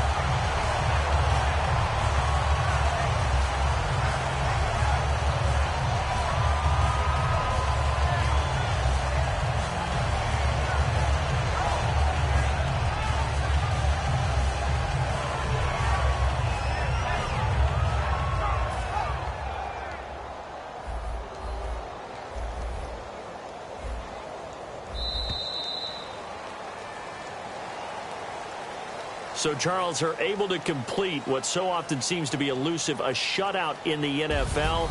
And maybe what's fitting is they ended the game on the field, that defensive unit on the field. What an exclamation mark. And probably felt like they could go another 60 minutes without anyone putting points on the board against them. That's the confidence you gain throughout when you're pitching a shutout.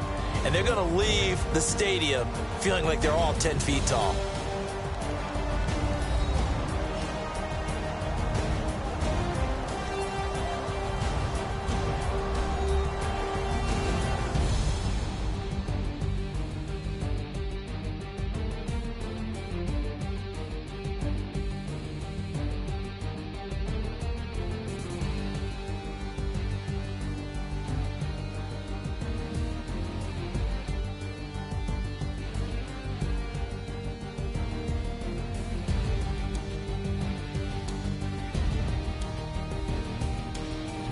That'll do it for us. For Charles Davis and all our hardworking crew, I'm Brandon Gaudin. You've been watching the NFL on EA Sports. For more, find us on Twitter at EA Madden NFL. It's a win for the Cowboys as we sign off and say so long from Arlington.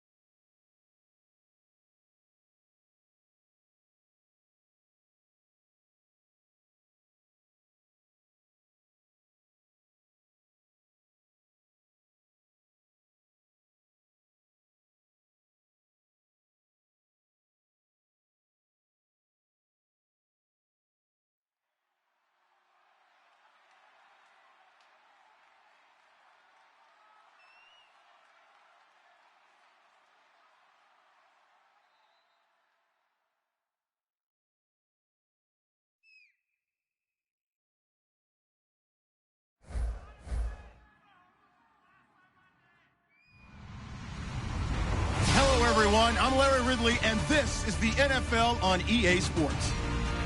We're on to the divisional round now. 2 steps away from playing on the biggest stage in sports.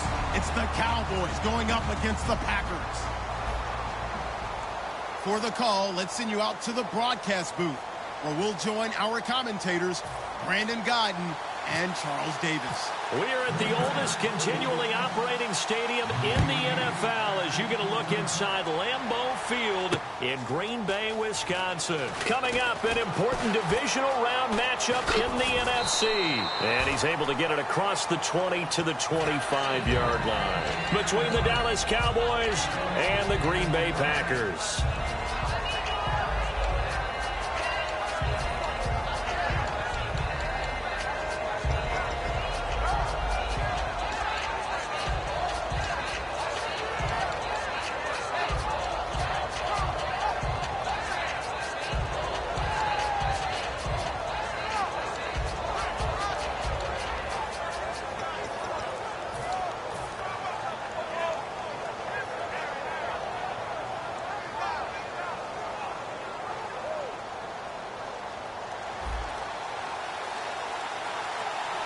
Time running out here on the play clock.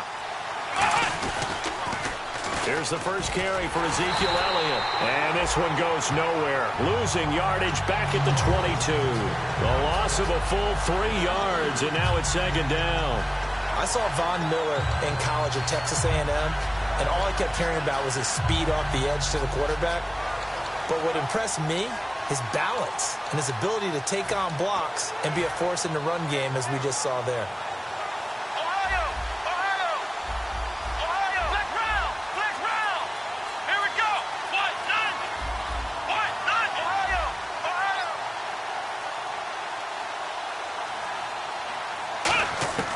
Prescott now on second down. In the middle of the field, he's got Nelson. And they're going to get this one all the way out across the 45. So after that big gain, let's see what else the offense has up its sleeve. Elliott, toss right. 7 yards on the pickup there, and it'll leave him with a 2nd and 3. Okay, he didn't break that one all the way, but you got to know that he feels like he's right on the verge, and that's probably exactly what he's telling them in the huddle right now. So second down, 3 yards to go now.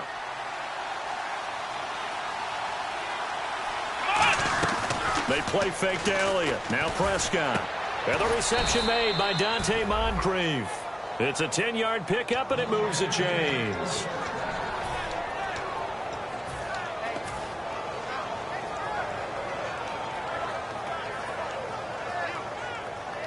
First down and 10 now for the offensive group.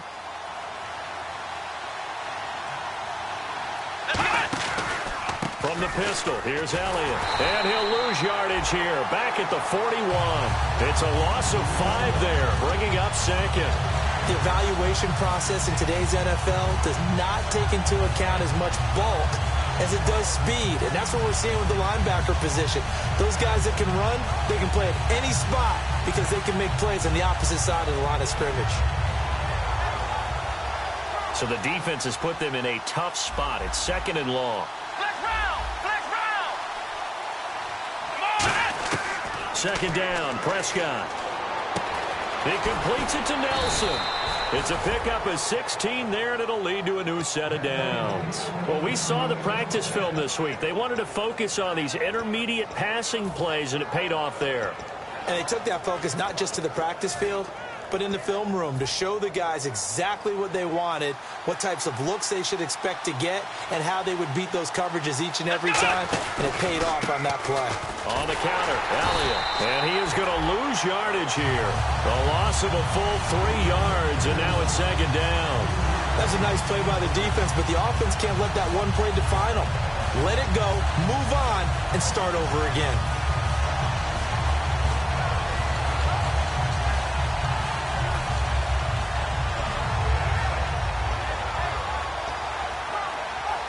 Second down and a little ways to go here. 2nd and 13. Let's go! 1-9! Flex round! Flex round! They'll need to get the play off quickly. Flex They just get the play off. Now Prescott escaping the pressure right. And it's knocked away and incomplete. And the Buffet boys, the O-line, hopefully they're ready today. Listen, you got to feed them first.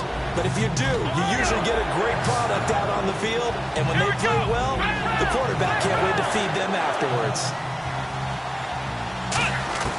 3rd and long for Prescott. And he takes a shot on the release as this will be incomplete. But that's the type of pass play that you need to wait for routes to develop. You need a little time in the pocket. But that's hard to do when you got people in your face.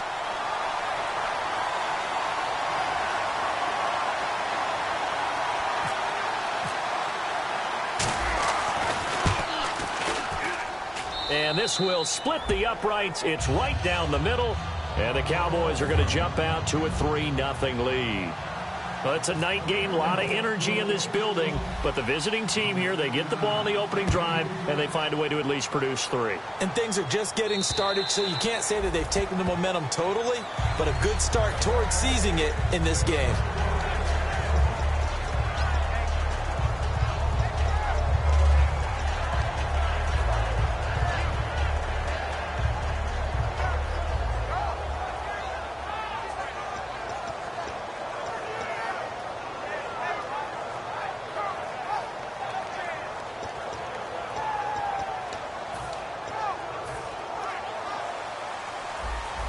Shift together here from the D-line.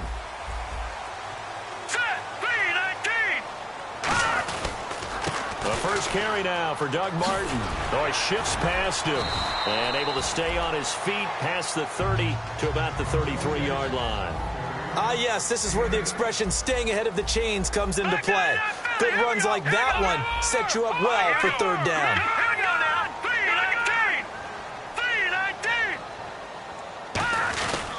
They run it again with Martin. And he's got some space here. And to the 42-yard line here and brought down there. 9 yards on the pickup there, and it keeps the drive alive. And that's a nice pickup of a 1st down on that 2nd down run. And at that yardage gained, they can run that play on any down.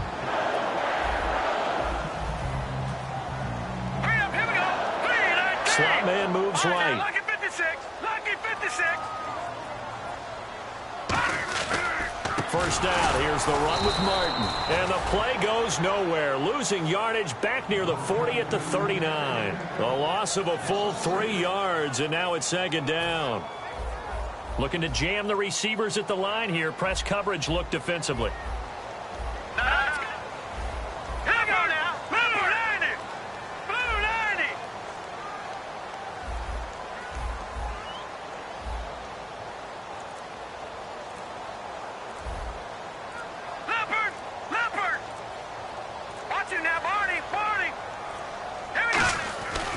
On 2nd down, Martin.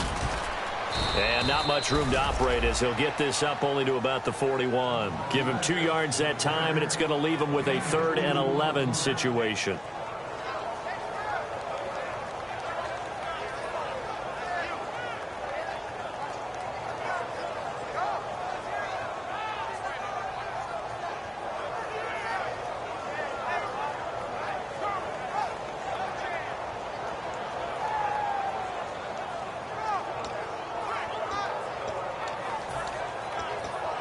Offense needs 11. Have to think pass here on 3rd down.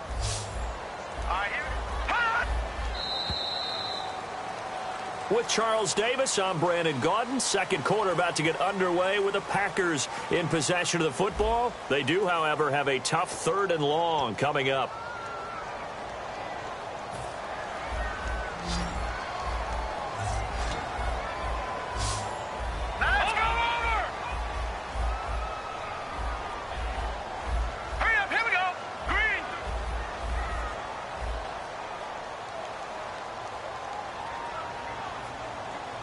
The wide receiver moving to a new spot.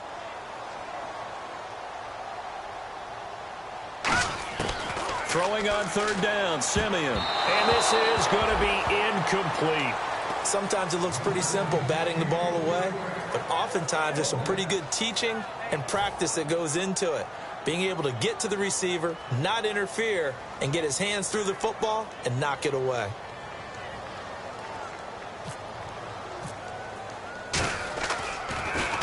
And he'll send this one into the cold Lambeau night. And this one will not be returnable as it sails out of bounds. And now here come the Cowboys. And they're not going to play this conservative, I don't think. They had the field goal last time, and they're up, but they're looking to put a drive in the end zone. Oh, I agree with you totally. No one goes out on the field and says, all right, let's just settle for 3, except in certain situations, trying to ice a game, that sort of deal. Most of the time, it's end zone, and that's what you're thinking, and I believe that's exactly what they're thinking as they begin this one. Yeah, no quarterback ever goes out there saying, hey, let's get 3, right? Not one that I've ever met. And this one caught by Dez Bryant. A gain of 6 there on first. 4 yards remaining now on second down. Let's go. A second down throw for Prescott. And a quick throw here that's complete. And they'll get him down right at around the 11-yard line. They get 5 out of that one, and it moves the chains. I think that's a big pickup for a first down because when you run a drag route against zone, you're sometimes asking for trouble because you might run into a defender. Yeah, well, there they ran into a first down. Executed it to perfection. First down, Prescott. He's going to fire one deep. He's got a man complete. The 30. 10. 5. Touchdown, Cowboys. J.J. Nelson, 88 yards. And the Cowboys will add on to their lead. And, Charles, I had an offensive coordinator tell me one time that they design every play to score. I don't know how true that is, but he had to run a long way after that catch. Heck of a play. I think that when he was telling you that, he was designing run after catch in every play. I mean, that's the only way to put it in there, and that's what we got on that one. Nice catch, an even better run for big yardage. And a good effort on the return there. Gets them across the 30 to the 33-yard line. The Packers offense now heading back out onto the field. And down on the scoreboard, certainly needing to avoid what happened on the last drive, punting the football. Sense of urgency has to take over for them here. They know the score. They know the situation. And by the way, the punter no longer exists for their offense. That's how they have to treat this drive. They need points. Big time.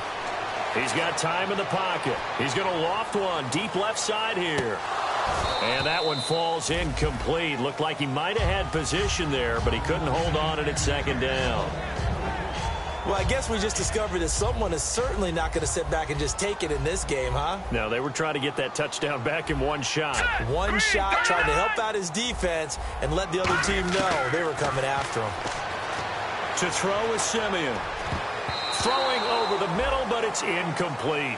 It's always a good play when you're able to bat a ball away or down, because if you actually tip it in the air, now the offense is getting a second shot at catching the football, or another receiver may come along and grab it out of the air and turn it into a big play. So if you make a play on the ball, make sure it's knocked away or down. Otherwise, there could be some jeopardy. And that is incomplete. Jared Cook, the tight end, was the target. And that'll bring up a 4th down. Not only was that a 3-and-out, it was their 3rd straight incompletion on this drive, and they didn't even think about trying to run the football. Now they have to give it up. Here's Ryan Allen now. On for his second punt. He'd take a repeat of his first. And he gets it away, and it's a laser. Headed for the sidelines. That one sails out of bounds. The side judge will walk it off. And he says it went out of bounds at the 9-yard line. Nice punt. And now Dallas gets set to take the field. And they were able to punch it in the end zone last time. They'll be looking to do that again here for the defense. Obviously, they'll be looking to stop them from punching it back in the end zone. It always is punch-counter-punch, isn't it? And which team has the advantage? Well, let's just go back. Last time on offense, they rolled downfield, got into a good rhythm. You can see a little more bounce in and out of the huddle. You can see the sideline really get into the game. So defensively, you're thinking to yourself, how do we take that away from them? How do we get the advantage back? Let's see what they come up with. I think pressure is always the first way to go. You love pressure. I love it. We'll see if they dial it up this drive. They keep on the ground with Elliott. It's a 6-yard gain on the ground, and that'll make it 2nd and 4. Well, so far, this game has gone the way the defensive coordinator had hoped. They've dictated things. They've not let them run the ball very well at all. They gave up a nice game there. I doubt it'll back off their confidence. They've played so well throughout this entire game. 2nd down and 4. They'll come out in the pistol. Let's go. A give to Elliott. And he'll be brought down, losing yardage back at the 40. They'll lose a yard, and it brings up 3rd. To me, that's a superior play by the backer because he was allowed to, I think, run free on it and make that play. Offensive linemen, they covered things down for him because offensive guys, the linemen, what they're trying to do, as you know, is block the guy at the point of attack and then climb to the next level and get the linebacker. And you're not allowed to climb. You got a free hitter, and that's what we saw there, and a really nice play. And that's caught inside the 35. That one goes for 29 yards on 3rd down. So in the 2nd quarter, he's already up over 100 yards receiving now. And isn't 100 the magic number for a really good game for a receiver? So he got a chance to really shatter that and have a profound effect on this game. One man in the backfield, Elliott. Here we go. Flex round. He's going to get the football. And able to break one tackle, but then quickly brought down. But a nice little gain. Just what you want on a 1st down run. Call it 8 yards. And it's 2nd and 2.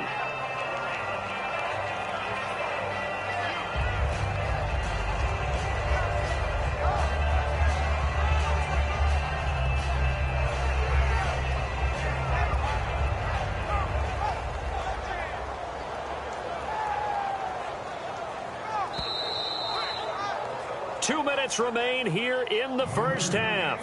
Back with more NFC playoff action after this. Here we go. They go to Elliott again. And he is into the end zone for a Cowboy touchdown. Ezekiel Elliott, 22 yards. And the Cowboys will extend their lead. Well, partner, that was another explosive run. And one thing I've learned in our time in this game, yes, the offensive line has to get a lot of credit. But for big runs to occur, the wide receivers have to block well downfield. And then you have to have a good guy carrying the ball too, right? Oh, without a doubt. You need that difference maker lugging the rock. Bailey now to kick it away after the touchdown. Now the return. Here comes Randall Cobb.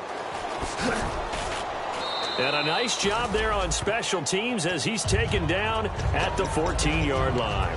And Green Bay getting ready to go as they take the field. And last drive, 3 and out. Still a goose egg on the scoreboard. How do they break that goose egg? They've got to find a way to get the ball in the hands of their playmakers, get them some space, and try and make a 1st down and get some momentum going. It's been a struggle for them throughout the game, and that 3 and out on the last possession, that told you just how stalled they are on offense. So who will step up here? We'll see. It's a loss of a yard there, and now 2nd down. When you're putting together a formula for winning defense, it's exactly what we're seeing in this game. Controlling the line of scrimmage, attacking, and changing everything so that now they're playing in the offense's backfield. They're playing an excellent game. Back 99 Philly. Here we go.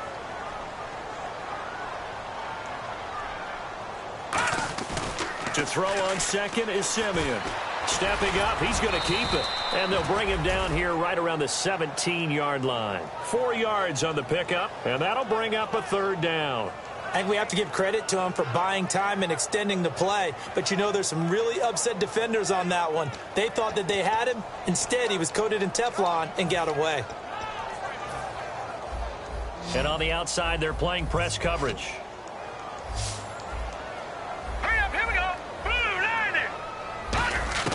From the gun on 3rd, Simeon. Nowhere to escape, and he goes down. And now a timeout called by the Cowboys defense. It's just their first, so they'll have 2 remaining here before we get to halftime.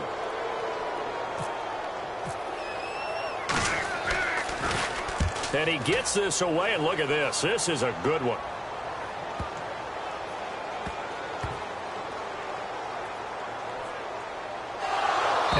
Packers pick it up. So not only do they get the fumble recovery on the punt, but now look at this field position. He almost took it the distance. And the ability to not just make the play, but turn it into something big, that's what coaches harp on all the time. How do we create big plays that'll change the game? And that may have been one that just did. They come out here in the eye. No, check. Patriot. Now let's go. Green. 30. Simeon now to throw. Touchdown, Packers. Their big-bodied receiver from 8 yards out. And the Packers make some inroads here on that deficit. Yeah, you heard it, right? Exhale. You heard the exhale, and I'm taking that from their bench because finally, right before the half, they find a way to get the ball in the end zone and get some points on the board. Maybe they can use that to kickstart them for the second half. Yeah, just to get something before going into the lockers.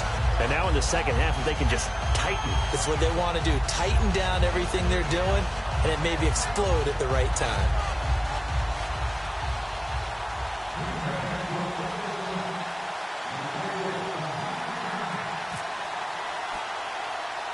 Now after the touchdown, here's Crosby to kick it away. This is taken at his 4. And not a bad return here. He gets it out to the 25-yard line. The Cowboys offense heading back out and ready to go again. And we'll see how this is played. Offensively, they've got the lead. Not a whole lot of time left. What do you think, Charles? Well, it's tempting to try and add to your lead, but a mistake there, that could change things in a big way. I say go ahead, take the knee, get on out for the half. Let's go. Grand 38. Ohio. Prescott on first down. He couldn't quite hold it. Got hit. Ball pops out. Incomplete. Well, partner, I guess that answers the question about whether they're going to sit on it or not. It does. Now we'll see if they try that again. Yeah, I think what we find on plays like that, when you take that shot, if you're unsuccessful, then you go way more conservative to finish the half, you know? I think that's the way they'll go.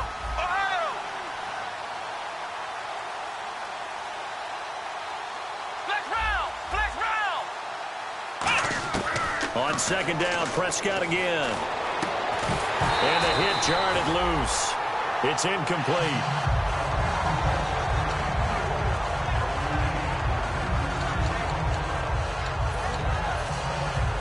Ten yards to go on third. They'll put 2 receivers left, 2 to the right. Prescott. And Bryant's got it over the middle. And he's able to get the first before he's taken down at the 36. Now, whistles come in. We're going to get a timeout here by the offense. So that means they're down to 1 remaining here as we head toward halftime.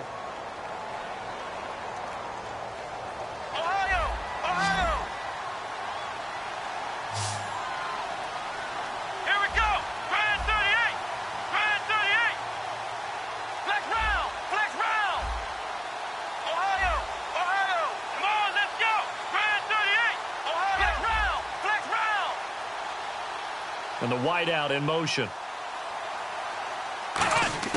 On first and 10, Prescott. Thrown across his body, and it's intercepted. A great read, and it's picked off. And his guys have got it back at the closing stages of the first half. The Packers offense now, they get ready to head back onto the field. And with great field position here, chance for some points before the break. That's prime real estate. Just have to decide how they want to try and take their shot to try and put those points on the board.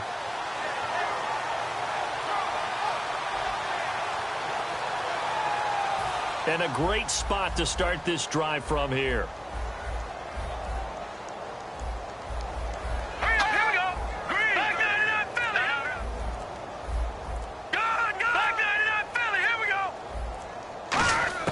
After the interception, here's Simeon.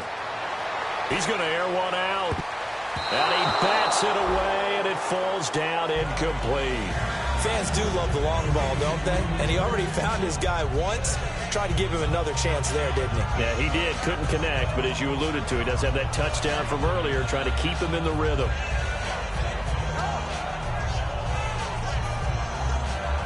So 3 seconds here remain in the half. On is the field goal unit to see about getting 3 points. This officially a 55-yard attempt. And he has got it from 55 yards away. That was never in doubt.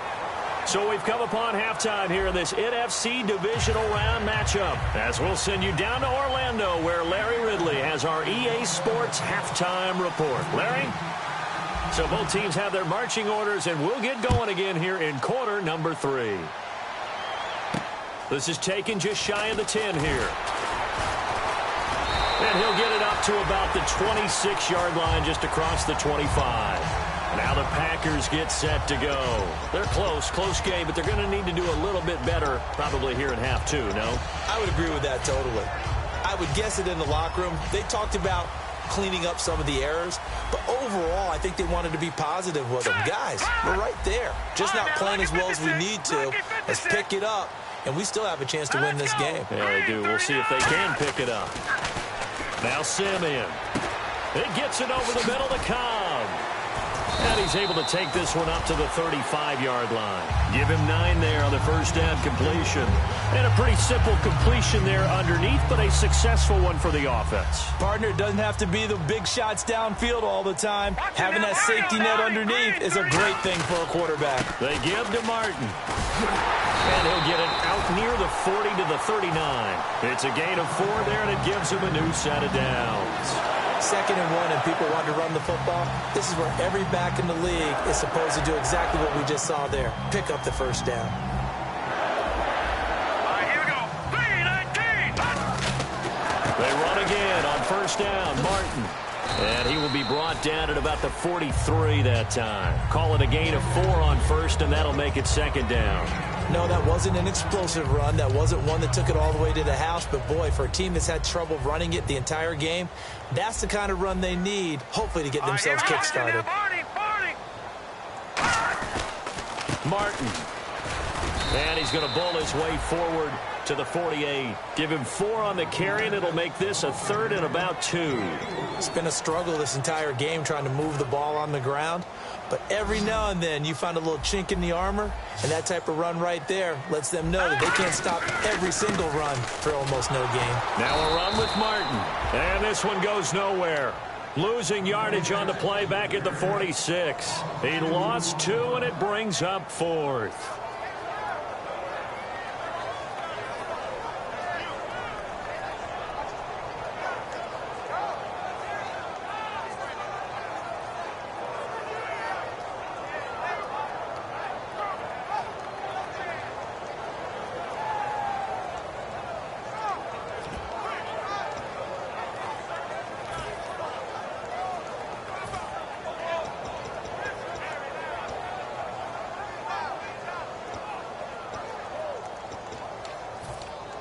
So the field goal unit is coming on here, and boy, this is going to be darn near impossible.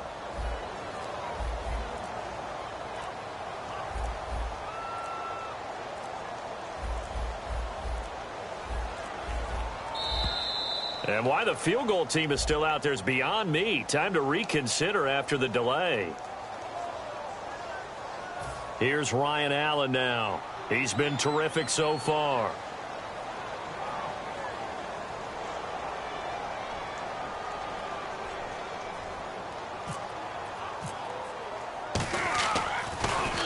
This is away, and a very good kick angled for the sidelines. This one will sail out of bounds. It'll depend on the spot here. And the side judge says that went out at the 7-yard line. Now we take a glance at the offense as they work their way back out for their first possession of the second half. They have the lead here. Well, we talk a lot about pregame speeches. What are halftime speeches like? For the most part, not nearly as emotional. They're a lot more clinical. Every now and then, though, they'll get after you if they think they need to light a fire. But in this case, let's go into the virtual locker room, because here's what I think happened. They got in there and they said, listen, let's take control right away. Defense, we got the lead. Defense, don't give up any points. Turn the ball back over to the offense and let them go down and score and give us more of a cushion in the game. Check so far. Defense shut them down. Let's see if the offense gets done. And they do finally get him down, but not before he reaches the 41. A big play there on the catch and run. 55 yards. So after that big play, let's see if they can catch their defense maybe on their heels. Toss left to Elliott. He can't bring him down. The weight room does work. Officially no gain on the play, and it's second down. He couldn't get the edge there. It wasn't sealed, so maybe not all on the guy running the football all the time on those tosses and the pitches that go to the outside. No, not at all. I would agree with that totally, because sometimes the defensive guys, they win the edge battle. And when they do that, there's no place for the running back to go, and especially for offensive linemen trying to get out ahead. With their footwork and speed, it was negligible on that play. No gain at all for the offense.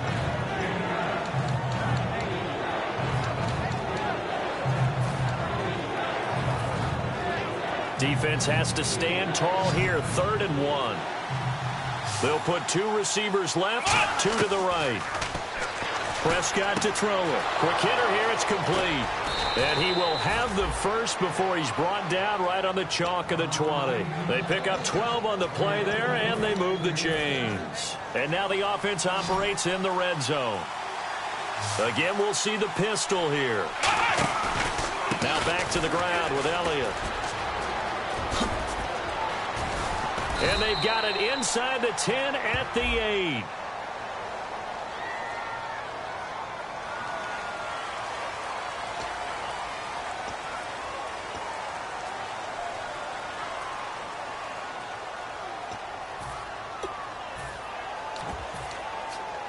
Final minute now of the 3rd quarter.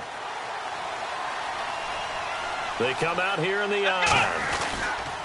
Now they'll run it on the toss. And he'll get this one down to about the 17.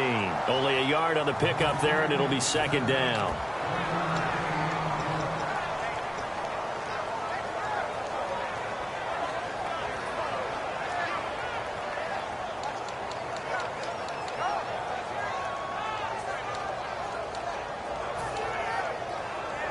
Six yards to go here on second down. Looks like the defense in press coverage here. A second down throw for Prescott. Firing quickly here, and that's complete. 6 yards is the pickup, and that'll lead to a 3rd down. When you execute a drag or a crossing route really well and give them a chance to let it develop a little bit, you can gain some significant yardage hitting your tight end on that one. Back now at Lambeau. It's the Cowboys with the football. They'll be looking to tack on to their lead as we get set for the 4th. This will be play number 7 on the drive. 3rd and a yard. Flex round! Flex round! Flex round! Ohio! Ohio! Let's go! Flex round! On 3rd and 1, here's Prescott. And incomplete. The contact made the ball roam free and brings up 4th down. Now, they've got to be a little frustrated here to not complete that on 3rd down after having such a long drive going. Hey, you're talking about going over 70 yards on the drive. Yeah, did you say a little frustrated? Very frustrated. Yeah, I'm with you on that. I'm very frustrated. There's no doubt about it. They thought they were going to have a chance to cash in the end zone. Now it looks like it's likely a field goal attempt.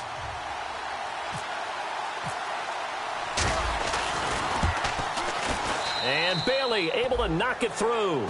And they double him up here. That makes our score 20-10. So his 2nd field goal of the game, and that could turn out to be the big one. Yeah, you have to make them score twice to beat you, and that's not impossible. But here in the 4th quarter, puts their backs clearly against the wall.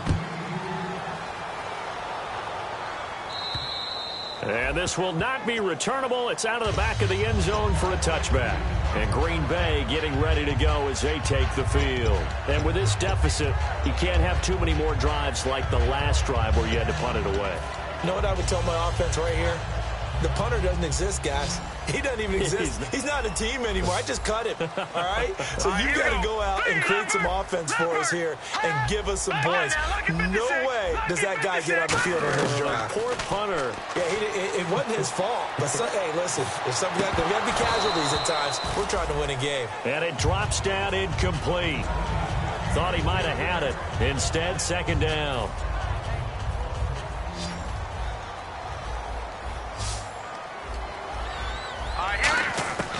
2nd and 10. Simeon again. And it's hauled in by Jared Cook. The reception good for 7. It's 3rd down. Looking to jam the receivers at the line here. Press coverage look defensively. And they're going to speed things up here. Simeon on 3rd down. He's got his target. It's Cobb. And he's taken down, but not before he gets this into enemy territory across the 40. And in a 2-score game, obviously, every play, every 3rd down, like we saw there, magnified, big pickup. It was a huge pickup. What they really want, though, is to not even get to 3rd down. They've got to maximize time and conserve as much as possible. Going for the deep ball. And it pops free. The collision there jarred the ball loose and brings up 2nd down. Tremendous field position there and a perfect time to do exactly what they did. Take a shot at the end zone. And they went for the big play, just unable to complete it. No. Here we go now. The slot man in motion right. Over. Gone. All right, now, lucky 56. Gone. Back to the air, Simeon on 2nd down. Throwing right, and that's complete. The reception good for 7. It's 3rd down. Short of the sticks after that completion, and now it's 3rd down for this offense. Let's go. Patriot. 3-19. Back 99 Philly. Hot. Slot man moves right. All right, now, lucky 56. Detroit. Back 99 Philly. Here we go. To the air again, Simeon. And he's got his man in stride, complete. And he'll have the 1st down, getting this one to the 14-yard line. Would it be safe to say that as precise as routes are supposed to be run in the NFL, maybe they're not quite as precise in college ball? That's accurate, yeah. And I think we saw a college route in the NFL there. Just find the soft spot, find the dead zone, and find the 1st down. And that's what he just did. Here's Simeon. And he's got it. It's caught for a Packers touchdown. Jared Cook, a 14-yard touchdown. And the Packers are back within a score. A post to the tight end for 6. Gosh, those guys are so tough to cover, aren't they? Just in general, tight ends running those patterns near the goal line. Because you have to decide how you want to treat them. Are they a wide receiver? Are they a big extra blocker on the field? Or are they a hybrid and caught in between? So are you going to use a linebacker? Are you going to use a safety? Are you going to even move a corner in if you're going to play nickel or dime defense? They usually win those matchups because they have an answer for all 3 of those positions.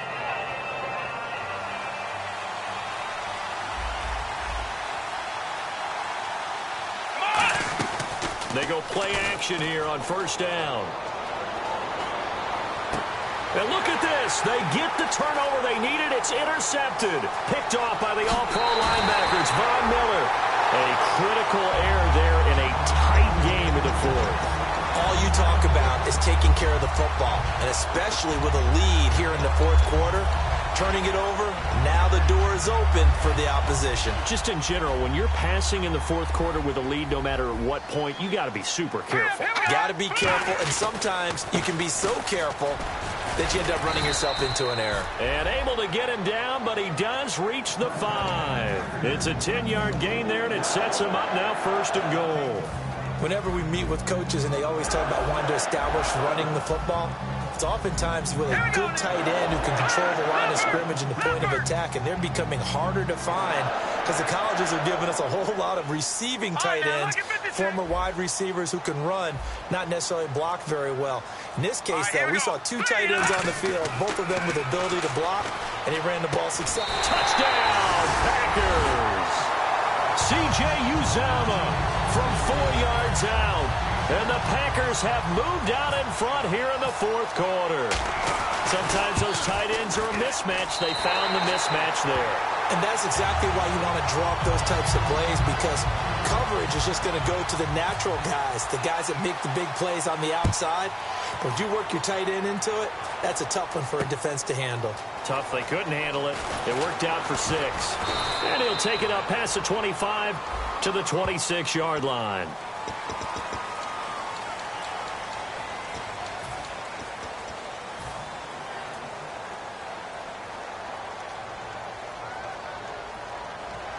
The offense certainly looking to score some points, but they also need ball security here late as we get down to the final moments of this one. Now they'll run it on the toss.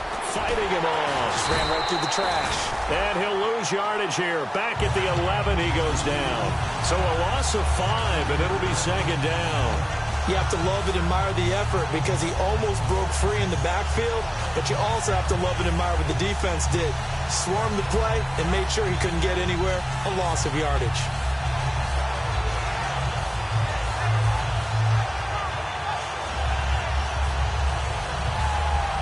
And let's see what the defensive coordinator may have up his sleeve here to try to get this final last stand and win this football game. And they're going to go soft on the corners. Looking to throw. Prescott. And Bryant's got it over the middle. And 15 yards there on the catch and run.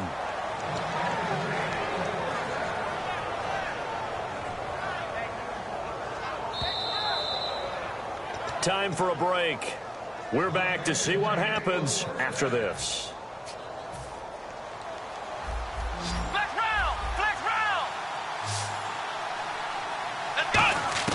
On 1st and 10, Prescott.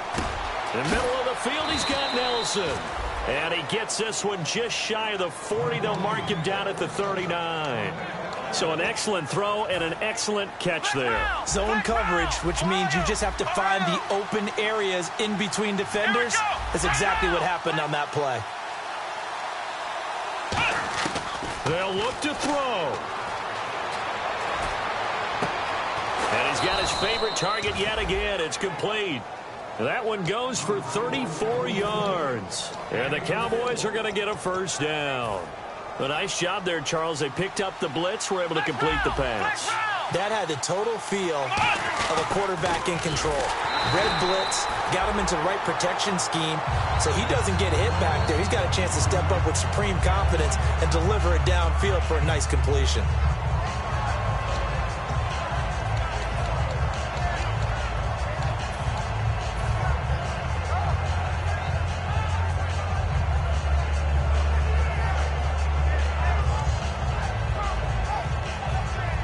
So the defense has put them in a tough spot. It's 2nd and long. They'll put 2 receivers left, 2 to the right. Back to throw. And, a crusher there as it's intercepted. A great read, and it's picked off. And that one, it's going to hurt big time. You're in the 2-minute drill trying to get your guys down the field, and it's looking like they're going to go just short, as this is definitely not his best throw. And it'll wind up being intercepted.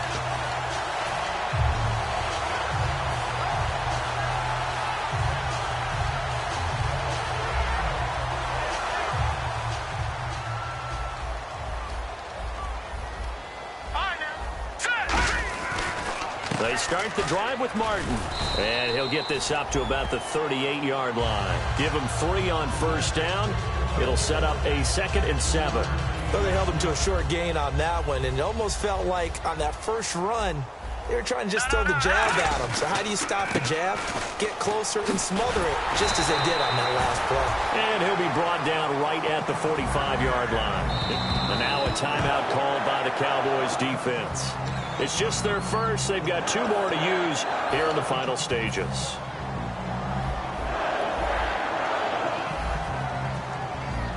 One man in the backfield. That's Martin. He'll get the football here. Muscles him off. And he's got it. And now the Cowboys are going to call another timeout. That'll be their 2nd, so 1 more chance to stop the clock here. And we'll be back.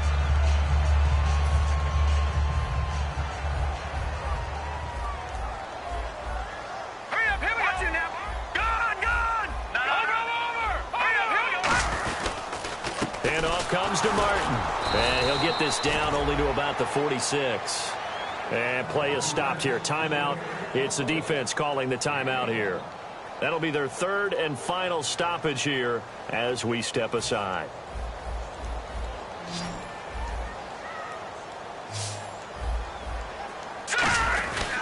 They'll run it. Here's Martin. And he's going to be stopped up right at the line of scrimmage. Call it no gain that time, and they're going to be left looking up at a 4th and 1.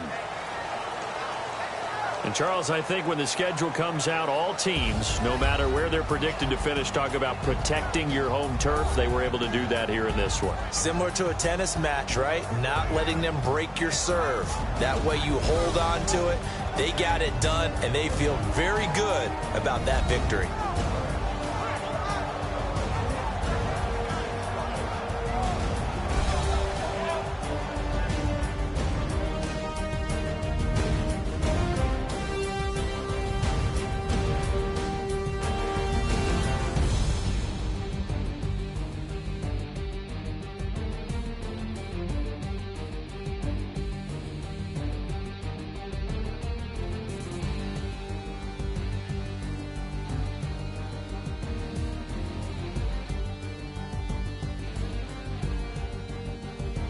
So that'll do it for us. For my partner, Charles Day.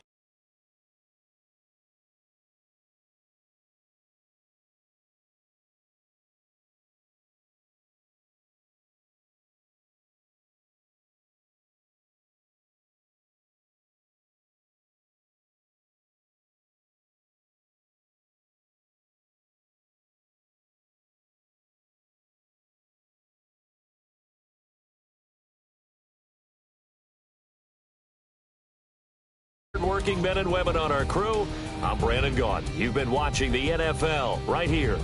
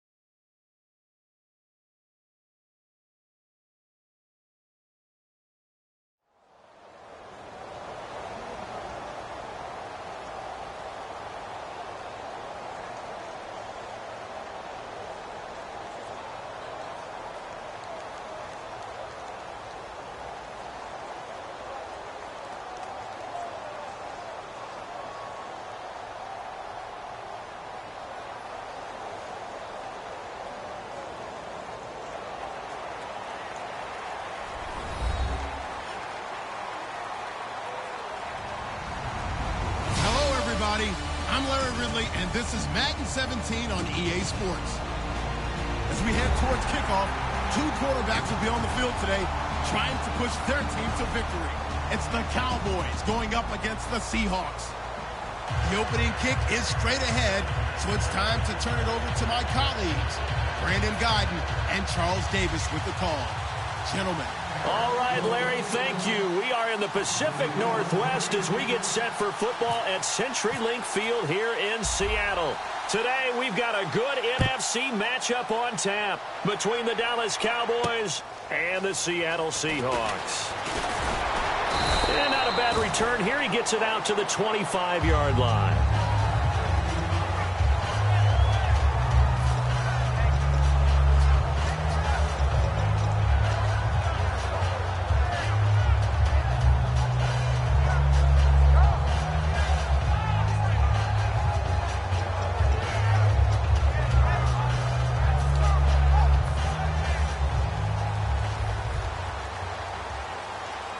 And the D-line pinching together must be expecting to run. First carry for Thomas Rawls. Oh, a little 360. Give him 5 on the carry there, and it'll be second down. And this offense often hinges on one of the best tight ends in the league, and that's Jimmy Graham. I think he made up for lost time when he got to the NFL because in college, he was mainly a basketball player, a defender who couldn't score. Now he's flipped it around in the NFL. Every time he touches the ball, he's a threat to score. And on the outside, they're playing press coverage.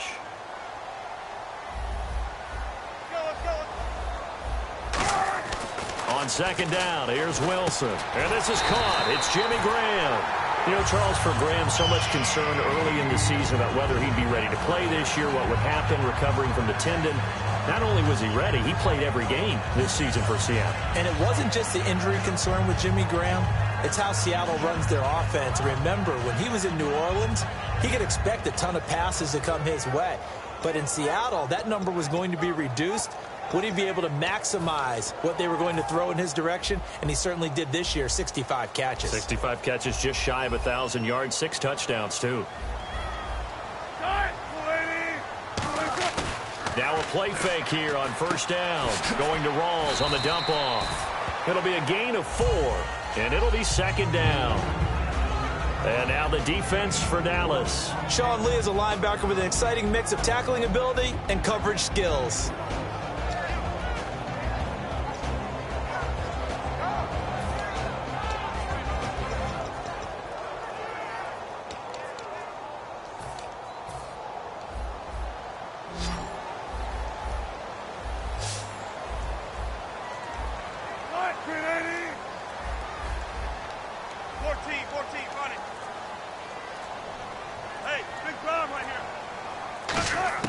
On second down, Wilson. And left side here, it's Graham.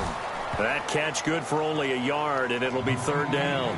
There's a completion to the tight end, and I think that we're looking at something out of central casting, frankly. Absolutely. I mean, size, the hands. Speed. I mean, can flat out run. You put that whole package together, you light up the eyes of an offensive coordinator, don't you?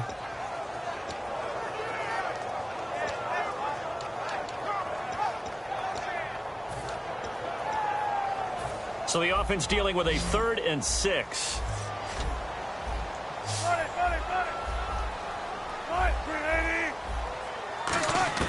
On third down, Wilson. And that is incomplete. He was trying to get it to Jermaine Kearse, and that brings up 4th down. After watching him drop that slant, I can hear my old coach's voice ringing in my ears right now. You can't run with the ball until you catch it. Trying to get those rack yards before he secured it. And he didn't quite have the backspin on that one. It hits at the 4 and continues into the end zone. It's a touchback.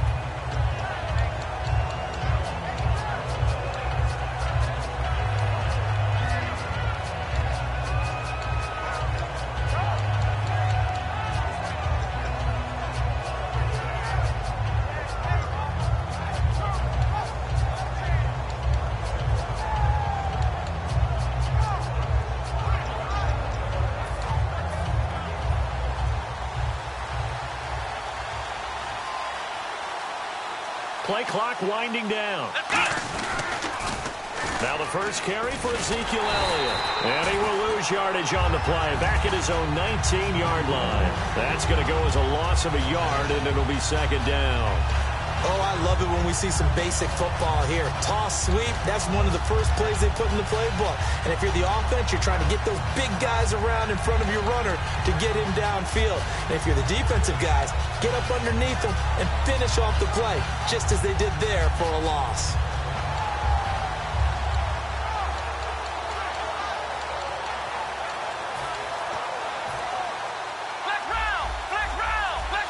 The play clock's running down. They play fake to Elliott. Now Prescott. And a quick throw here that's complete.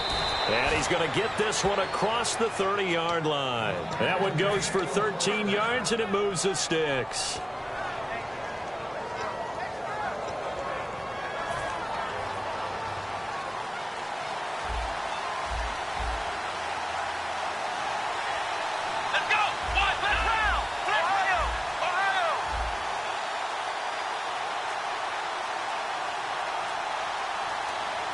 Time running out here on the play clock. Prescott on first down.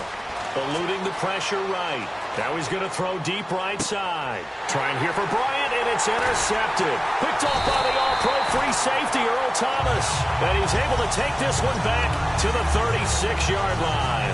And out now come the Seahawks. And last time out, they had to punt the football away. Anything positive possibly to take from that?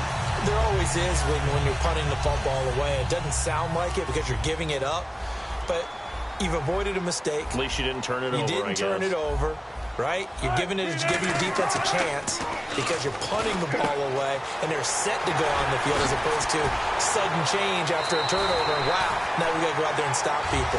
So, yeah, there's always something positive to be gained from it. And at his size, he's a smaller back. You can get him the football. He can kind of get lost, make someone miss. It's good for him. Yeah, it's great for him.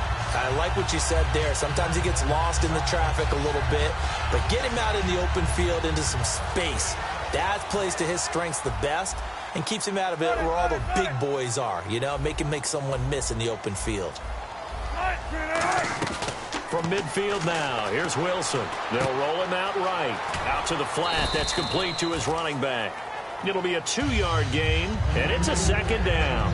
I'm going to show my age here a little bit. We used to talk about running backs catching the ball as safety valves. Nowadays, they're a big part of the passing offense. Quit acting like you're so old. You're only 65. Less than a minute to go here in a scoreless first quarter to this point. They'll come up now in the Wildcat package. Come on, let's go! Wildcat look. Here's Rawls. This is Pro-size on the carry. Shrugs the tackle. Nice. It'll be a gain of 5, but still about 3 yards shy of the first down marker, and now it's third down. You know what really fires up offensive linemen? When the guy that is carrying the ball behind them can create his own space and break a tackle along the way. Third down and 3. They come out 5 wide, 3 of them to the right side.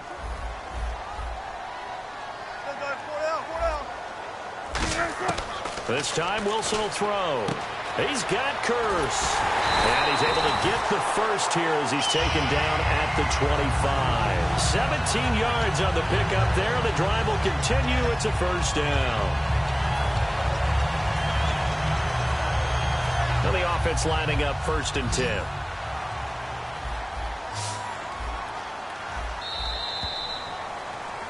Alongside my broadcast partner, Charles Davis, Brandon Gaudin hits the Seahawks with a football to begin quarter number 2. And they're on the move here. They've got it 1st and 10.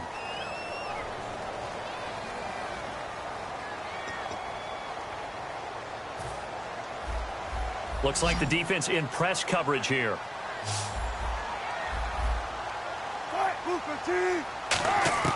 Throwing now, Wilson on 1st down. Drops it underneath for Rawls. And he'll be brought down at the 21, just shy of the 20 in the red zone. So many times you hear today's NFL described as a space game. Get your best players into space with the football in their hands, That's why sometimes you just swing it out to your runner, get him out in the flat, and let him have a chance to make people miss an open field. Earlier, partner, when discussing Russell Wilson, you said you think he's best when Seattle is running back-centric. Is Thomas Rawls the centerpiece going forward there? I think so because of what he did 2 seasons ago before he got hurt. Because he runs that offense the way they want it run. One cut, downhill, get upfield, and Thomas Rawls is perfect for that. If he stays healthy, that allows Russell Wilson now to throw the play action, to bootleg passes that really hurt other teams defensively. And Rawls has youth on his side, just 23. They run with a power back, Rawls. And he'll take this one down near the 15. And no signs of the field goal unit. They're going for it on 4th down. 3rd and 2, and they ran the ball for only 1 yard, and everybody's going to scream at the offense. Well, let's give a lot of credit to the defense on that play. Defensive front out leveraged the offensive line. They got more people to the football.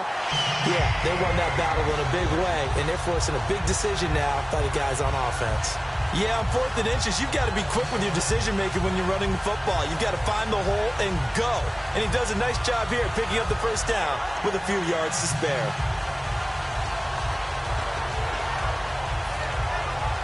And the 8th play on this drive coming up. They come out 5 wide, 3 of them to the right side. On 1st down, Wilson surveying the field. Now the pressure gets there, and he goes down just inside the 20 at the 19. It's interesting, partner, that most defenses try and guard the 35-yard line actively because they think the way kickers are nowadays, about a 52-yard field goal, they're kind of giving up points. But you get even deeper into territory, you get into the red zone, they're going to guard it even more, which means more pressure, more blitzing. And the stop will come inside the 5 at the 4. That one good for 14 yards. And that's going to lead to a 3rd down. Partner was a definite passing down, but he was able to leak out and pick up some good yardage, even though the coverage was excellent. Maybe it's not exactly how they drew it up, but he still got a big chunk of yardage on 2nd down.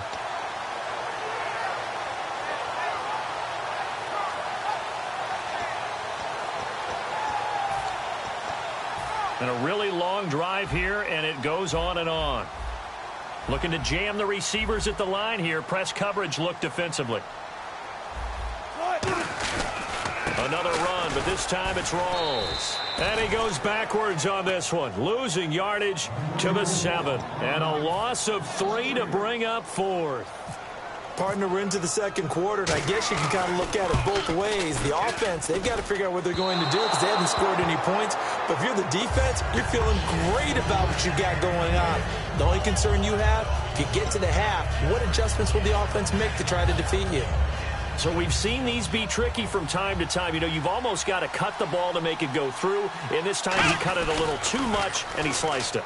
Yeah, and he'll tell you, no excuses on this one. It's a kick every NFL kicker should be able to make in his sleep. But your word was definitely correct. He sliced that one, and he'll miss it wide to the right. I can say this from experience, especially from a defensive back's perspective. There's not many things more terrifying than a toss sweep or a pitch play and all that beef out in front of the runner. Yeah, I had an old coach say 3 words on those plays, toss or pitch. Set the edge. Heard him over and over. A lot of times they roll the edge, and when they do that, that's why you can go for a long way. And this one caught by Dez Bryant. And he's able to get this one down to the 40-yard line.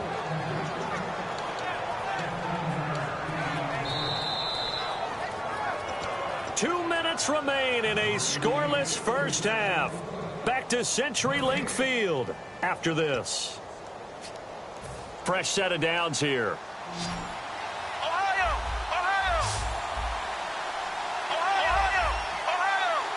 Here we go! Flex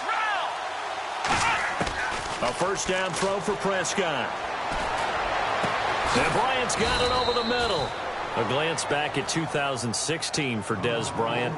50 receptions, under 800 yards, had 8 touchdowns. What do you make of the season that Dez had? Well, remember, it started with Dez injured, so it took a little while for him to get started. I'm going to make a bold prediction for you. Would not shock me at all if he doubled his catch number next year and darn near doubled his receiving yardage total. Because if he's healthy all year long, they're going to want to take some pressure off of the run game themselves, And Dak Prescott in his second season should be that much more confident throwing it downfield. Now a play fake here on first down. Into a double team, and it's intercepted. Picked off by the all-pro free safety, Earl Thomas. And to the 12. That's where it stops. The return is halted at the 12-yard line. The Seattle now ready to march out of the field. And they had compiled a pretty long drive last time. Unfortunately, though, it ended with no points after the missed field goal. And that can hurt the psyche of a team because as they drove downfield, you know you're never supposed to count points in your mind until they go up on the board. Well, let's face it, we've been there. We've seen teams before. They were counting on those points. They didn't get them. Can they come back now, start over again, and grind it out? A loss of a full 3 yards, and now it's second down.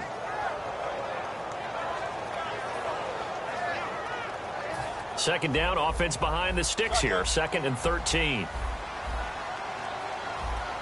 Rawls, the lone man in the backfield. On second down, Wilson. Baldwin with it over the middle. And they're going to get this one up to the 35-yard line. Baldwin coming off his first Pro Bowl appearance. He had career highs, Charles, in catches with 94, over 1,100 yards. That also a career high. Pretty good season for Doug Baldwin. And I think the place that he really started to take off was midway through 2015. The connection between he and his quarterback, Russell Wilson, where they were playing more from the pocket, bigger plays downfield, that just propelled him into 2016. That, and anything he perceives as a slight, he uses it to his advantage, and he just goes out and plays. They go play action here on first down. He's going to hit his man out of the backfield, complete. It'll be a 3-yard gain, and it'll make it second down. I know most of the time when the ball's in the air, you're thinking wide receiver, tight end, but running backs, they can be a big part of any passing offense nowadays.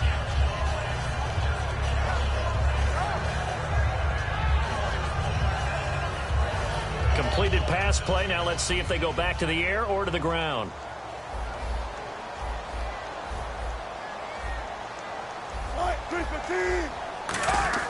Off the play fake to Rawls. Wilson. He'll buy some time right.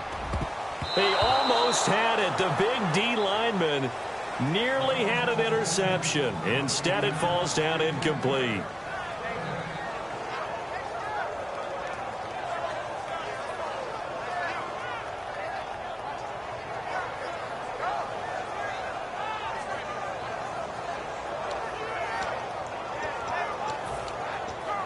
And now on third down, they'll need to get it to the 36 to pick up the first. They come out 5 wide, 3 of them to the right side.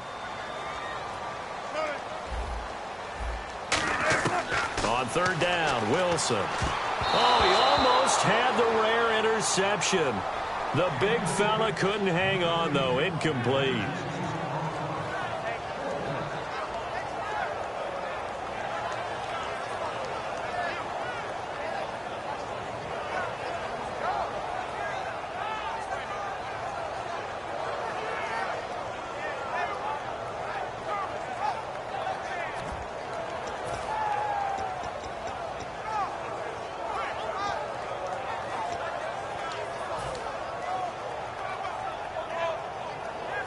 So it looks like the offense isn't going anywhere. They're going to go for it on 4th and 7. They're going on 4th down. It's Wilson. And he's brought down. Can't do anything with a football. It's a sack and a turnover on downs. So out come the Cowboys now as their offense gets set to take over. And likely just out of field goal range. Could be Hail Mary time. And haven't we seen in recent years that the Hail Mary seems to be more successful in the NFL than before? Absolutely we have. Trying to shake off the interception from the last drive. He'll look to throw. He's going to fire. And for the 3rd time here in this half, it's intercepted. Picked off by the Pro Bowl safety Cam Chancellor. The Seattle now ready to march out of the field. And from this spot in the field with the clock where it's at, you think we're just going to see a knee and that's it? And I think in this situation, that's the proper play. But we do know there's some risk takers out there that may want to take one more shot before the clock runs out.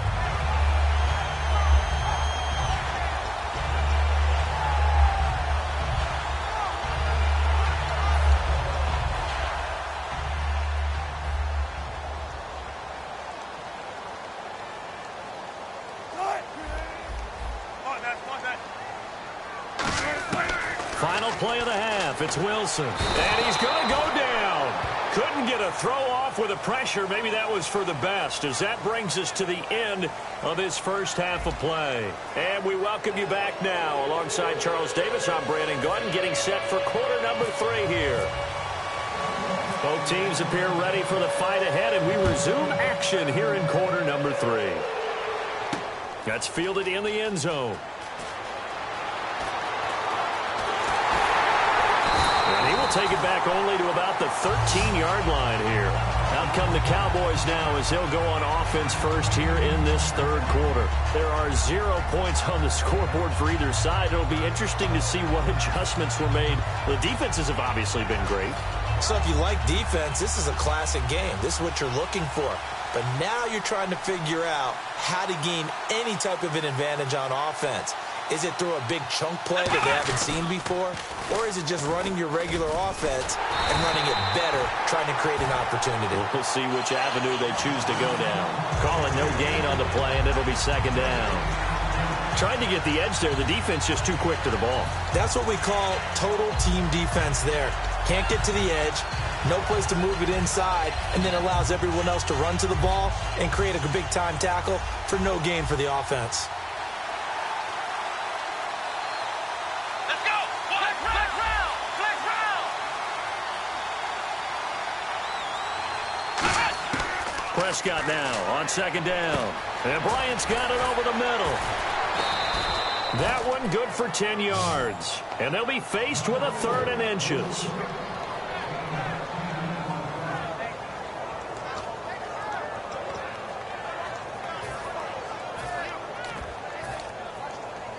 So here we go, a 3rd down after the second down pass completion.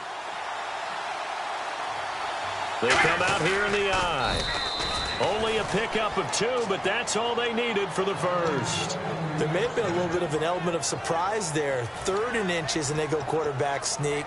I still feel like this is a play that often is reserved for 4th down. They come up in an offset out. They stay on the ground, but this time it's Elliott. And he got blown up on that play. Back at the 20. It's a loss of 5 there, bringing up second. Michael Bennett's versatility, being able to play any position along the defensive front, allows him to make those types of plays. He finds good matchups and gets into the offense.